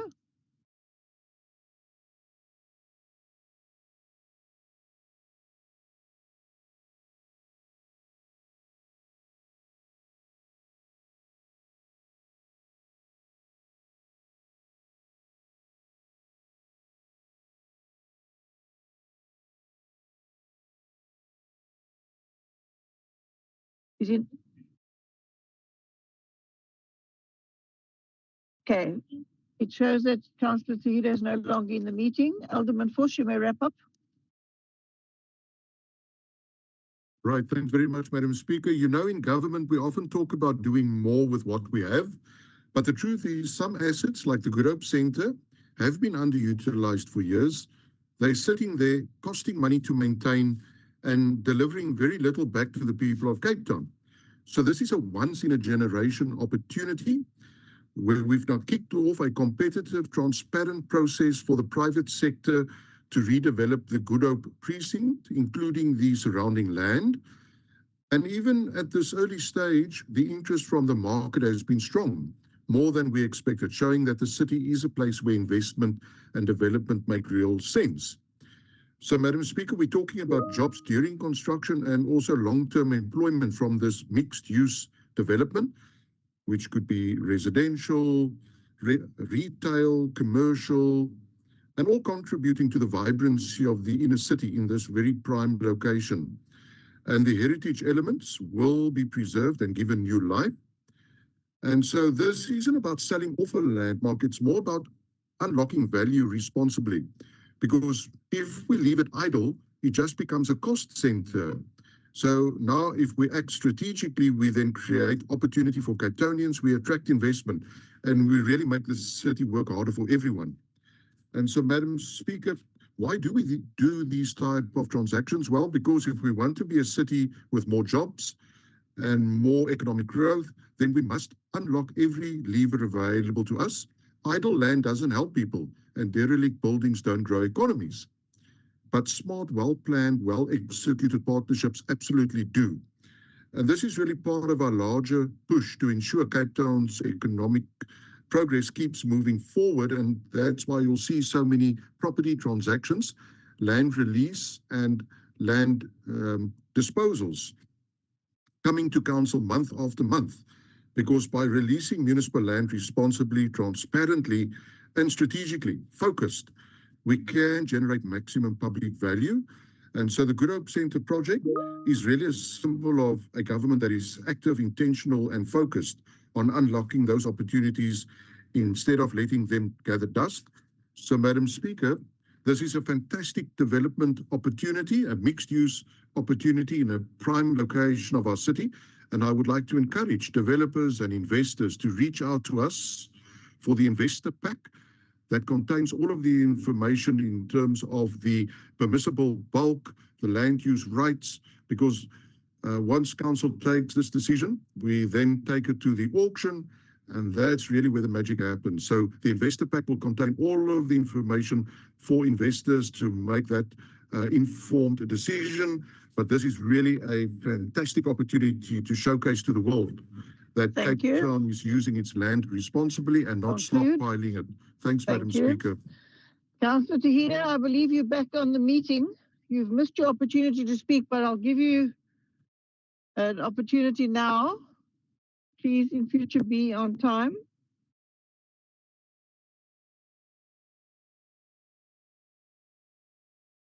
Speaker, Councillor Kido was in the meeting when you called him. He was here. I saw it. Thank you very much. All right. Well, I'm asking him now if he's going to speak.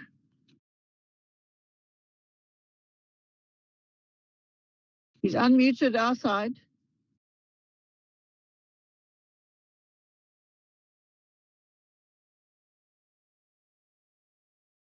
All right, we're going to move the recommendation. It's on page 506. Those in favour of the recommendation? Thank you. Those against the recommendation? All right, please put it in the iron box. Thank you. Thank you. All right, the recommendation is carried. We move on to item 36, and the first speaker here is Councillor Majuza. Councillor Majuza. Thank you very much, Speaker. Hoping this time around I'll be able to navigate through my handwriting. So I was struggling in my first item. All right, well, carry on. Let me say that according to the prescribed legislative text stipulated on section 137 of the Municipal Planning Bylaw, subsection 1 does not permit this process to be undertaken. However, as the reasons set on page 706 of the discussion of the report, as the ANC, we can agree, however, if some amendment could be made on the recommendation set on point B, subsection or point B1. As these recommendations doesn't resemble the spirit of the Constitution of the Republic that gave the municipal powers set on Schedule 4 of the Constitution, Speaker. Speaker, this is another continuous planned intention of turning municipal land into private land, which have all the signs of seeking to restrict the residents of the city to access some parts of their own city land. Speaker, this is just another new form of the 1903 Lakeland Commission intent. Currently, we are finding ourselves desperate for land to implement our functional duties in delivering services that are in need of this resource. Yet we are recklessly eager and even having future plans of exempting land sales from set national laws and bylaws. By doing so, we'll find ourselves having to accept an unlawful sale of our people's land without following legislation provisions. And I also further want to appeal to all opposition parties to investigate these processes or these pieces of land mentioned on Annexure A, page 715, to determine whether these pieces of land aren't utilized by our members of the public for whatever purpose, as this report is not showing any signs undertaken of public participation. And this could be adverse while seeing our people being forcefully moved on land that they are currently making use of. It is therefore the ANC who are against this recommendation, Speaker, unless recommendation set on point B 2 is omitted and amended. Thank you very much. Thank you. Alderman Andrews. Speaker, good afternoon. Am I audible? Yes. Oh, what a relief. I hope that the signal is stable and remains stable. Madam Speaker, so the item before us, it's not reckless. It is the City of Cape Town fulfilling its enabling obligation. And so it deals specifically with a very important administrative hurdle that we're trying to remove now and climb over. The impact is far from being technical. It goes directly to how we enable economic activity, how efficiently we release land to the market, how we make it easier for residents and businesses to invest in Cape Town. And as outlined in the report, many of the properties sold by the city's Property Transactions Department are older. They are also unregistered land parcels created through subdivisions dating back as 1970s and also 1980s.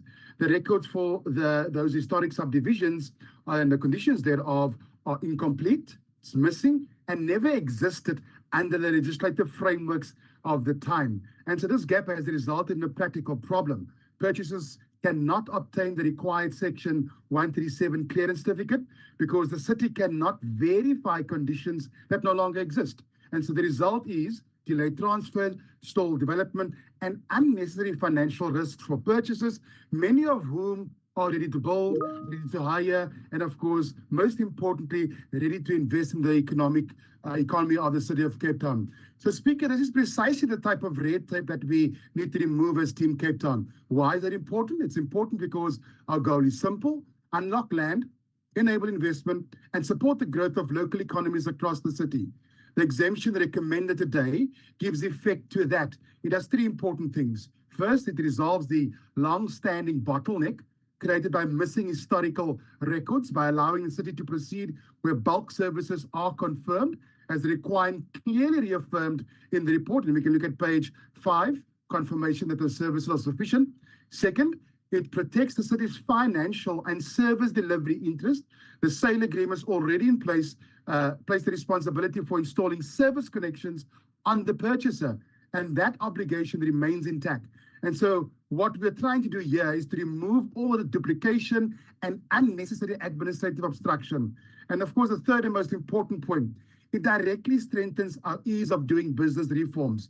The report makes it clear that the current process is not aligned with the city's ease of doing business objective, but it's also led to dissatisfaction and threats of cancellation from successful bidders. And these all reflect on page 4, emphasizing the delays as well. So Speaker, we want to be a vibrant construction sector. We want to ensure that jobs are created at scale. We want to ensure that small developers, emerging contractors, and local entrepreneurs, that they must succeed. They are our partners. And we must ensure that the city itself is not a barrier. And so the exemption is town-bound and limited to specific categories of properties, as is in the report, and subject to clear conditions. Thank you. I move the recommendation, Speaker. Thank you. The recommendations on page 703. Those in favour of the recommendation. Point of clarity, Speaker. Point of clarity, Councillor Majuza. Speaker, I was going to ask to the executive mayor, which process can assure that this process is not going to be contravening any constitutional right of human beings? Because these open pieces of land, as we are saying, that we are not aware who owns them. That's not a point of clarity. Okay. But thank you. We will move on the recommendation, page 703. Clarity. Page, page 703. Those in favour?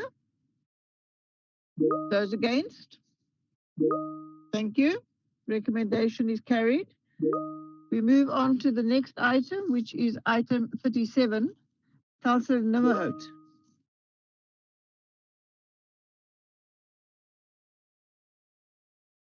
Good day, Madam Speaker. Am I audible? You are. The Mako member for Economic Growth, Alderman Zay Vos, proposed an additional recommendation that reads as follows. The site to be considered for future development opportunities. This should be specifically packaged with the Human Settlements Directorate in mind to ensure proper alignment with their planning priorities, and the Property Transactions Department engage directly with the Human Settlements Directorate to explore and coordinate potential future development use for the site. Now, we're talking about a portion of land on the Stellenbosch farm in Sir Laurie's Pass being up for public participation for the Somerset West Pistol Club. It is approximately 152,535 square meters. And it is being rented at a ridiculous low price of amount of 1,205 Rand and 22 cents per annum, which is approximately 100 Rand and 43 cents per month, excluding VAT, for a period of 10 years. That is for the use of sport and recreation. But when you look at the zoning, it is zoned as an agricultural zone. Now, this is what puzzles me. Being an agricultural zone, and no department indicated that municipal services are required as it is capable of being developed on its own, why not utilize some of the land for that purpose? Bear in mind that the market value of the asset is in excess of 10 million Rand. The club's first lease was signed in 1977, and the current lease was entered into on the 1st of August 2019, a whole 42 years later, until 31st July 2024. You say the club will avail its facilities to SAP security companies, armed response companies, for training and the renewal of their operational licenses. Although the SWPC want to provide the necessary training to the law enforcement agency, I must also bring under your attention that it is located next to property categorized as other ecological support areas and ecological support areas, which are likely home to various animal species which could be negatively affected by the noise levels. Further down Saloris Pass Road is an area where people live in windy houses that with every rain, their homes are flooded and damaged, and some have been repaired by Good Samaritans, but it can only be done so many times. A couple of months ago, I was informed that the small-scale farmers in Saloris Pass livestock were removed by law enforcement because the animals were roaming the streets and other properties. Those are the people's livelihoods, and all they want is a place to have their cattle in a safe space, but that is not considered important. But a piece of land that's the size of 20 rugby fields can be rented to a pistol club, of which they won't even use half of the space. Houses can be built for those who are living in shacks, but it won't happen because of the adjacent properties. All we are asking is reconsider and do the right thing. Our people need homes and restore their dignity. Every election, you come with promises for housing and basic services, but after the elections, you disappear until the next one. When you request public participation, I hope you consider those living in the shacks and those farmers who lost their livestock for their input also, and not just for the privileged few. I hope you will have a jolly holiday and also take time to think how we can make the city work for all of us and not just for some of us. Muni Baizani, Colored Lives Matter. Thank you. Speaker. Councillor McFarlane.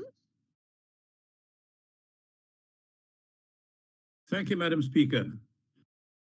Councillor Nimmerhout's comments notwithstanding, one point of correction, no cattle were removed. They were pigs that were removed, and they were removed by the SPCA, and the City of Cape Town simply provided security services in the event that there was any upheaval amongst the community. But that having been said, the matter before us goes directly to this City of Hope's determination to take care of the safety and security of its residents.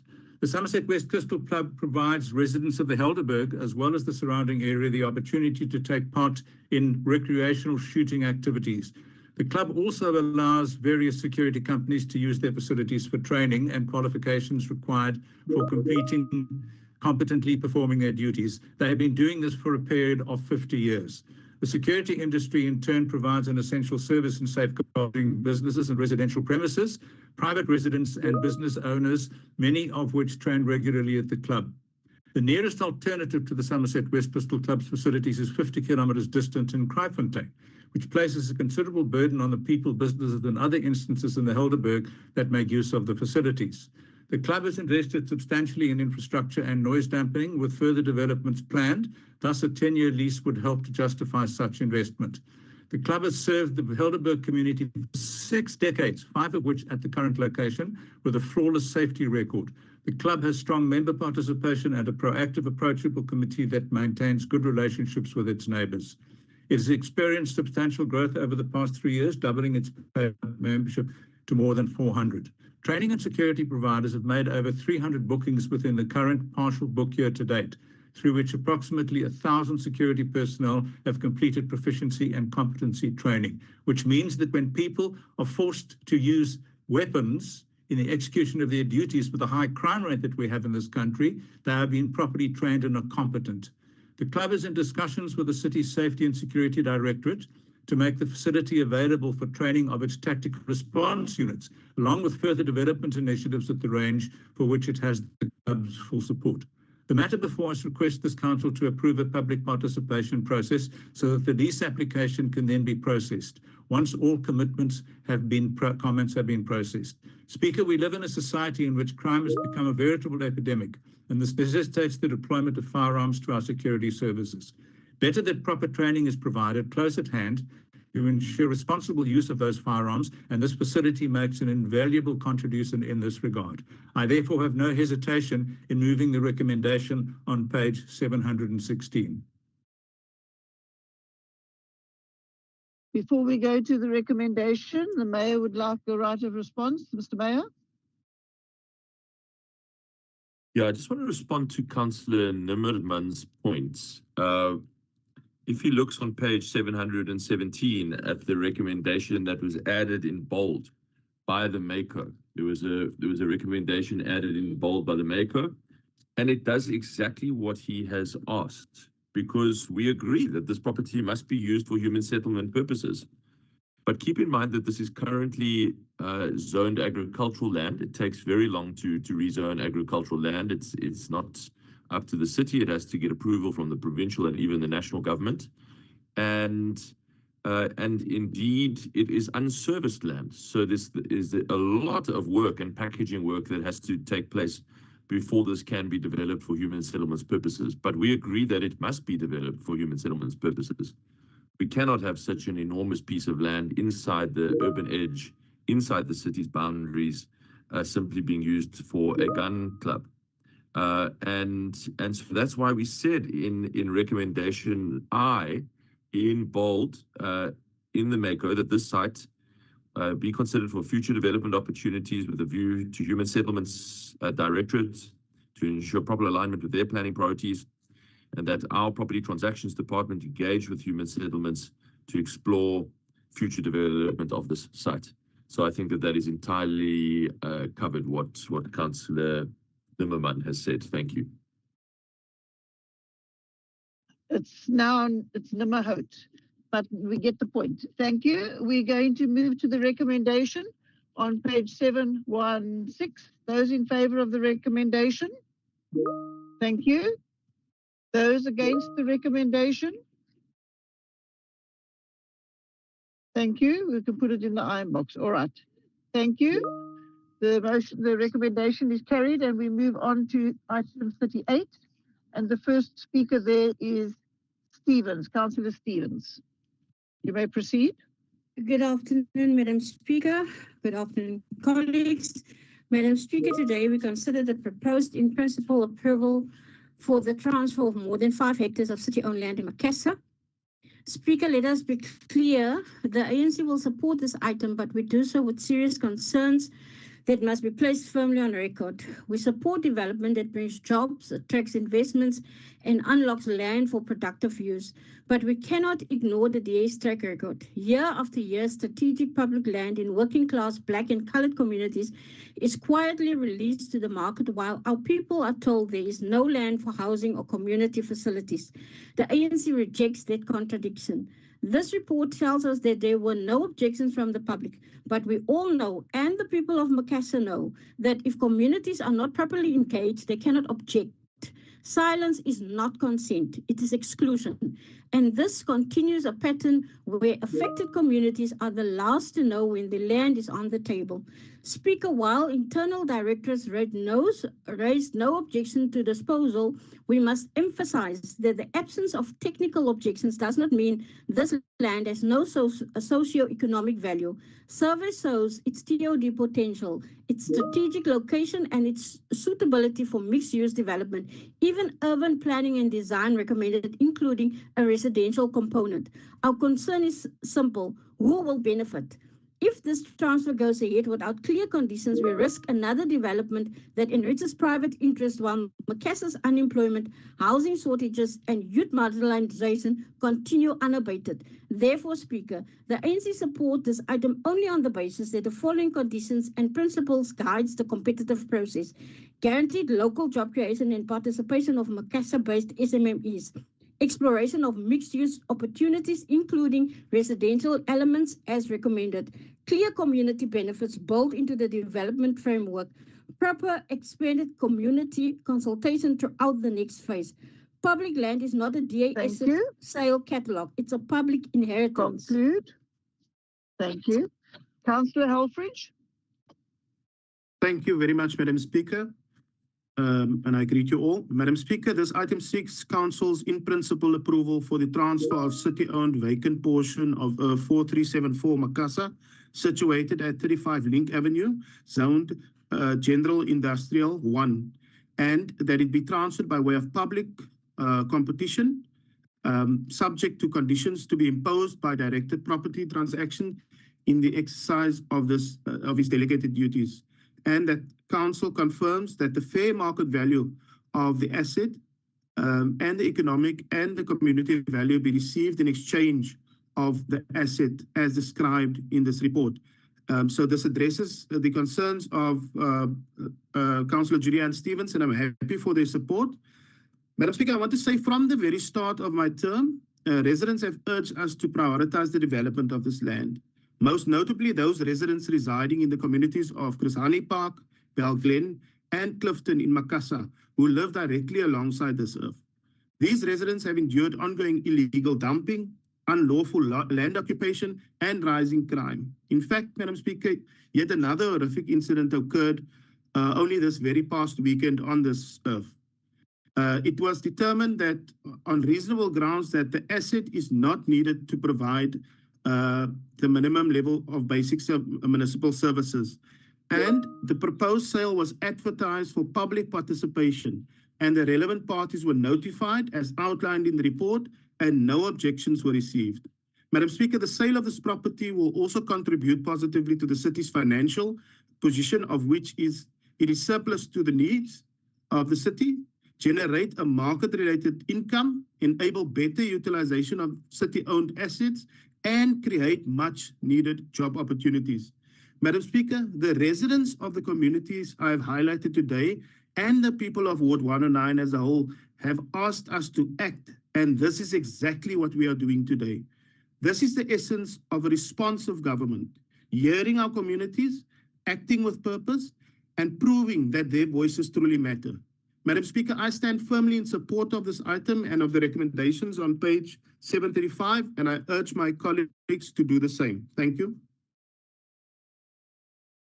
Thank you. We have a recommendation on page 735. Those in favor of the recommendation, kindly indicate. Thank you. Those against the recommendation. All right, the recommendation is carried, appears unanimously. We move on to the next item, which is item 40, and the first speaker here is Councillor Palm. So the PA is now against, just for the last one. Thank you, Councillor Palm. You may proceed. Good afternoon, Speaker. I'm audible. Yes, you are. Carry on. Thank you. Speaker, this silt storm in a colonial pond is instructive. It shows us once again how the public purse is being used to underwrite white colonial private endeavor. Why is the city turning a private sector problem into a burden for ratepayers? The services of this transversal contract are better deployed for public benefit. The Lord Charles Hotel, part of the global Marriott Bonvoy Group, should take the responsibility. Signing this MOA is yet another example of the city privatizing benefits for well-connected elites like the Lord Charles Hotel, while socializing the cost through exorbitant rates and tariffs onto the ordinary taxpayer. Private profit gets the white glove treatment, the public gets the middle finger. And then there's the legal threat. We know the city's usual response to legal threats. It's see you in court. It routinely takes national legislation it dislikes all the way to the Constitutional Court. It should do the same here. It should challenge the relevant clauses of the National Environmental Management Act on the simple principle that with property ownership comes responsibility. 200 rooms on 22 acres of stolen land named after a colonial master at a minimal rate of 3,000 rand per room. If they don't want to maintain it, they should return the land. We can't support this item. Finally, Speaker, this item contains the implicit admission about the dire state of our fire and rescue services. The fire on the canal banks that started this sorry episode was eventually attended to, but under the current fire chief, the service is in a historically poor condition. Walden firefighters arrived well after fire season, just as they will again this year. Staffing levels, morale, and vehicles on-run are at an all-time low. We wish them a safe and prosperous festive season as they toil to protect our natural heritage. Thank you, Speaker. Councillor Peck. Good afternoon, Madam Speaker. Good afternoon, everybody. Am I audible, Madam Speaker? Yes, you are. Thank you, Madam Speaker. Madam Speaker, just to follow on what Councillor Palm said, the problem with this property is that the property behind it is owned by the city, behind the church, the hotel is owned by the city, and the property in front of it is owned by the city. The stream flows through the center of it. Madam Speaker, in January 2025, a fire broke out along the stream on Poinsettia Park in Somerset West, destroying the vegetation along the banks of the stream, which is a sandbank stream. In an attempt to prevent excessive erosion, the city reshaped the banks of the river and added rock berms to slow down the flow of the water. Early, heavy rains caused excessive soil erosion within the stream and also in the properties lower down from that stream, including the pond on the property owned by the Lord Charles Hotel. The sediment also clogged up the downstream stormwater infrastructure and resulted in flooding along the main road below the Lord Charles Hotel. The material from this silting was removed in July 2025, but the silting remained in the dam. The Department of Environmental Affairs and the Development Planning has confirmed that the city may not work on private land. However, the city can enter into an agreement with the landowner to use the landowner's environmental authorization and be able to provide a service to them to remove the silt out of the pond. The owners of the property are the Green Willows Properties 9 Pty Limited, and they are the owners of the environmental authorization for this project. The owners have said, should this work not be undertaken with immediate effect, the property owner has confirmed via legal letter that they will use their every purpose and legal action against the city to recover the costs of desilting the area and the pond by a contract of their choice. This memorandum of agreement will allow the commencement in the new year to rehabilitate not only the pond, but the entire stream before the property and after the property in question that's privately owned, so that the whole stream can be rehabilitated. I table this motion as set out on page 964. Thank you. Thank you. Thank you, Councillor. The recommendation on page 964, those in favour of the recommendation? Thank you. Those against the recommendation? Concede. All right, thank you. Then we move on to the recommendation is carried. We have the good party against. So we move on to the item 41, and the first speaker here is Councillor McMahon. Honourable Speaker. Yes, you may carry on. Today, Council is asked to take a practical and necessary decision regarding the future of the former Woodstock Hospital site. This is a matter that sits at the intersection of social need and housing delivery, legality, safety, and responsible urban management in a well-located part of our city. I wish to take this opportunity to thank the Mayoral Committee Member for Human Settlements, Carl Popham, for his accessibility, openness to engagement, and direct involvement in numerous meetings with affected stakeholders. I also acknowledge the city's appointed social facilitation organisation, contracted to support structured engagement, communication and feedback throughout the process. Speaker, multiple engagements were held with residents and local safety and civic stakeholders, including UWatch, Neighbourhood Watch, the Woodstock Residents Association, and the Woodstock Community Police Forum. These engagements focus not only on the housing, but also on safety, public order, and the long-term stabilization of the precinct. The public participation process generated extensive written submissions. The overall message from residents can be summarized clearly. There is a significant concern about displacement and eviction. There is a strong resistance to a conventional private disposal of the site. There is clear support for redevelopment if it delivers affordable or social housing.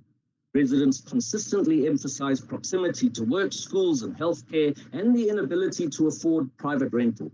Many residents also indicated a willingness to pay affordable rentals should formal housing be delivered. Speaker, the human impact of this process is perhaps best captured by the words of Mr. John Hendrick, a 79-year-old pensioner who told us, having lived, born and bred in the area, it is important for me to remain close to hospitals, church and public transport. I cannot be displaced. Those were comments. This reminds us that location, access and stability are daily necessities, not abstract policy concepts. The submissions further reflect high levels of vulnerability, including elderly residents, persons with disabilities, single-parent households, and households with limited or unstable income. It is precisely for these reasons that the decision before Council is not about a commercial sale, but rather a strategic disposal intended to unlock a lawful framework for social and affordable housing delivery. This transaction enables the city to move from unmanaged and unsafe occupation to formal regulated housing with proper services, security of tenure, and clear management structures, while also improving safety and stability in the surrounding precinct. Speaker, it is important to be clear. This decision is not about immediate removal of people. It is about creating a lawful development pathway to enable the delivery of structured housing solutions on the site. Without this decision, the city will be unable to move from unmanaged occupation to a lawful social housing solution on this site. As I conclude, for these reasons, and having carefully considered the public content of the public participation process, as well as the rigorous scrutiny at sub-council level, where many DA councillors posed tough questions to ensure that community concerns were properly addressed. Last sentence. I'm noting that it was ultimately supported. Therefore, I move this report. Thank you. Councillor Notjowa.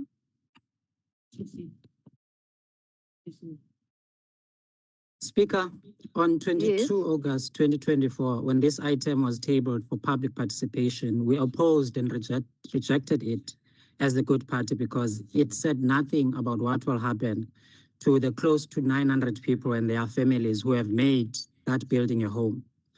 We will continue to oppose any sale or release of land that will lead to more homelessness, landlessness, and that violently displaces Black and colored people and relegates them to the peripheries, like in the apartheid days, as is a regular occurrence in Cape Town today.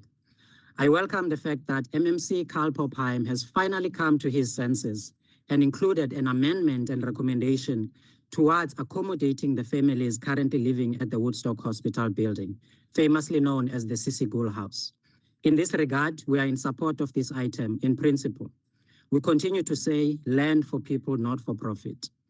While I have a few seconds of my speaking time, it would be remiss of me not to highlight again your massive failures in relation to social housing administration in the city of Cape Town.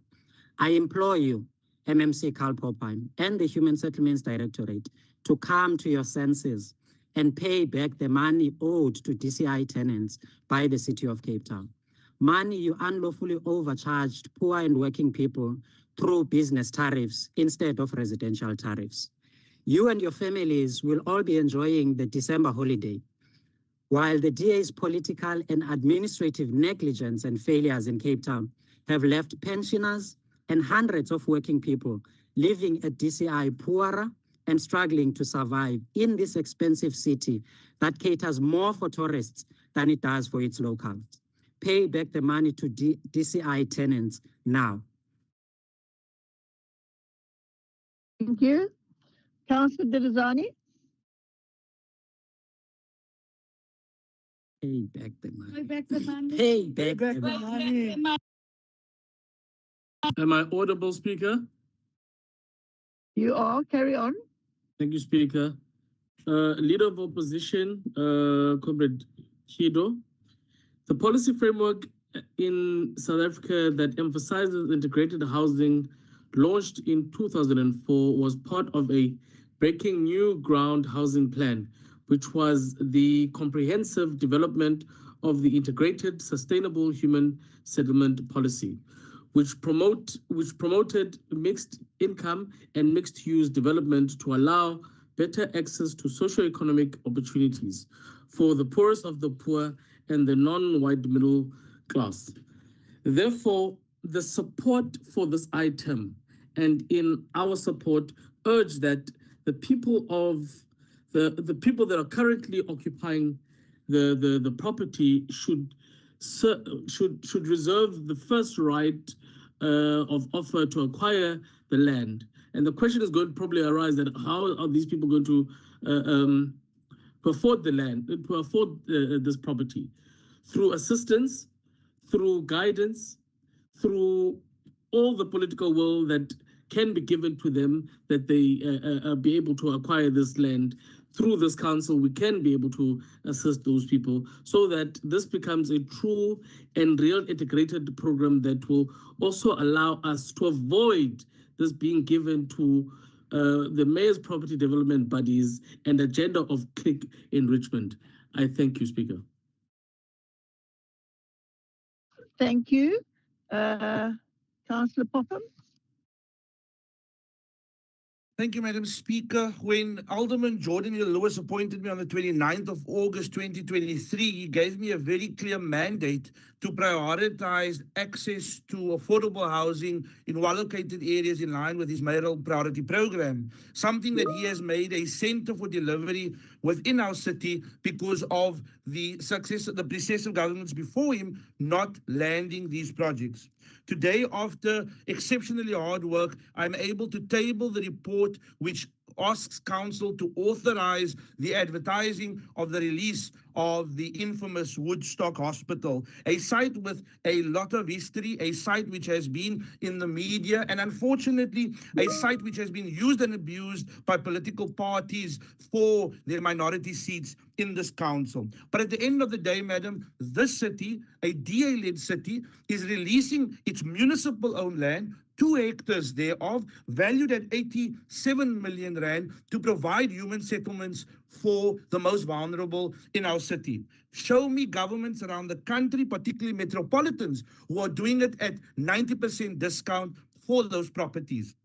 And so when I hear the councillor from Rise, I beg your pardon, from Good, I'm sorry, I meant Unite for Change. I'm not sure what they are these days. When that councillor speaks, he constantly exposes how it is the strategic intent of his organization to exploit the most vulnerable and the poorest of the poor to get votes for his party. My party won't do it. This city won't do it. And we'll do our best to release city-owned land for housing for our residents. Now, there's a comment that was made that I finally come to my senses. I've always been clear that our city will remain one that is focused on providing access sustainably as a caring city to affordable housing while respecting the rule of law. It's why my department, at great cost to itself, is undertaking enumeration within the Woodstock Hospital of the existing occupants who reside there illegally in order to understand exactly who these residents are in their profile makeup. Because it is so, under Jordan Hill Lewis, there will not be an apartheid-style mass eviction in our city. What there will be is a caring strategy to make sure that those who qualify in terms of the law access opportunity and rightfully access opportunity, and that those who unfortunately legally cannot qualify get given alternative accommodation in the most appropriate form. And so I'm quite excited more specifically about this item, Madam Speaker. We are looking at an innovative approach that is able to take the historical conditions within Woodstock Hospital to put together a mixed-use residential-led development that allows for the different diverse residents to access opportunity.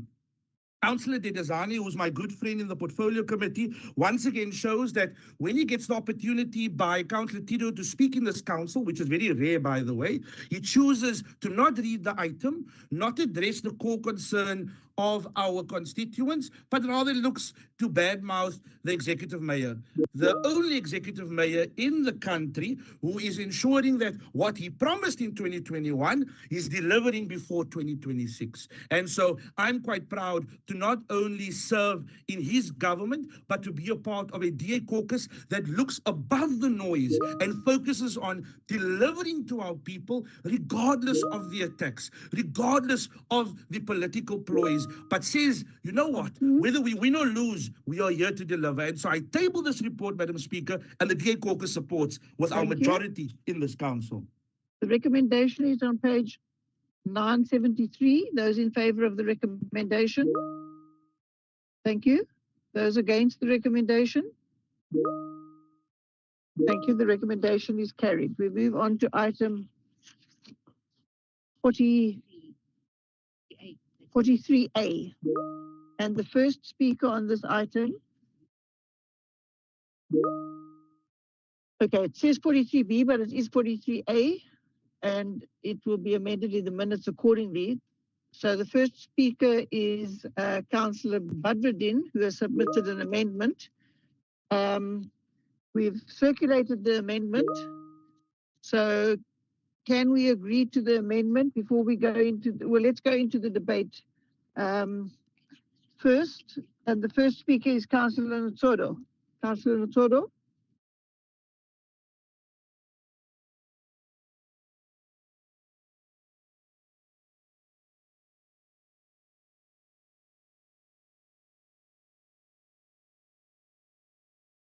Councillor.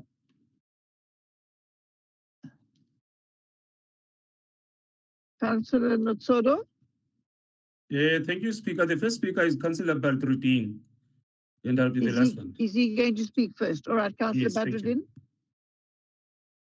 Thank you very much, Madam Speaker. I'm very honored to be able to introduce this item to Council today after a very long time working on establishing a relationship between ourselves in the City of Cape Town and the Department of Culture, Arts and Sports to try and bring some formality into the provision of basic services to initiation schools across our metro. Madam Speaker, councillors, the report before us today essentially provides clarity around the relationship that we will have with the provincial government. It provides clear descriptions for the roles and responsibilities of which sphere will do what in terms of supporting the initiation schools, and in terms of our responsibilities will be to provide water through water tankers at 4 clearly identified initiation schools within the municipality. Madam Speaker, the report also deals with the cost implications, and part of the amendment seeks to introduce clarity around the cost itself, to clearly state that the line item that the financial implications deals with is essentially not a new item, and that these services will be absorbed into already existing services within the city. So, Madam Speaker, I will now use the opportunity to read the amendments, which is being projected on the screen for the consideration of the councillors. And this is in terms of the rules and order regulating the conduct of meetings of the Municipal Council of the City of Cape Town with reference to Rule 23, amendments to recommendations, motions, or proposals, noting recommendations to clarify aspects of the item with the number C43A are hereto as follows. Council today is considering a memorandum of agreement with the Western Cape Government to provide water and waste services to registered initiation schools within the jurisdiction of the city. To clarify aspects of the report, the following noting recommendations are proposed to Section 5 of the report. Number 1, noting recommendation, financial implications clarification. Council notes that whilst the report indicates none for financial implications, the following clarification is recorded. The city has made existing financial operational allowances in the operational budget for the provision of water services via water tankers and waste services within the jurisdiction. These budget provisions were approved and allocated within the current financial year's budget base and operational expenditure framework. Goes on to say that the waiver of payments for water and waste services to initiation schools will be absorbed within the current budget allocations and current service capacity levels. No additional budget allocations and there will be no additional budget provisions, capital expenditure or operational expenditure allocations are required to provide these services to initiation schools, as the delivery of the water services through existing tanker operations and waste collection through standard municipal collection routes will continue within the budgeted parameters already in place. The cost breakdown is, as the councillors will see on the screen before you, that for water and waste services, these will be absorbed into existing operations per region for the 4 registered initiation school sites, which are as follows, and the financial implication is listed on the screen. Recommendation number 2, Madam Speaker, is that the service provision location parameters that council notes that services for initiation schools will only be provided at the following predefined and registered locations, which are demarcated and approved by the Department of Culture, Arts and Sports in accordance with the Customary Initiation Act 2 of 2021. The 4 locations are listed within the amendments, as can be seen on the screen. It goes on to say, Madam Speaker, the council further notes that the city will provide water and sanitation services to any initiation schools, or rather will not provide water and sanitation services to any initiation schools or informal initiation sites that are not registered with DCAS and that do not fall within the approved service delivery locations identified through consultation between the city and DCAS. Council notes that the city will establish a formal mechanism to verify with DCAS that each service location is officially registered and approved. The list of approved service locations will be maintained and reviewed quarterly to ensure compliance with this requirement and to prevent the provision of services to informal, unregistered or unauthorized initiation sites. Madam Speaker, those are the amendments which I put forward to the councillors, and just to emphasize that it is a great privilege for us to finally be able to bring this long-standing conversation to a close. We know that, especially just looking through the lens of public health, this is a very necessary service that we provide to our initiation school community members who will make use of those facilities. But also this hopefully is a means to encourage those residents to make use of these registered initiation schools, and hopefully will discourage residents from making use of initiation schools that unfortunately pop up at night and often pose a risk to those men who must access these facilities. Thank you very much, Madam Speaker. Thank you very much. It is legally compliant, so we will deal with the amendment when we get to the vote at the end. The next speaker is Councillor Mubungani from the ACDP.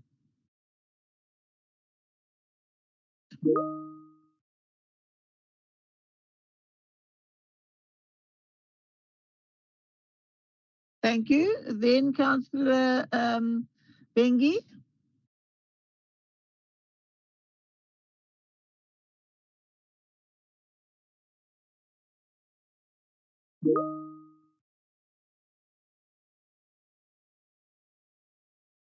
Thank you, Speaker. Can you hear me? Yes, you may go. Thank you, Speaker. Today we are requested to approve the MOA between the city and the Western Cape government providing the water sanitation. Well, as good, we fully support the item and agree the item. It is long overdue, as the MECO member have said.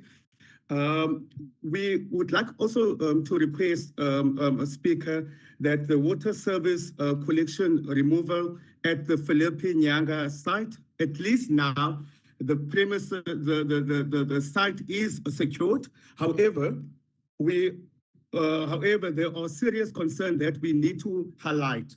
One, the institution school in Philippe, the site belongs to ESCOM, and in Langa, we believe that the city of Cape Town wants to take away the piece of land. So the question is now, Speaker, why has not the city ensured that and put aside pieces of land for Ukoluko speak and goes? That's not what this item is about. We'll move on to Councillor Martin. We're noting, Councillor Martin.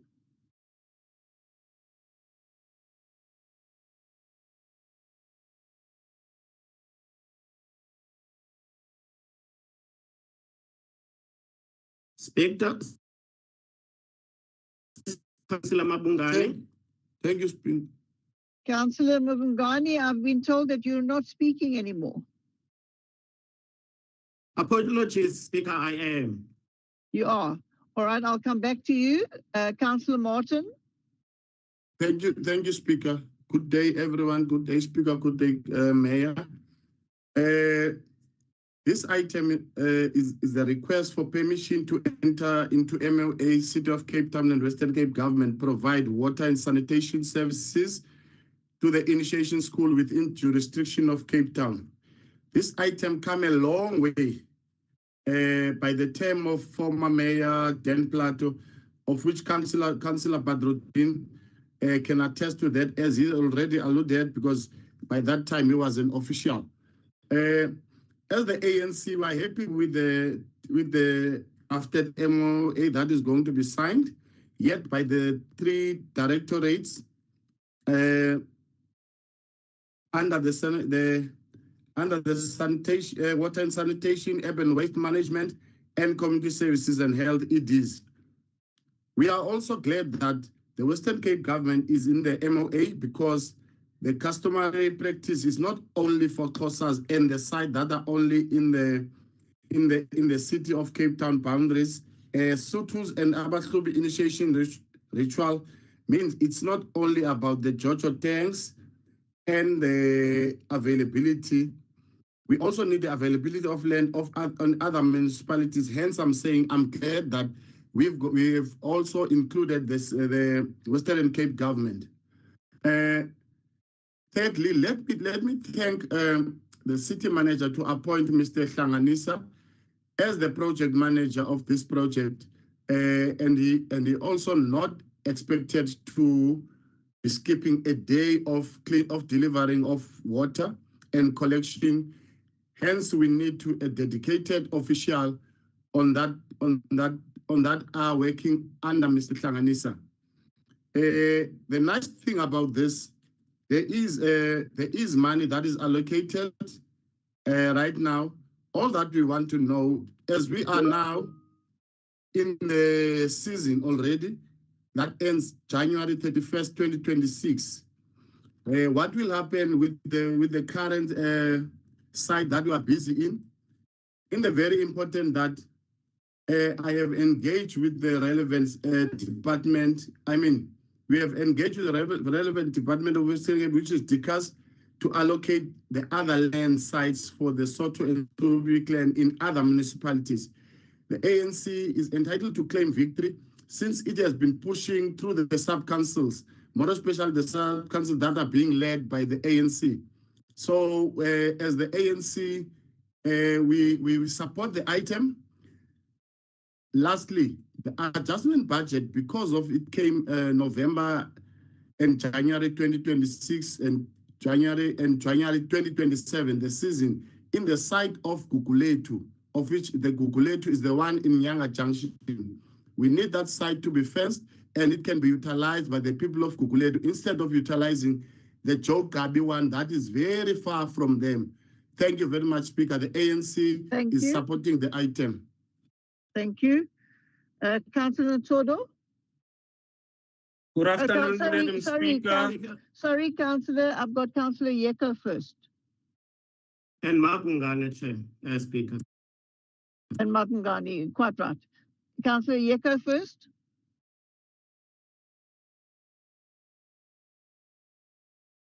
President Speaker and the meeting at large once again.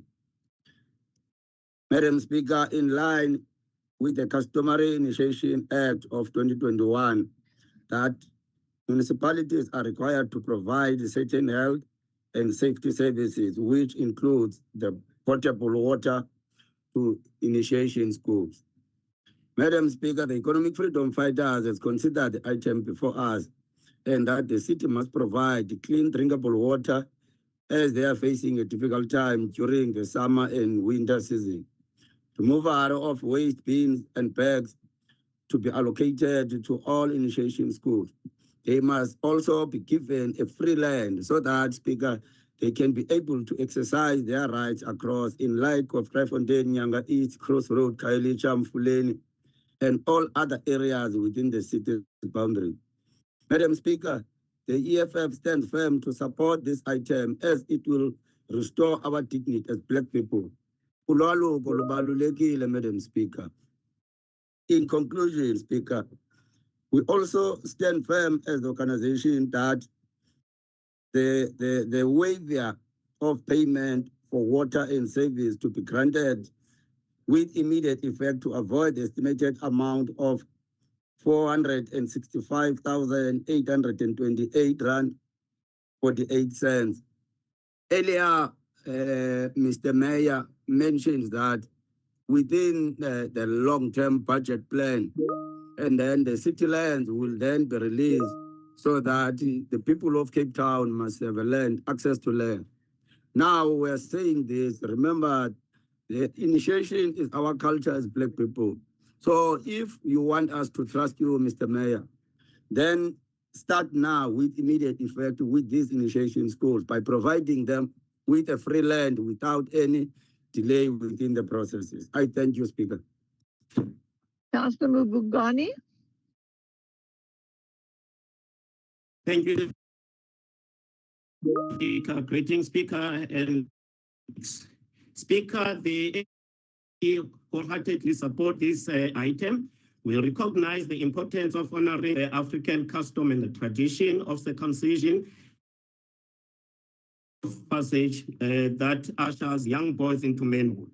Implementation will help prevent tragic outcomes related to unsafe and unhygienic circumcision practices, including fatalities and unnecessary amputation of their manhood.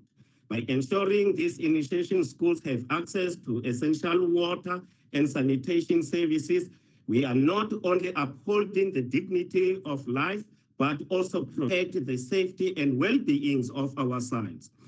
Everybody deserves to attend these processes, and every boy need to deserve this these services so that when they go to the mountain, they are safe. When they come back, they are safe. ACDP supported this item, and we are also happy with the fact that there will be no implications in terms of finances. ACDP support this item. Thank you, Speaker. Thank you, Councillor Notsodo. You may conclude. Thank you, Madam Speaker. Good afternoon, colleagues. Councillor Benge, you are out of touch. There's no piece of land that will be taken away from Langa. Alderman J.P. Smith have been making this point very straight several times. And then to Councillor Martin, it is not true that this is an ANC victory. The city of Cape Town works for all, not just for members of a certain political party. We refuse to be a government that is divisive. The Western Cape Provincial Coordinating Committee coordinate all initiation schools, practices, and activities. They receive and consider applications and approve applications for the initiation schools that meet the requirements. And those are the 4 initiation sites that have been mentioned in the amended report. And therefore, as the city of Cape Town, I want to appeal to all councillors to do their best to report illegal initiation schools so that the authorities may tackle the problem head on. I hereby move for the granting of permission to enter into a memorandum of agreement between the City of Cape Town and the Western Cape government to provide water and sanitation services to the initiation sites within the jurisdiction of the City of Cape Town. Mabaye bepila, babuye bepila. I so move, Speaker. Thank you. We have a recommendation on page 1. Clarity, we first have an amendment. We need to vote on the amendment. You've all been given a copy of the amendment. Can we approve the amendment? Thank you. Anybody against? Speaker, clarity. What is clarity? No, the councillor that just spoke now is referring that, saying that I'm out of touch. That's not clarity. That's a disagreement with something he said. It doesn't mean it's wrong. Thank you. We're moving on. On the amendment. We're all in favour of the amendment. Thank you. Those in favour of the substantive motion as now amended, or is this becomes the substantive motion? This is the substantive Councillor motion. Martin, I have a clarity point, Speaker. He was a speaker on the item. Thank you. Thank you. The recommendation is carried. What is your clarity point, Councillor Martin? After the motion is carried. Yes. Councillor Martin, I don't see your hand up. Thank you. We're going to move on to the next item. Thank you, Speaker. Speaker. Yes. The clarity on the amendments. There's on these four sites. There's a location or address that has been given. Can I get a clarity from Councillor Badruddin? It's been Which are those circulated. addresses? No, I saw them. So that means those addresses that are given there, Councillor Badruddin, are the addresses that are going to deliver all these things. That's what that's what the amendment's saying, and that's the agreement. Thank you. We're going to move on to item 44. The only speaker on this item is Councillor Woodman. Good afternoon, Mayor, Speaker, and colleagues. I would like to refer item 44, 45, and 46. Thank you very much. Thank you. We have recommendations for these items on page 44. Oh, we're referring them back. Okay, we're referring them back. Thank you. That's fine. We'll do that. Then we move on to the next item, which is item 56. And the speaker here is Councillor van Rensburg. Councillor? Yes, thank you, Speaker. I move that item C56 be to the department for further clarification and review. Thank you. So it's been referred back for more information. Thank you. We're going to do that. We move on to item 58. The first speaker there is Councillor Gardini.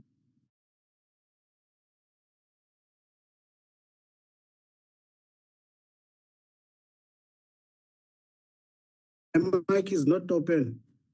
It is open and you're audible. You may continue.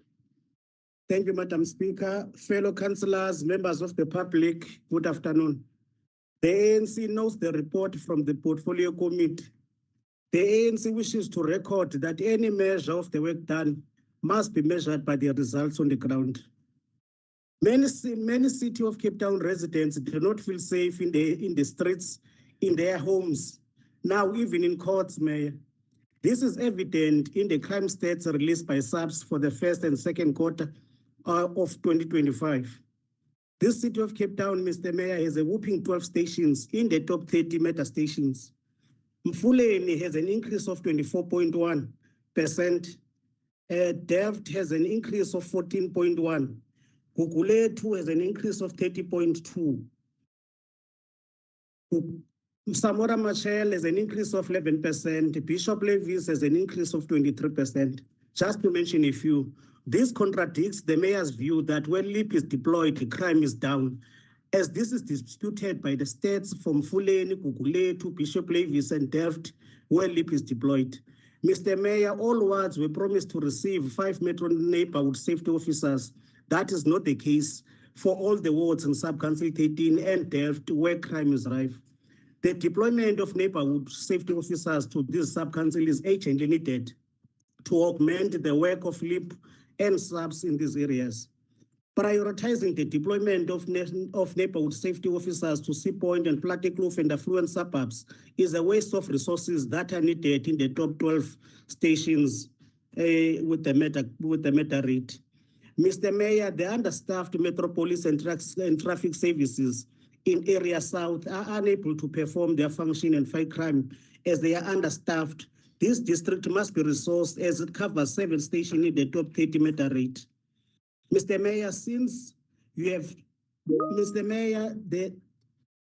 have taken office, crime in the city of Cape Town has skyrocketed. The only delivery we have done since taking office is to bring us extortion, sewer in the streets. You will in history be judged as the worst mayor to don the mayoral chain. Thank you very much, Madam Speaker. Thank you, Councillor De Vos. Madam Speaker, fellow councillors, city colleagues and people of Cape Town, some highlights from the reporting period that I would like to point out include 26 workshops and events that took place, 9 Core8 meetings, and involvement in many successful events of a diverse nature. Most PC members are extremely committed to the work of this committee, as proven by the fact that 44% of its members did not miss one single PC meeting. Whilst on the subject of attendance, it would be remiss of me not to make use of this opportunity to honour the life and legacy of our late colleague, Councillor Neil de Beer. During this reporting period, even whilst bravely battling declining health, Councillor de Beer missed only one meeting, for which he submitted an apology. We honour the life and legacy of a precious and respected colleague, who we will forever hold dear in our hearts. Unfortunately, to the right of the graph on page 960, one will also find a concerning number of red columns representing those councillors that do not take their duties seriously and that have no scruples or diligence when it comes to meeting attendance, participation, or adding value to serve the people of our precious city. Needless to say that these are the very same people who make the most noise and who is often first in line to detract from the wonderful work done by both this committee and the wider Safety and Security Directorate. Some make a noise whilst others make a difference. This past week, we saw people gathering in our city to quite understandably voice their concerns regarding the ongoing high levels of gang-related violence and the role that illegal firearms play in this issue. But what was the practical actions of these very same political people when a motion was tabled in this very house to step up the fight against criminality and violence in Cape Town by asking for the devolution of policing powers to the city of Cape Town to supplement the efforts of SAPS? They, the ANC, Patriotic Alliance, National Coloured Congress, Good and their ilk voted against it. They may say that they are opposed to criminality and violence, but with their practical actions, they implicitly pledged their support to violent criminals and their reign of terror by voting against improved policing. They can keep on talking, making a noise and grandstanding. We'll keep on doing, delivering, and making a difference. It is with a great deal of pride that I table this report before Council and request that the content thereof be noted. I thank you. Thank you. Mr. Mayor, did you want to comment? You say you want JP to comment. Okay, JP, Alderman Smith, you may respond on behalf of the Mayor.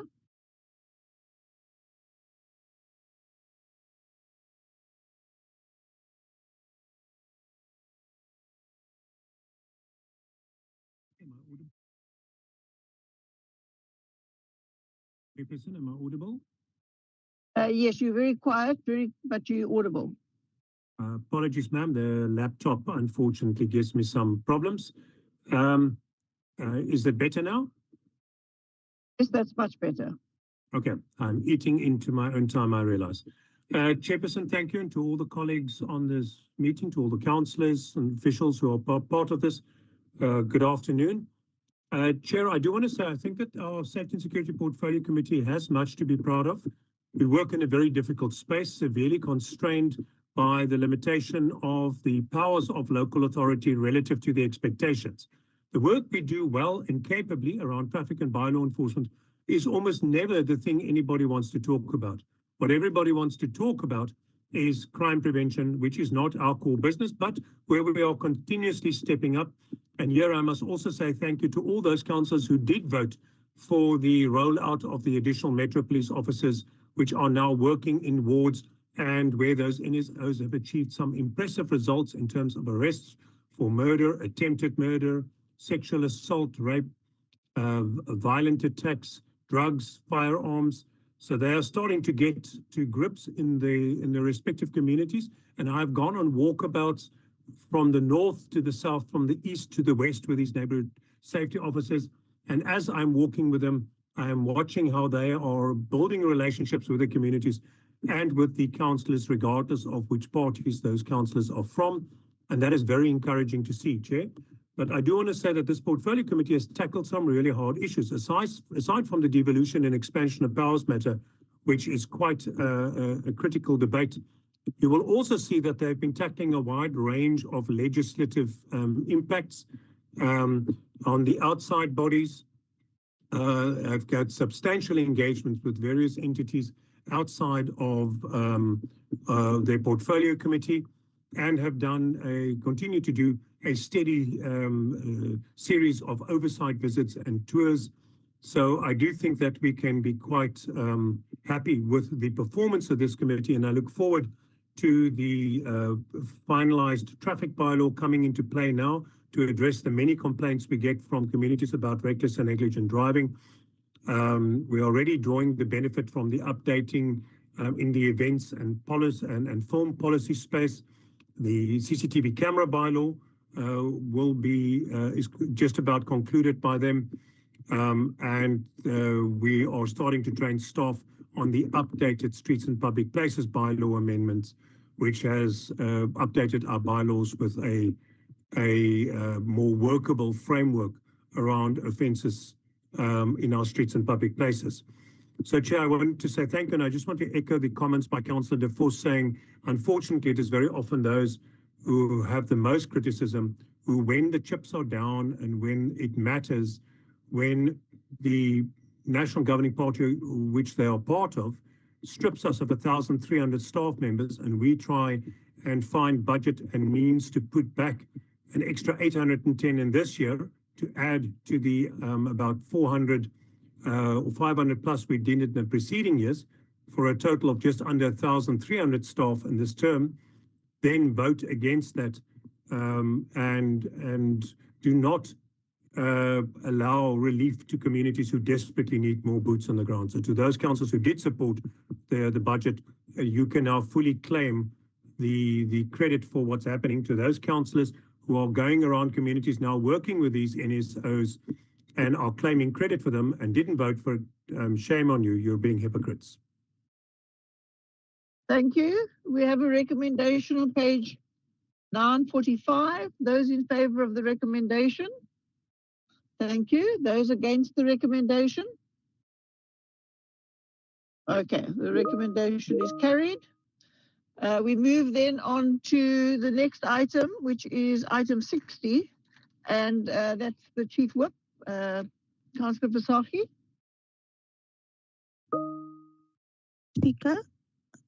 Speaker, the changes are reflected in the report, but I would just like to make one correction, which is that Councillor Gunkwe from the ANC be removed from urban waste management and then to only serve on urban mobility. Thank you, Speaker. Thank you. We move those recommendations. Thank you. All in favour? Anyone against? Thank you. They're carried. The next item is item 62, which is the motions. 61. Oh, we have a question received from Councillor Beggy. 61.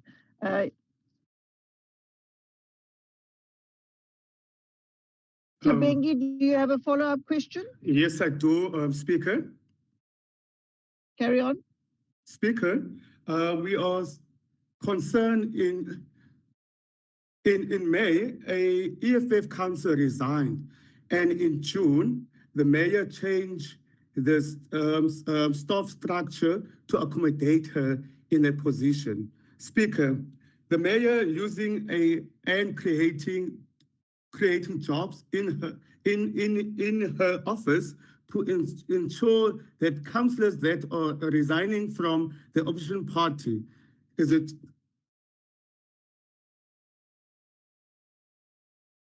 Okay, is that it? Yes, Mayor. All right. Yes, Speaker. Thank you. Mr. Mayor, would you like to respond to that? Well, I don't know if it was my signal or Councillor Benge's, but he cut off before there was actually a question. Was there a specific follow-up question? Well, try again, Councillor Bengi. Okay. Speaker, is the mayor using and creating jobs in her office to ensure that councillors in his office, sorry, Mayor, in your office to ensure that councillors resign from the opposition parties. Okay. Mr. Mayor, the short answer. Councillor Bengi, I just want to supplement the answer that I've tabled, and say that I went and checked what the staff establishment was in the time of Mayor de Lille and Mayor Plato, and in fact, I just want to just read the answer that I got here from corporate HR and from the city manager. The previous structure under the ODTP, there was a chief of staff established in July of 2017, and then there was then an entire directorate of the mayor, and so that was actually a much larger structure under the ODTP and under the directorate of the mayor. Later, under Mayor Plato, that directorate of the mayor was obviously disbanded, and the mayor's office was placed under the city manager's department. But in fact, the overall number of staff has remained exactly the same.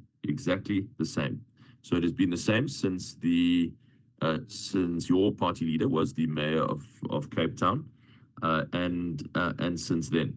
So the fact is that some councillors are very, very good community activists and organizers. And there are positions in my office that are called community stakeholder liaison officers, who go and sort out service delivery issues.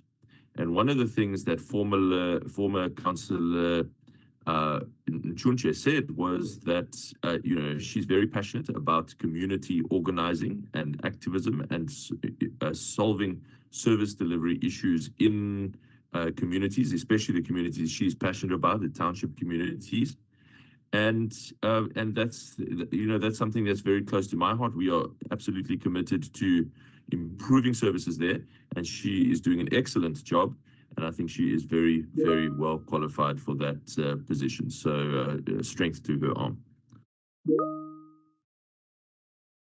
Thank you very much. Then we move on to the motions.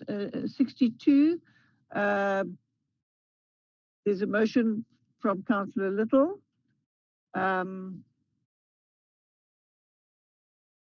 you want to table your motion, Councillor Little? I would love to speak, but the last time I was kind of sidelined with speaking, so I'm quite pleased to hear your voice, Speaker. Let me first take that moment, and I will table my motion. But give me a minute to introduce this motion, Madam Speaker, if you would allow me to do that. I've heard so much today about the service delivery and the wonderful things that we are doing in the city, wonderful promises of how we're going to roll out services and devolution of powers and all of these things, but the crime continues.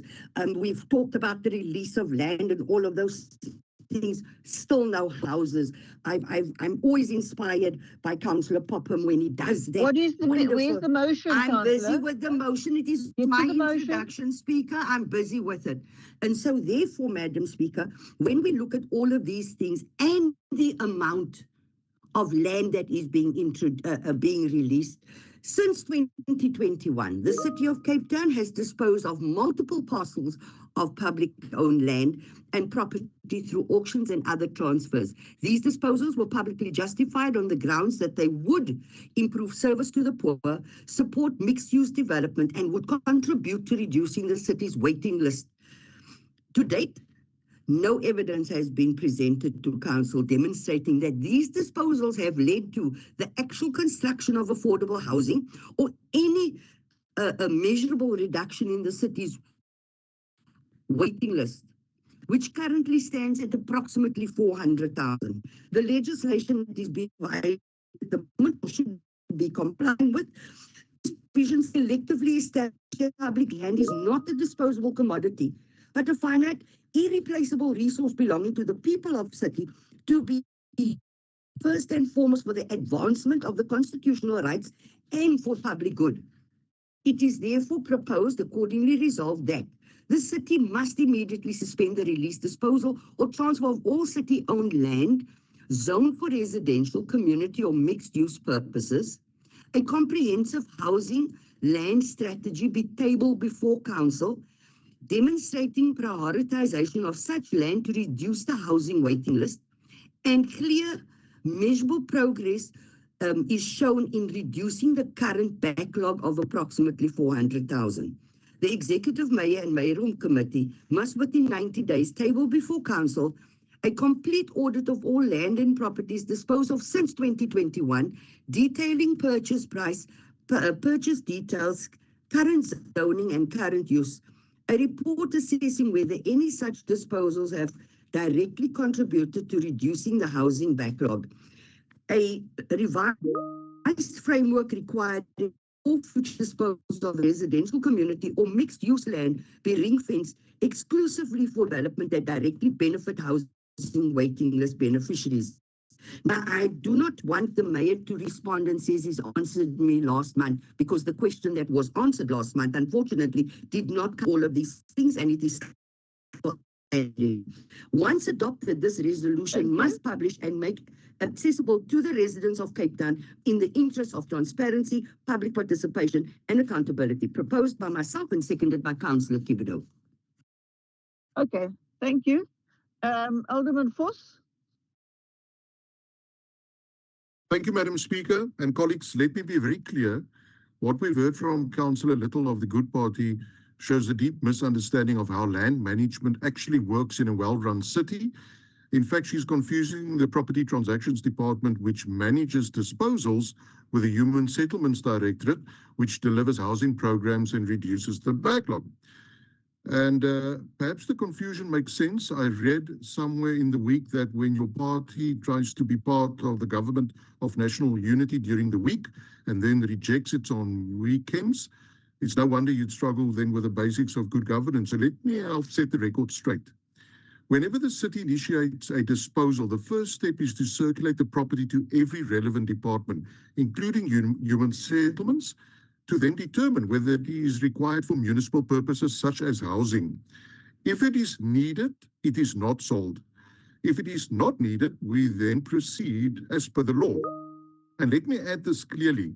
My department also disposes of land specifically for human settlements development, which is why there is a steady, consistent pipeline of city-owned land being delivered into the system for new housing projects across Cape Town. And that is the very purpose of using our land responsibly for housing and for economic development. Now, so the idea that every disposal must reduce the housing list is a flawed idea, because it is criticizing then a library not for generating electricity. It's nonsense. And then we must hear this populist call to suspend all disposals. Well, this will not happen. If we did that, the city would lose its ability to manage its own assets. At-risk buildings would deteriorate, jobs and investment opportunities would collapse, And Speaker, communities waiting for revitalization would wait even longer. That's not governance. That's reckless political theatre. So meanwhile, our property transactions department continues delivering real results. Dozens of properties released and transferred each year, hundreds of leases concluded, and hundreds of millions of rands in revenue reinvested directly into services, safety, and infrastructure. Real work, real outcomes. So the council is asking for proof. Well, just look at last year when we had the performance report submitted to the portfolio committee. There you'll see exactly what we've done for the 2024-2025 financial year. 58 properties released to the market against a target of 40. 70 properties transferred to new owners. This is now for commercial, residential, retail, social, generating over 262 million rand in revenue for this city to spend on services from community to community. And then 233 new leases concluded, bringing over 1 million rand per month in rental income.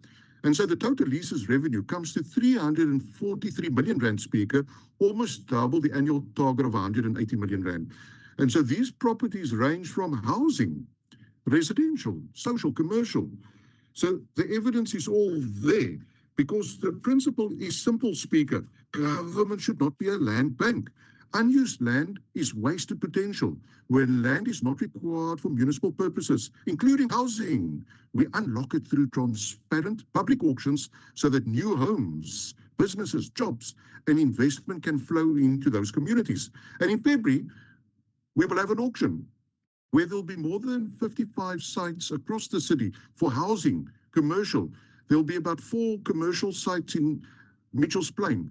There will be several residential sites released for private sector development. And so the list goes on. So while the good party throws around insults and calls me the usual suspect, I'm getting on with the job. And so as I'm responding to this motion, Speaker, I hope it makes crystal clear the why behind what we do. We are taking dormant, underutilized land, turning it into real opportunities, real growth, and real development for the people of Cape Town. So I'll conclude by saying this.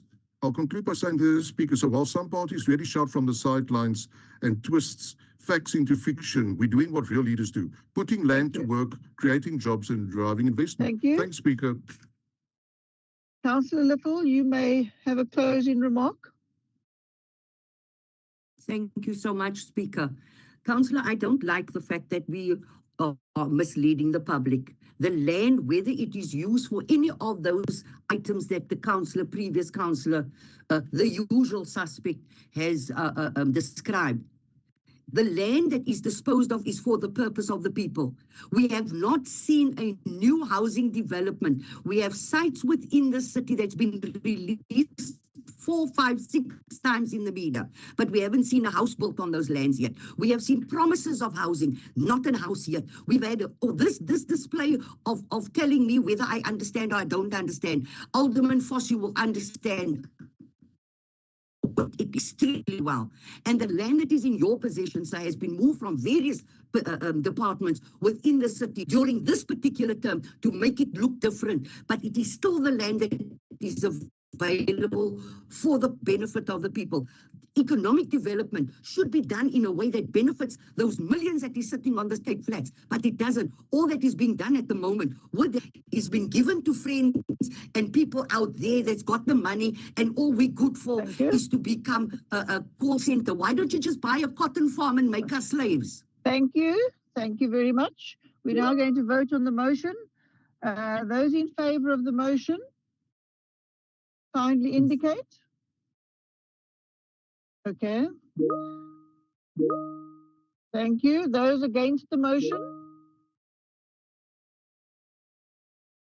The DA is against the motion. The motion is lost. Thank you. We move on to the next one. Item C63, Councillor Cupero.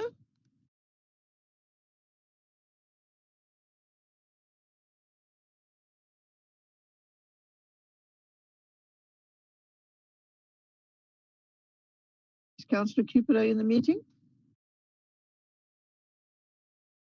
Councillor Cupero, you have been unmuted.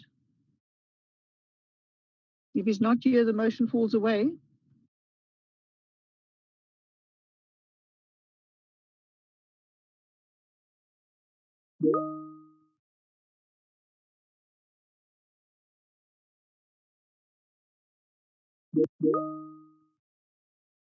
All right, this motion falls away if Councillor Cupido is not here to talk to his motion. We move on to the next motion, 64, and the mover here is Councillor Haynes. Councillor Haynes?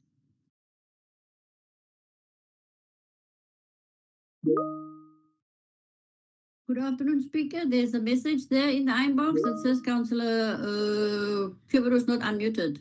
Councillor Haynes, I mentioned twice that we had unmuted him. The problem is not on our side. Okay, let me proceed. Thank you. You carry on. Thank you very much, Speaker. Allow me to table my motion. What is this now distracting me? Okay. The motion is tabled in terms of Rule 19 of the Council's Rules of Order to be scheduled today for December. And we're noting that the Municipal Structures Act 32 of 2000 empowers metropolitans or local municipalities to establish ward committees in each of its wards. These members must represent different sectors in the ward to which they account on matters related to their sector and in return report to the ward committee and the sub-council through the ward councillor. Ward committee members are not members of council but a direct extension of the ward councillor in its respective wards.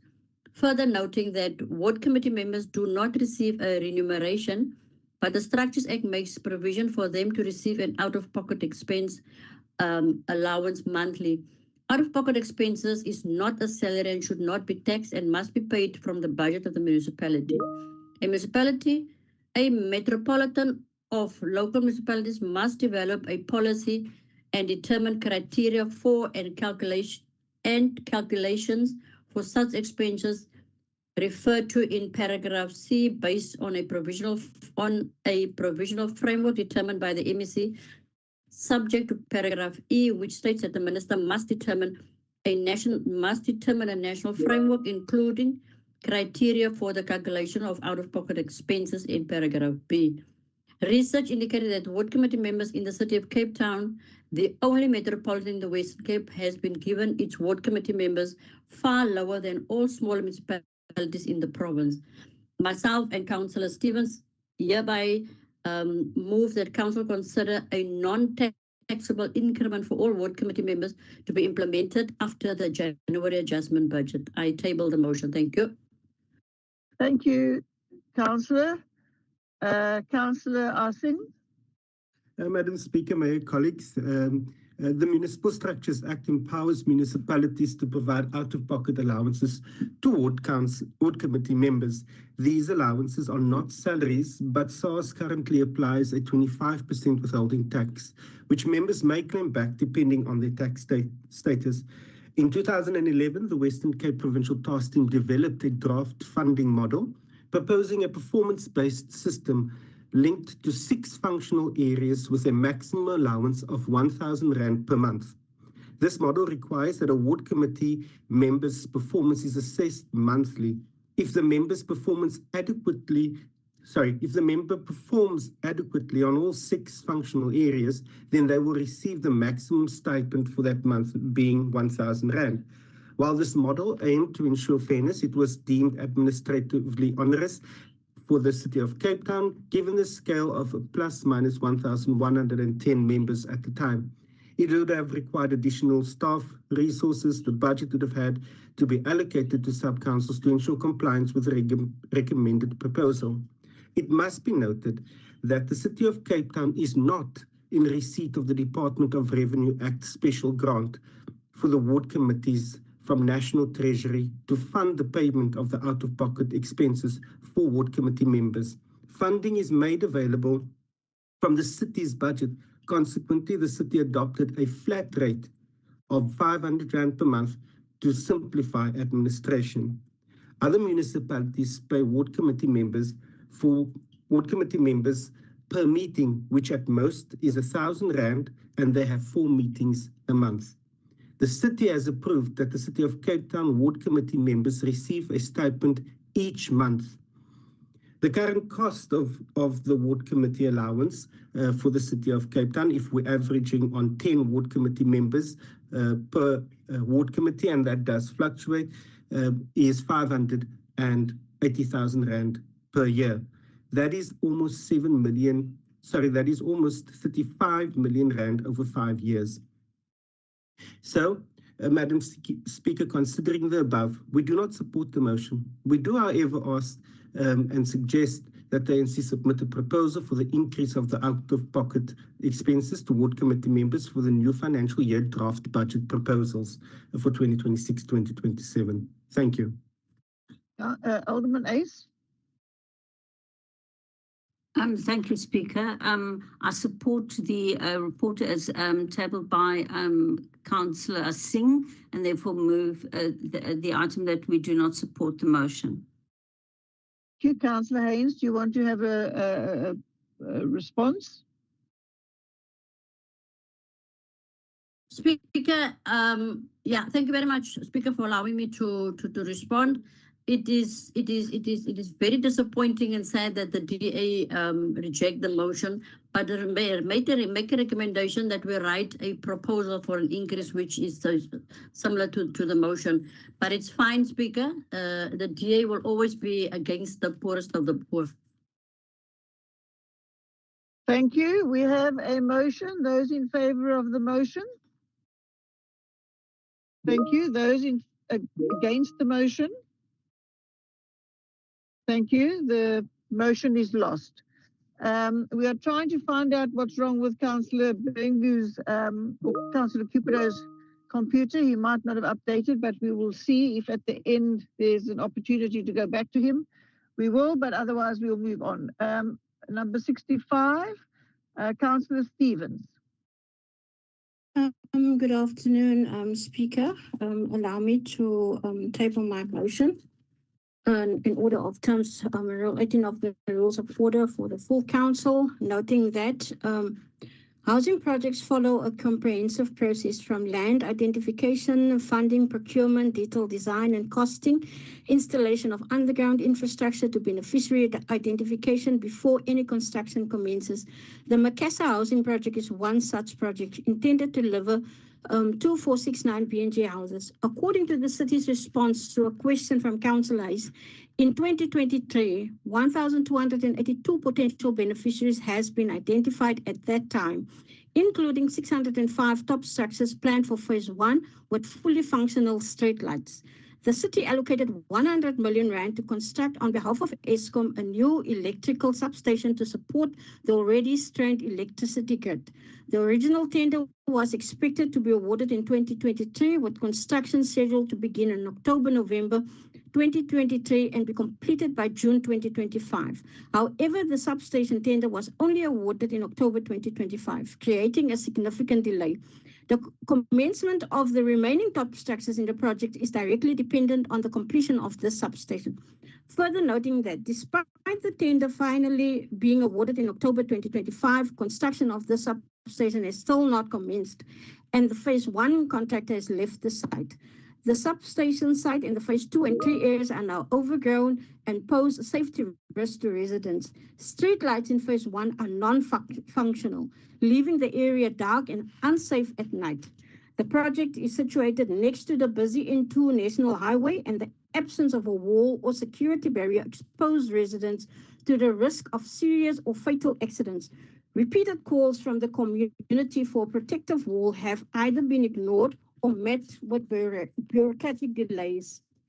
The city has indicated that phase 2 of the housing project will only commence in March 2026, yet no clear explanation has been provided for this extended delay. We therefore move that council resolves as follows: that a full investigation be conducted into the reason why the substation tender expected to be awarded in 2023 was only awarded in October 2025.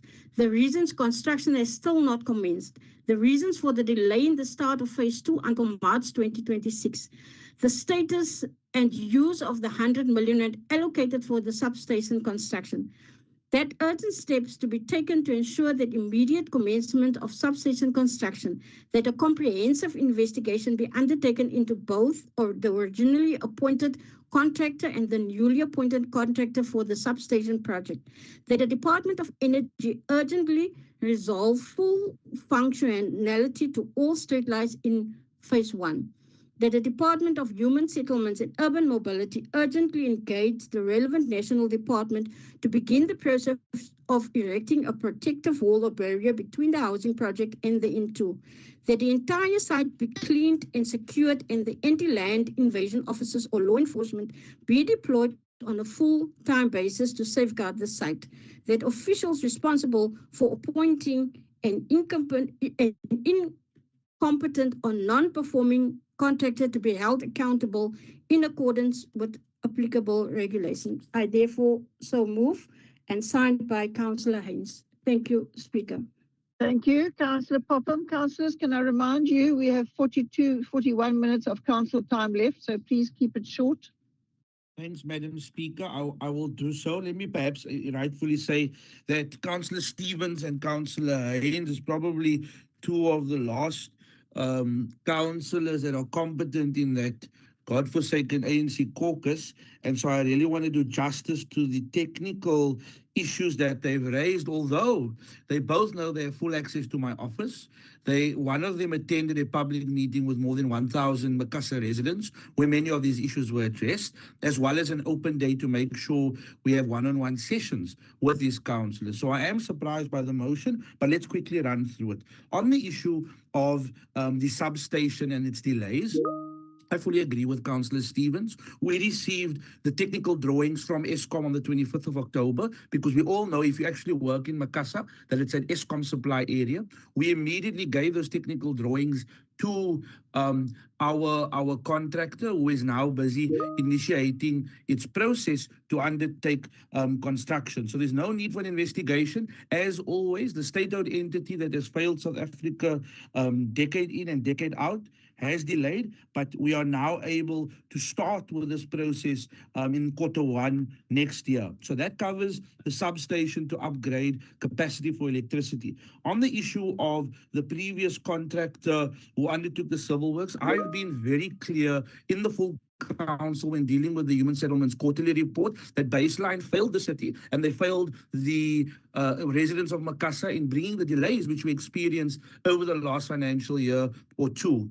Currently, we have put a request as Human Settlements after cancelling that contract to the city manager's office via legal service to consider consequence management, be that restrictions or blacklisting based on the consequences we've received. Colleagues who's read annual reports knows that their misworking has caused findings or investigations by the AG as well. So I take that very seriously, but I'm always going to be upfront and honest about it. We have, however, then appointed a new civils contractor to rectify where Baseline left off, and they are now continuing with phase 2's work, which will include the top structures as part of one contract to make sure that we have effective management of grant funding, and that has finished at the BEC. It's going to the first BAC once we return early next year to start construction between March and April next year. And I think that is a very fair reason for such a delay.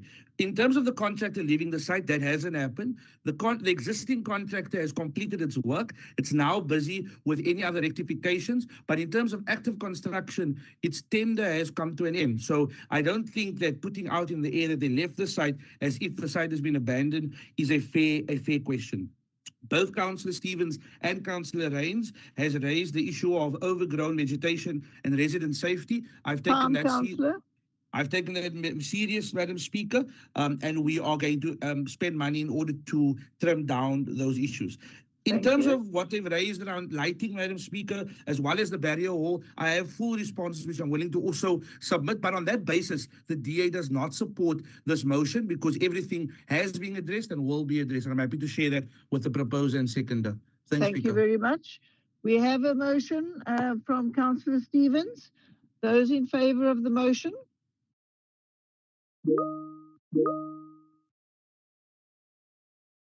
The motion is lost. All right, we'll carry on to item. Speaker, Councillor Haynes. I really humbly request Councillor Popham to withdraw the statement that he made before he started his long speech.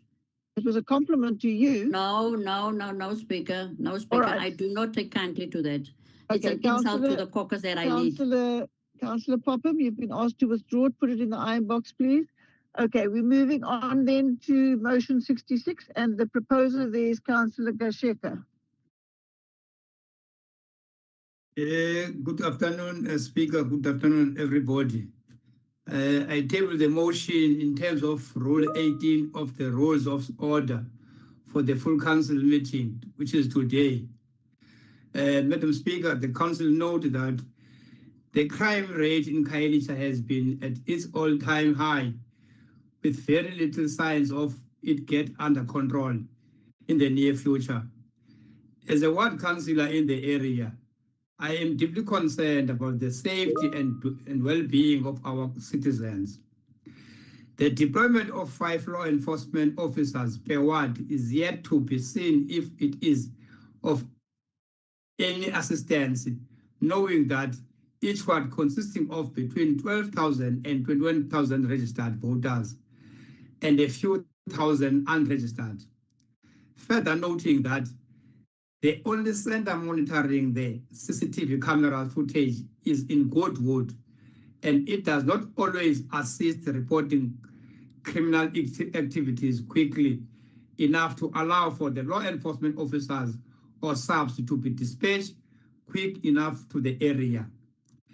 This allows criminals to do their thing and get always easy at times. I therefore firmly believe that something urgently needs to be done differently to ensure a safer community. By doing so, we aim SAPS to deter crime. Visible CCTV cameras and rapid response time will discourage potential offenders. 2, improves response quick identification and notification of incidents will enable law enforcement to respond promptly. I therefore, Councillor Gasheka, supported by Councillor Mbengezi, I am writing this motion to express our strong motivation for launching or having an operation center to monitor CCTV cameras in Khayelitsha.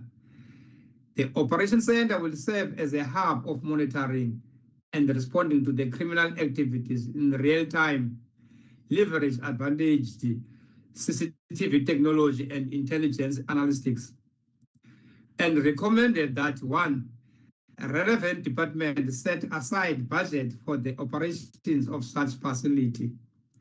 2, train staff to effective monitoring or response to incidents. 3, a report to be tabled within 6 months to council on the implementation of such. This motion was written by me, Councillor Gasheka, and supported by Councillor Mbengezi. I thank you. Thank you, Councillor. The first speaker to this item is Councillor Yusuf Mohammed. Thank you very much, Madam Speaker. Speaker, we note the motion and the concerns raised by Councillor Gasheka, but we also do not agree that his proposal is the correct way to proceed. And I'd like to table an amendment to his motion to correct some of the discrepancies, while at the same time proposing the solution in the amendment, as we're not going to shy away when it comes to safety concerns, but we need to do this correctly. The submitted amendment, if it can please be shared with the council. Speaker? It is being shared. Okay, yeah. If it can be shared, it is proposed, the amendment is proposed by myself and seconded by Councillor Mzwake. And what I'll do is I'll highlight just the pertinent points of the amendment for the sake of time, Madam Speaker. So contact crimes in Khayelitsha has decreased by 17.4% in the first quarter and 8.7% in the second quarter of 2025. In the same period, murder decreased by 32% in the first quarter and 6.5% in the second quarter. Khayelitsha currently has 60 Metro Police operated CCTV cameras And other than the CBD in Cape Town, Khayelitsha has the highest number of cameras in the city, demonstrating the city's commitment to deploying safety technology where violent crime is most concentrated. The actions of the city alone cannot make the gains in this fight against crime, which the community requires, and that the lack of convictions linked to violent crime, GBV, illegal firearms are glaring.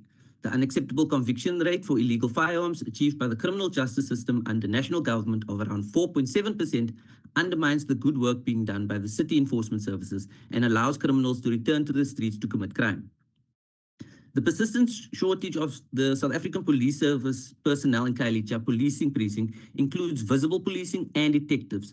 The Khayelitsha SAPS currently reflecting an 8.8% vacancy rate, leaving critical posts unfilled and further undermining policing capacity in the precinct already dealing with severe violent crime.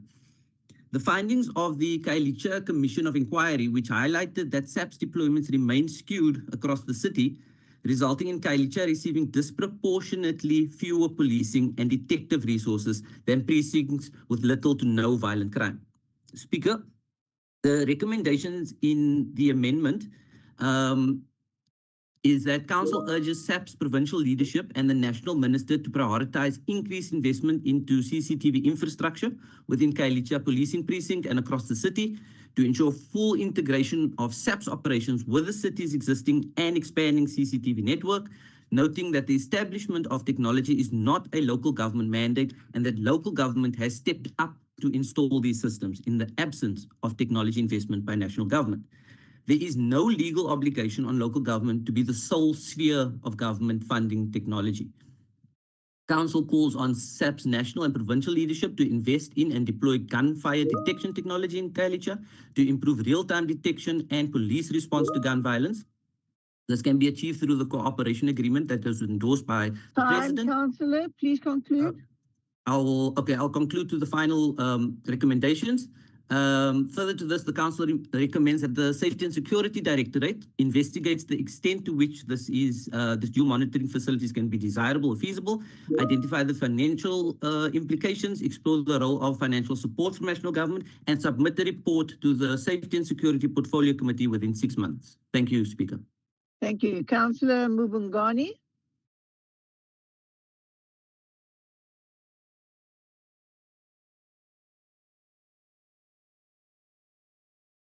Is he available? Councillor Mubungani? Yes, carry on. Audible. Yes. Okay, speak very much. Latest crime statistics for first and the second quarter 2025-2026 reveals serious crime hotspot with the West dominating the top ranks. Western Cape is actually middle of South Africa, record a rate of 15 per 100,000 quarter, reducing crime top priority to protect of Cape Town and restore their the city should in more in advanced system to enhance investigative capabilities and improve response times. Technology must be at the forefront of our efforts to combat crime more efficiently and effectively. The ACDP is both astounded and disappointed by the city's response that it cannot afford a transformative operation hub in Khayelitsha due to budget constraints. There are alternative funding resources that can be explored, such as provincial safety allocation, national crime prevention grant, and strategic partnership with the private sector and civil society. Khayelitsha continues to suffer from violent crime and deserve more than excuses. Residents need decisive action and innovative solution. Gang activities has plagued the township since its establishment in the early 1980s, persisting for over 4 decades. We are surprised that such a center has not been created long ago. A dedicated operation hub will strengthen the coordination between law enforcement agencies and empower community policing forums. faith-based organizations, and youth initiatives to collaborate in restoring safety and dignity. To dismiss this proposal based on affordability ignores the long-term social and economic cost of unchecked crime. The ACDP urges the city to urgently revisit its priorities and engage stakeholders in finding creative funding solutions. Far too long, residents of Khayelitsha have lived under the threat of violence, with daily gunfire and constant anxiety about losing loved ones to crime.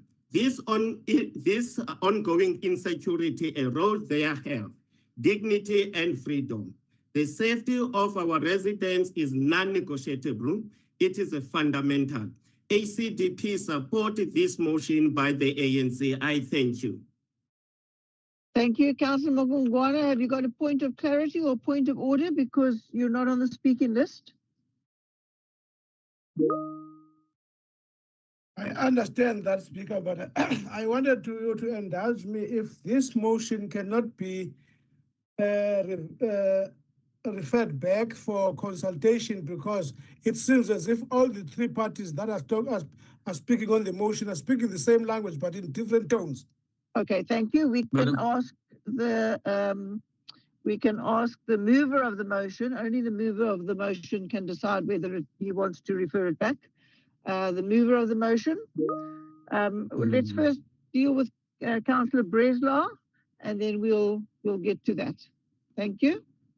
Thank you, Madam Speaker. I think you are correct, the mover can, but I don't think there's a need for. He actually is it's an amended motion that they proposed, and it's proposed by him and seconded by Councillor Kovaci, and they actually in point 6 exactly ask what is asked in the original motion. It's just amended on a couple of points, which is recirculated. So, Madam Speaker, the question is, the Speaker, that motion funds asking us support for the operational centre in Khayelitsha, for CCTV cameras and online response detective for crime. The question is that what Khayelitsha need? Do we need a second monitoring station for crime? Or do we really need support around us? Because the station itself, the CC Centre, that's not doing the work. It's the support around it, the people that respond. So yes, we do need more effective rollout of cameras in the area.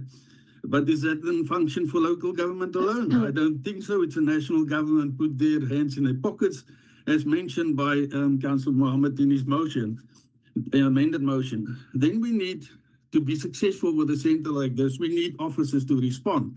So maybe the NSO officers per ward is not such a bad idea. The problem is they are too little. They need more officers to respond to these calls to effect the arrest. Should it be the city officers? No, definitely not. SAP should come to the party.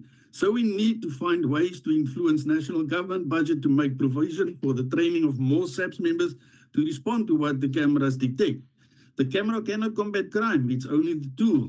Madam Speaker, then lastly, we are in possession of many video clips where crime has been detected, detectives been informed, but sadly they never pitched to go and come and collect the information from us to prove the cases in court. So there again, I think the reason is to avail need. We must to call on national government and SAPS for additional experienced detectives to investigate these cases. So, Madam Speaker, I'm not sure if we need a second CCTV operational centre, although we are willing to investigate as per the motion. What we do need is resources around such existing centres to make it work even more effective for the people of Khayelitsha and the broader city. We need to influence national and provincial leadership for more investment in policing. In this amendment motion of Councillor Mohammed is the way to do this. I support this motion as well. Thank you. Councillor Haynes, have you got a point of order? Point of clarity? Point of clarity, Speaker. What is that? I'm a bit confused now. The motion or amendment or new motion by Councillor Mohammed. Yeah. Which one are we now referring to? To the portfolio committee. So we're on page 66, item C66, and there was an amendment to the motion by Councillor Kasheka, and it's legally compliant. So we're going to vote on that amendment first, okay? All right. Councillor Gadini. Lord have mercy. Councillor Gadini. He's not available. No, thank you very much. Thank you very much, Speaker. Chair, I'm also lost like Councillor Haynes because the motion submitted by Kasheka, the new motion with the amendments, it's a new motion, it's not an amendment because it changes the motion altogether that was submitted by Councillor Kasheka.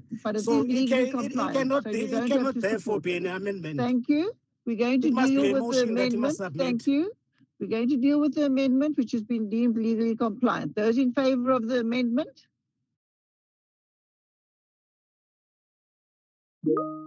Thank you. Those against the amendment? The amendment is carried. So that takes away the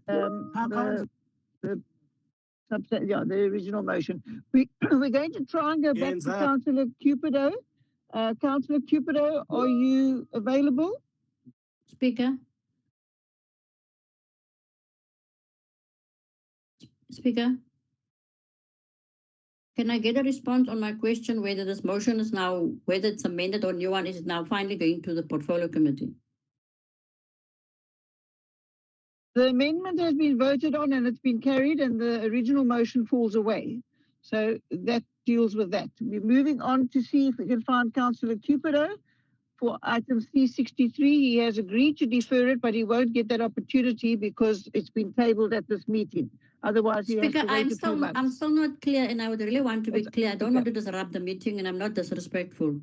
I understand that the motion of Councillor Kasheka has been outvoted by the DA. That's fine. The amendment or new motion by Councillor Muhammad from the DA, we've agreed on that one. Is that one now going to the portfolio committee, or is it just simply we agree on the motion? Has been that amendment has been agreed to. That's the way forward. So that's the way it is. Now we're looking for Councillor Cupido. Is Councillor Cupido on the meeting? Who's going to implement the amendments of the motion, Speaker? It goes back into safety and security. Thank you very much. That's the answer that I wanted. Thank you. But that's not the question you asked originally. But that's fine. At least we all understand each other now. Is Councillor Cupido there? Councillor Cupido?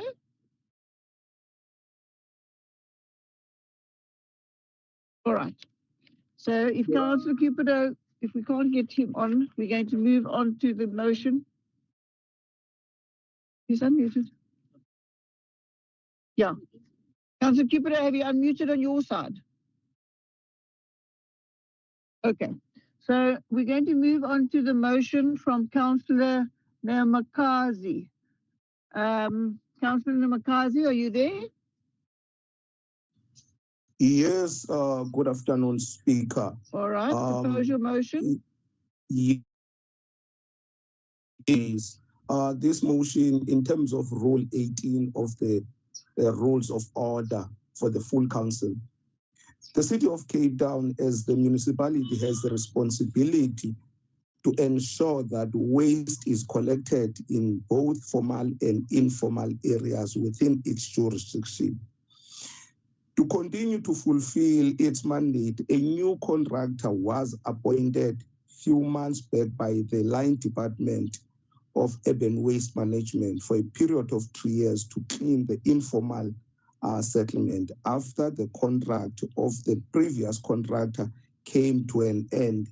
And we noticed for the second time that our areas in Khayelitsha, Langa, including the Helderberg areas, remain dirty even though a contractor has been appointed.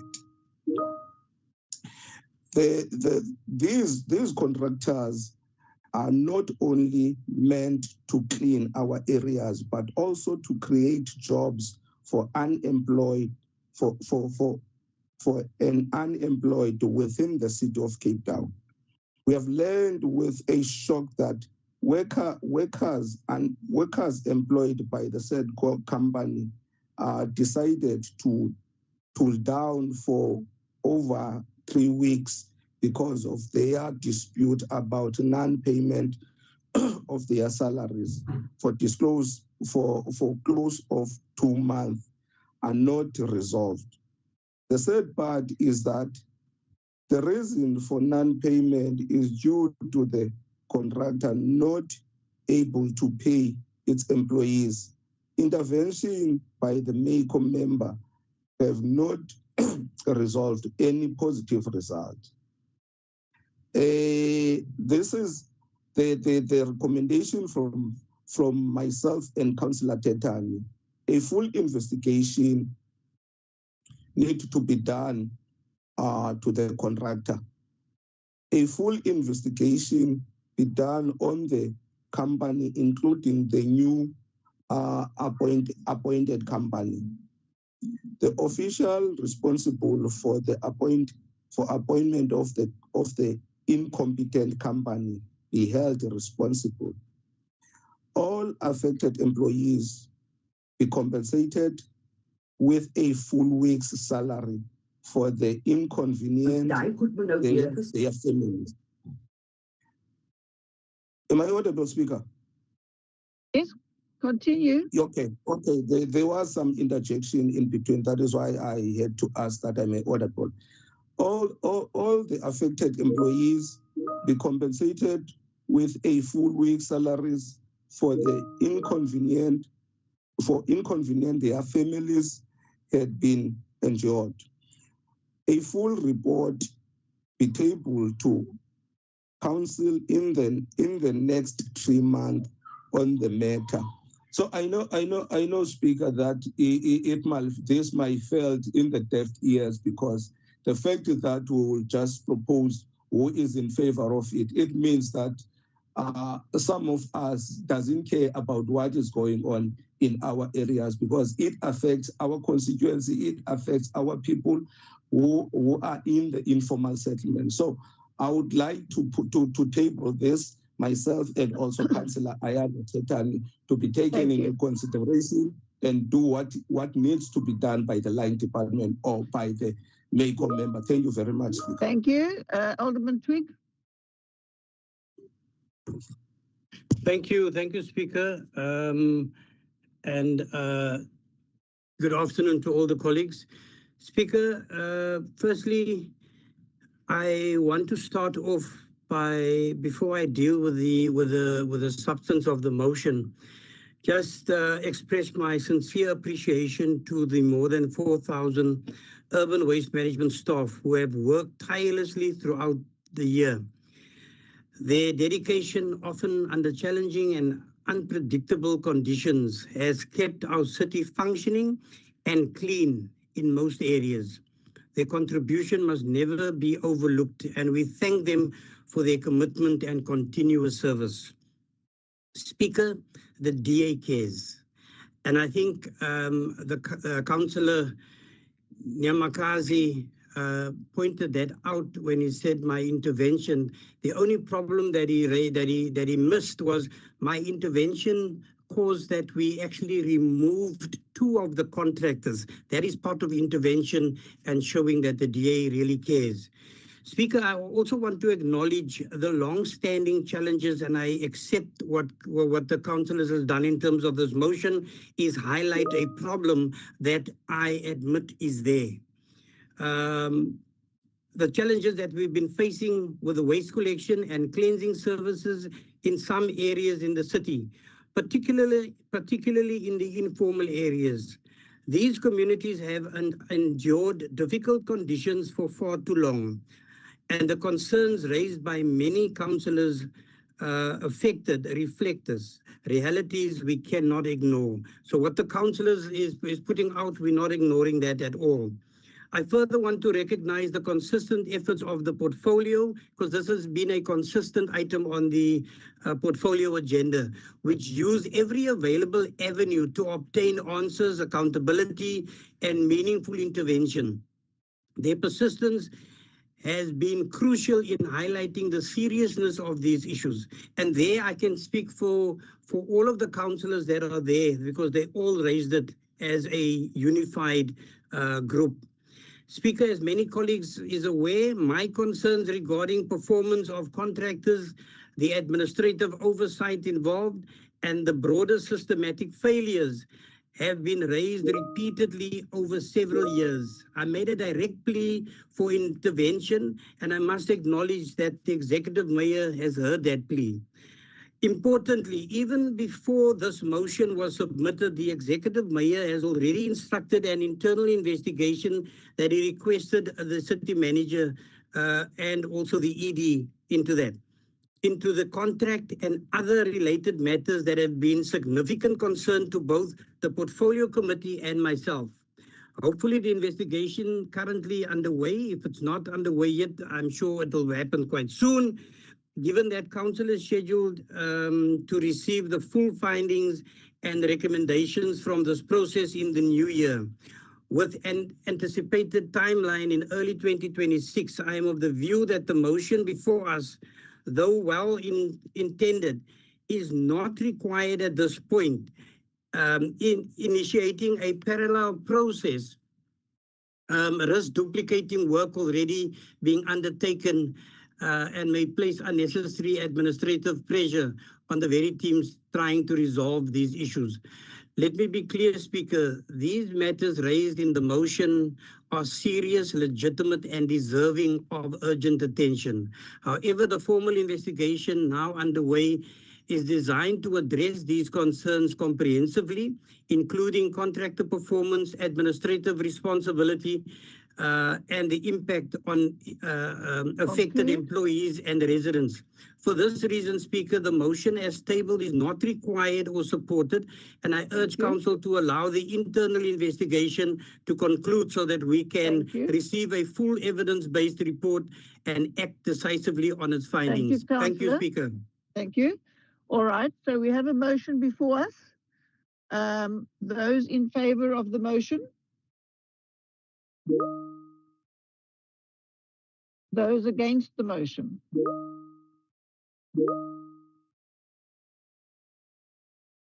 Thank you. The motion is lost. We move on to the next item, C68. Oh, did we find Councillor Cupido yet? Speaker, can you hear me? Yes, I can hear you. Oh, okay. I'm found, Speaker. I'm found. Okay. You once were lost and now you found. All right. Carry on. One of those. Thank you, Speaker. Speaker, today I rise to table a motion that addresses one of the city's longest standing gaps in basic service delivery, the absence of any formal lawful process for backyard families living on city-owned rental properties to access their own safe electricity connections. While such projects exist, no policy guidelines do. For years, these residents have been stuck between informal extensions, unsafe wiring, and a city administration that has never provided a transparent route for them to apply. Speaker, the document submitted with this motion, the backyard electricity policy, the standard operation procedure, and the application pack finally closes that gap. They create a lawful owner application process, ensure compliance with safety standards, protect tenants from cross-subsidizing backyards, and give thousands of families a dignified, safe prepaid meter in their own name. This is for families in areas like Athlone, Menenberg, and Overpark, Elsies River, Nyanga, Langa, and others whose applications has all been denied due to no policy framework. Speaker, this is not politics, this is justice, it is dignity, it is a lawful governance, and it is long overdue. I present this motion to Council for consideration and adoption, proposed by myself and seconded by Councillor Little. I thank you. Thank you. Councillor Limburg. Thank you, Speaker. Am I audible? You are. Thank you. Speaker, the effort Councillor Cupido invested in preparing his motion might at first glance appear commendable. However, had the councillor taken a moment to read the city's existing policies and strategic documents, he would have quickly realized that the work he is calling for is in place and is currently being implemented. In other words, he's given himself an unnecessary and entirely duplicative assignment. Speaker, the city's residential electricity reticulation policy, which this council adopted in October of last year, provides the framework for electrification in informal settlements and backyard dwellings. Section 3.5 point specifically to the Standard Operating Procedure, Directive EBZA 252, that governs this work. This directive outlines exactly how backyard dwellings on city-owned rental stock are to be electrified.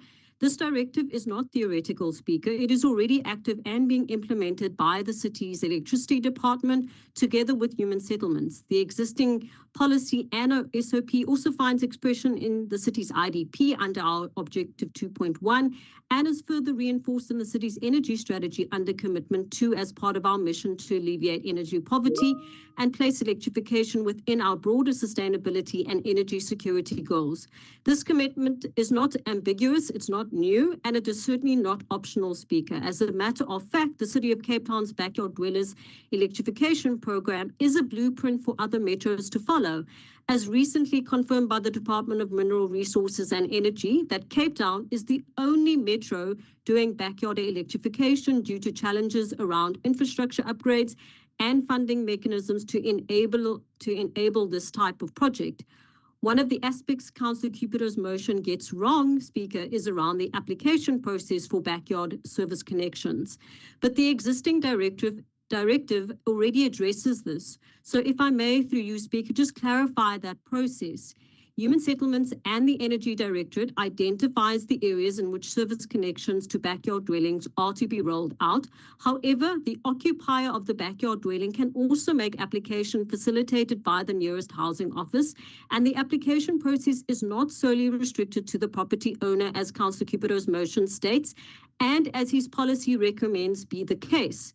This flexibility allows individual requests for infills in already electrified backyard areas. The councillor also further asked that the current projects be realigned and comply with his policy. Once again, Speaker, this is not necessary. Energy has an annual connection target of 1,500 connections, of which 205 pertains to backyard connections in the current financial year.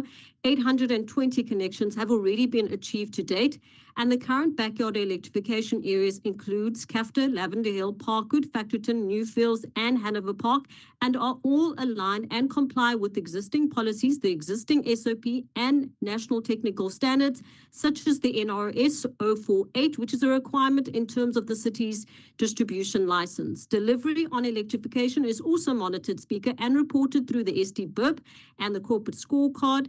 And the electrification KPI is reviewed quarterly, ensuring accountability, transparency, and measurable progress. These reporting mechanisms exist precisely so that councillors do not need to recreate policy to understand delivery, particularly not policies that are inconclusive. For example, Speaker, Councillor Cupido's policy asks for backyard connection to be placed on a relevant tariff. This is already being done. And so therefore, I do not support the motion, Speaker, as we already have the policies and SOP in place to guide this work. All right, so that makes that easy. Councillors, we have a motion, item 63, on pages 12 to 14. Those in favour of the motion? It's moot. Thank you. Those against? All right. The motion is lost, but the work carries on. We move then on to item 68. Alderman Ace. Thank you, Speaker. It is a real pleasure and privilege to present the annual progress report on the city's core application refresh program, also known as CAR. This morning, the Mayor of the City of Cape Town shared our successes and our achievements as a well-run city. And this initiative of the CAR program is the cornerstone of our digital transformation, which is another one of the DA-run cities' success. While many cities are still grappling with outdated systems and fragmented processes, Cape Town is driving innovation and governance excellent, and the city continues to lead by example compared to all municipalities across the country. The CAR program remains firmly on track for delivery by 2030, as approved by Council. We have already achieved major milestones this financial year. The successful rollout of Project Blastoff, transitioning the entire organization to Microsoft 365 and Teams, and the completion of the EGIS technical upgrade. These are not just technical wins. They represent a smarter, more connected city. Beyond these, we have launched the EPIC project, advertised the IT service management tender, and successfully hosted our second digital transformation summit, attended by over 500 staff, focusing on collaboration, data, and cybersecurity. Our Car Accelerate initiative continues to drive change management and culture enablement, while Car Wash has been recognized by Internal Audit and APAC for excellence in governance and compliance. Our 300 staff are actively engaged in data cleansing through Car Scrub, ensuring quality and readiness for future systems. We are also investing in our talent. 11 interns from our 2023 digital internship program have secured permanent positions in the city, and 8 new interns joined May 2025. Our quarterly digital dialogue and refreshed car internet site showcases innovation and keeps staff informed and engaged. Our roadmap as the DA-run city is achievable, and our decisions are informed by our rigorous market research to ensure lowest risk and highest value for Cape Town. Speaker, councillors, this is what leadership looks like. While others talk about transformation, Cape Town is delivering it securely, strategically, and sustainably. Thank you, Speaker. Thank you. The items for noted. We move on then. Councillors, it's already almost 5 o'clock, and that is our cut-off time. Seeing that you're probably at home, most of you anyway, and don't have to worry about transport, we'll go on for a few more minutes. But please be brief. Item C77, Councillor Miller. Can you hear me? Yes. Thank you, Speaker.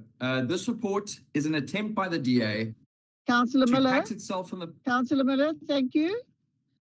Okay, we're moving on. Yes, but that's not the agreement we had. We're moving on. Alderman What do you mean? Andrews, thank you. Alderman Andrews.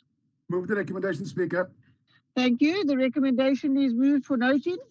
We move on to that's the end of, that concludes the public meeting, and we're going to just turn off the YouTube link and get the officials that are not meant to be on here going forward off, and then we will start with the in-committee meeting.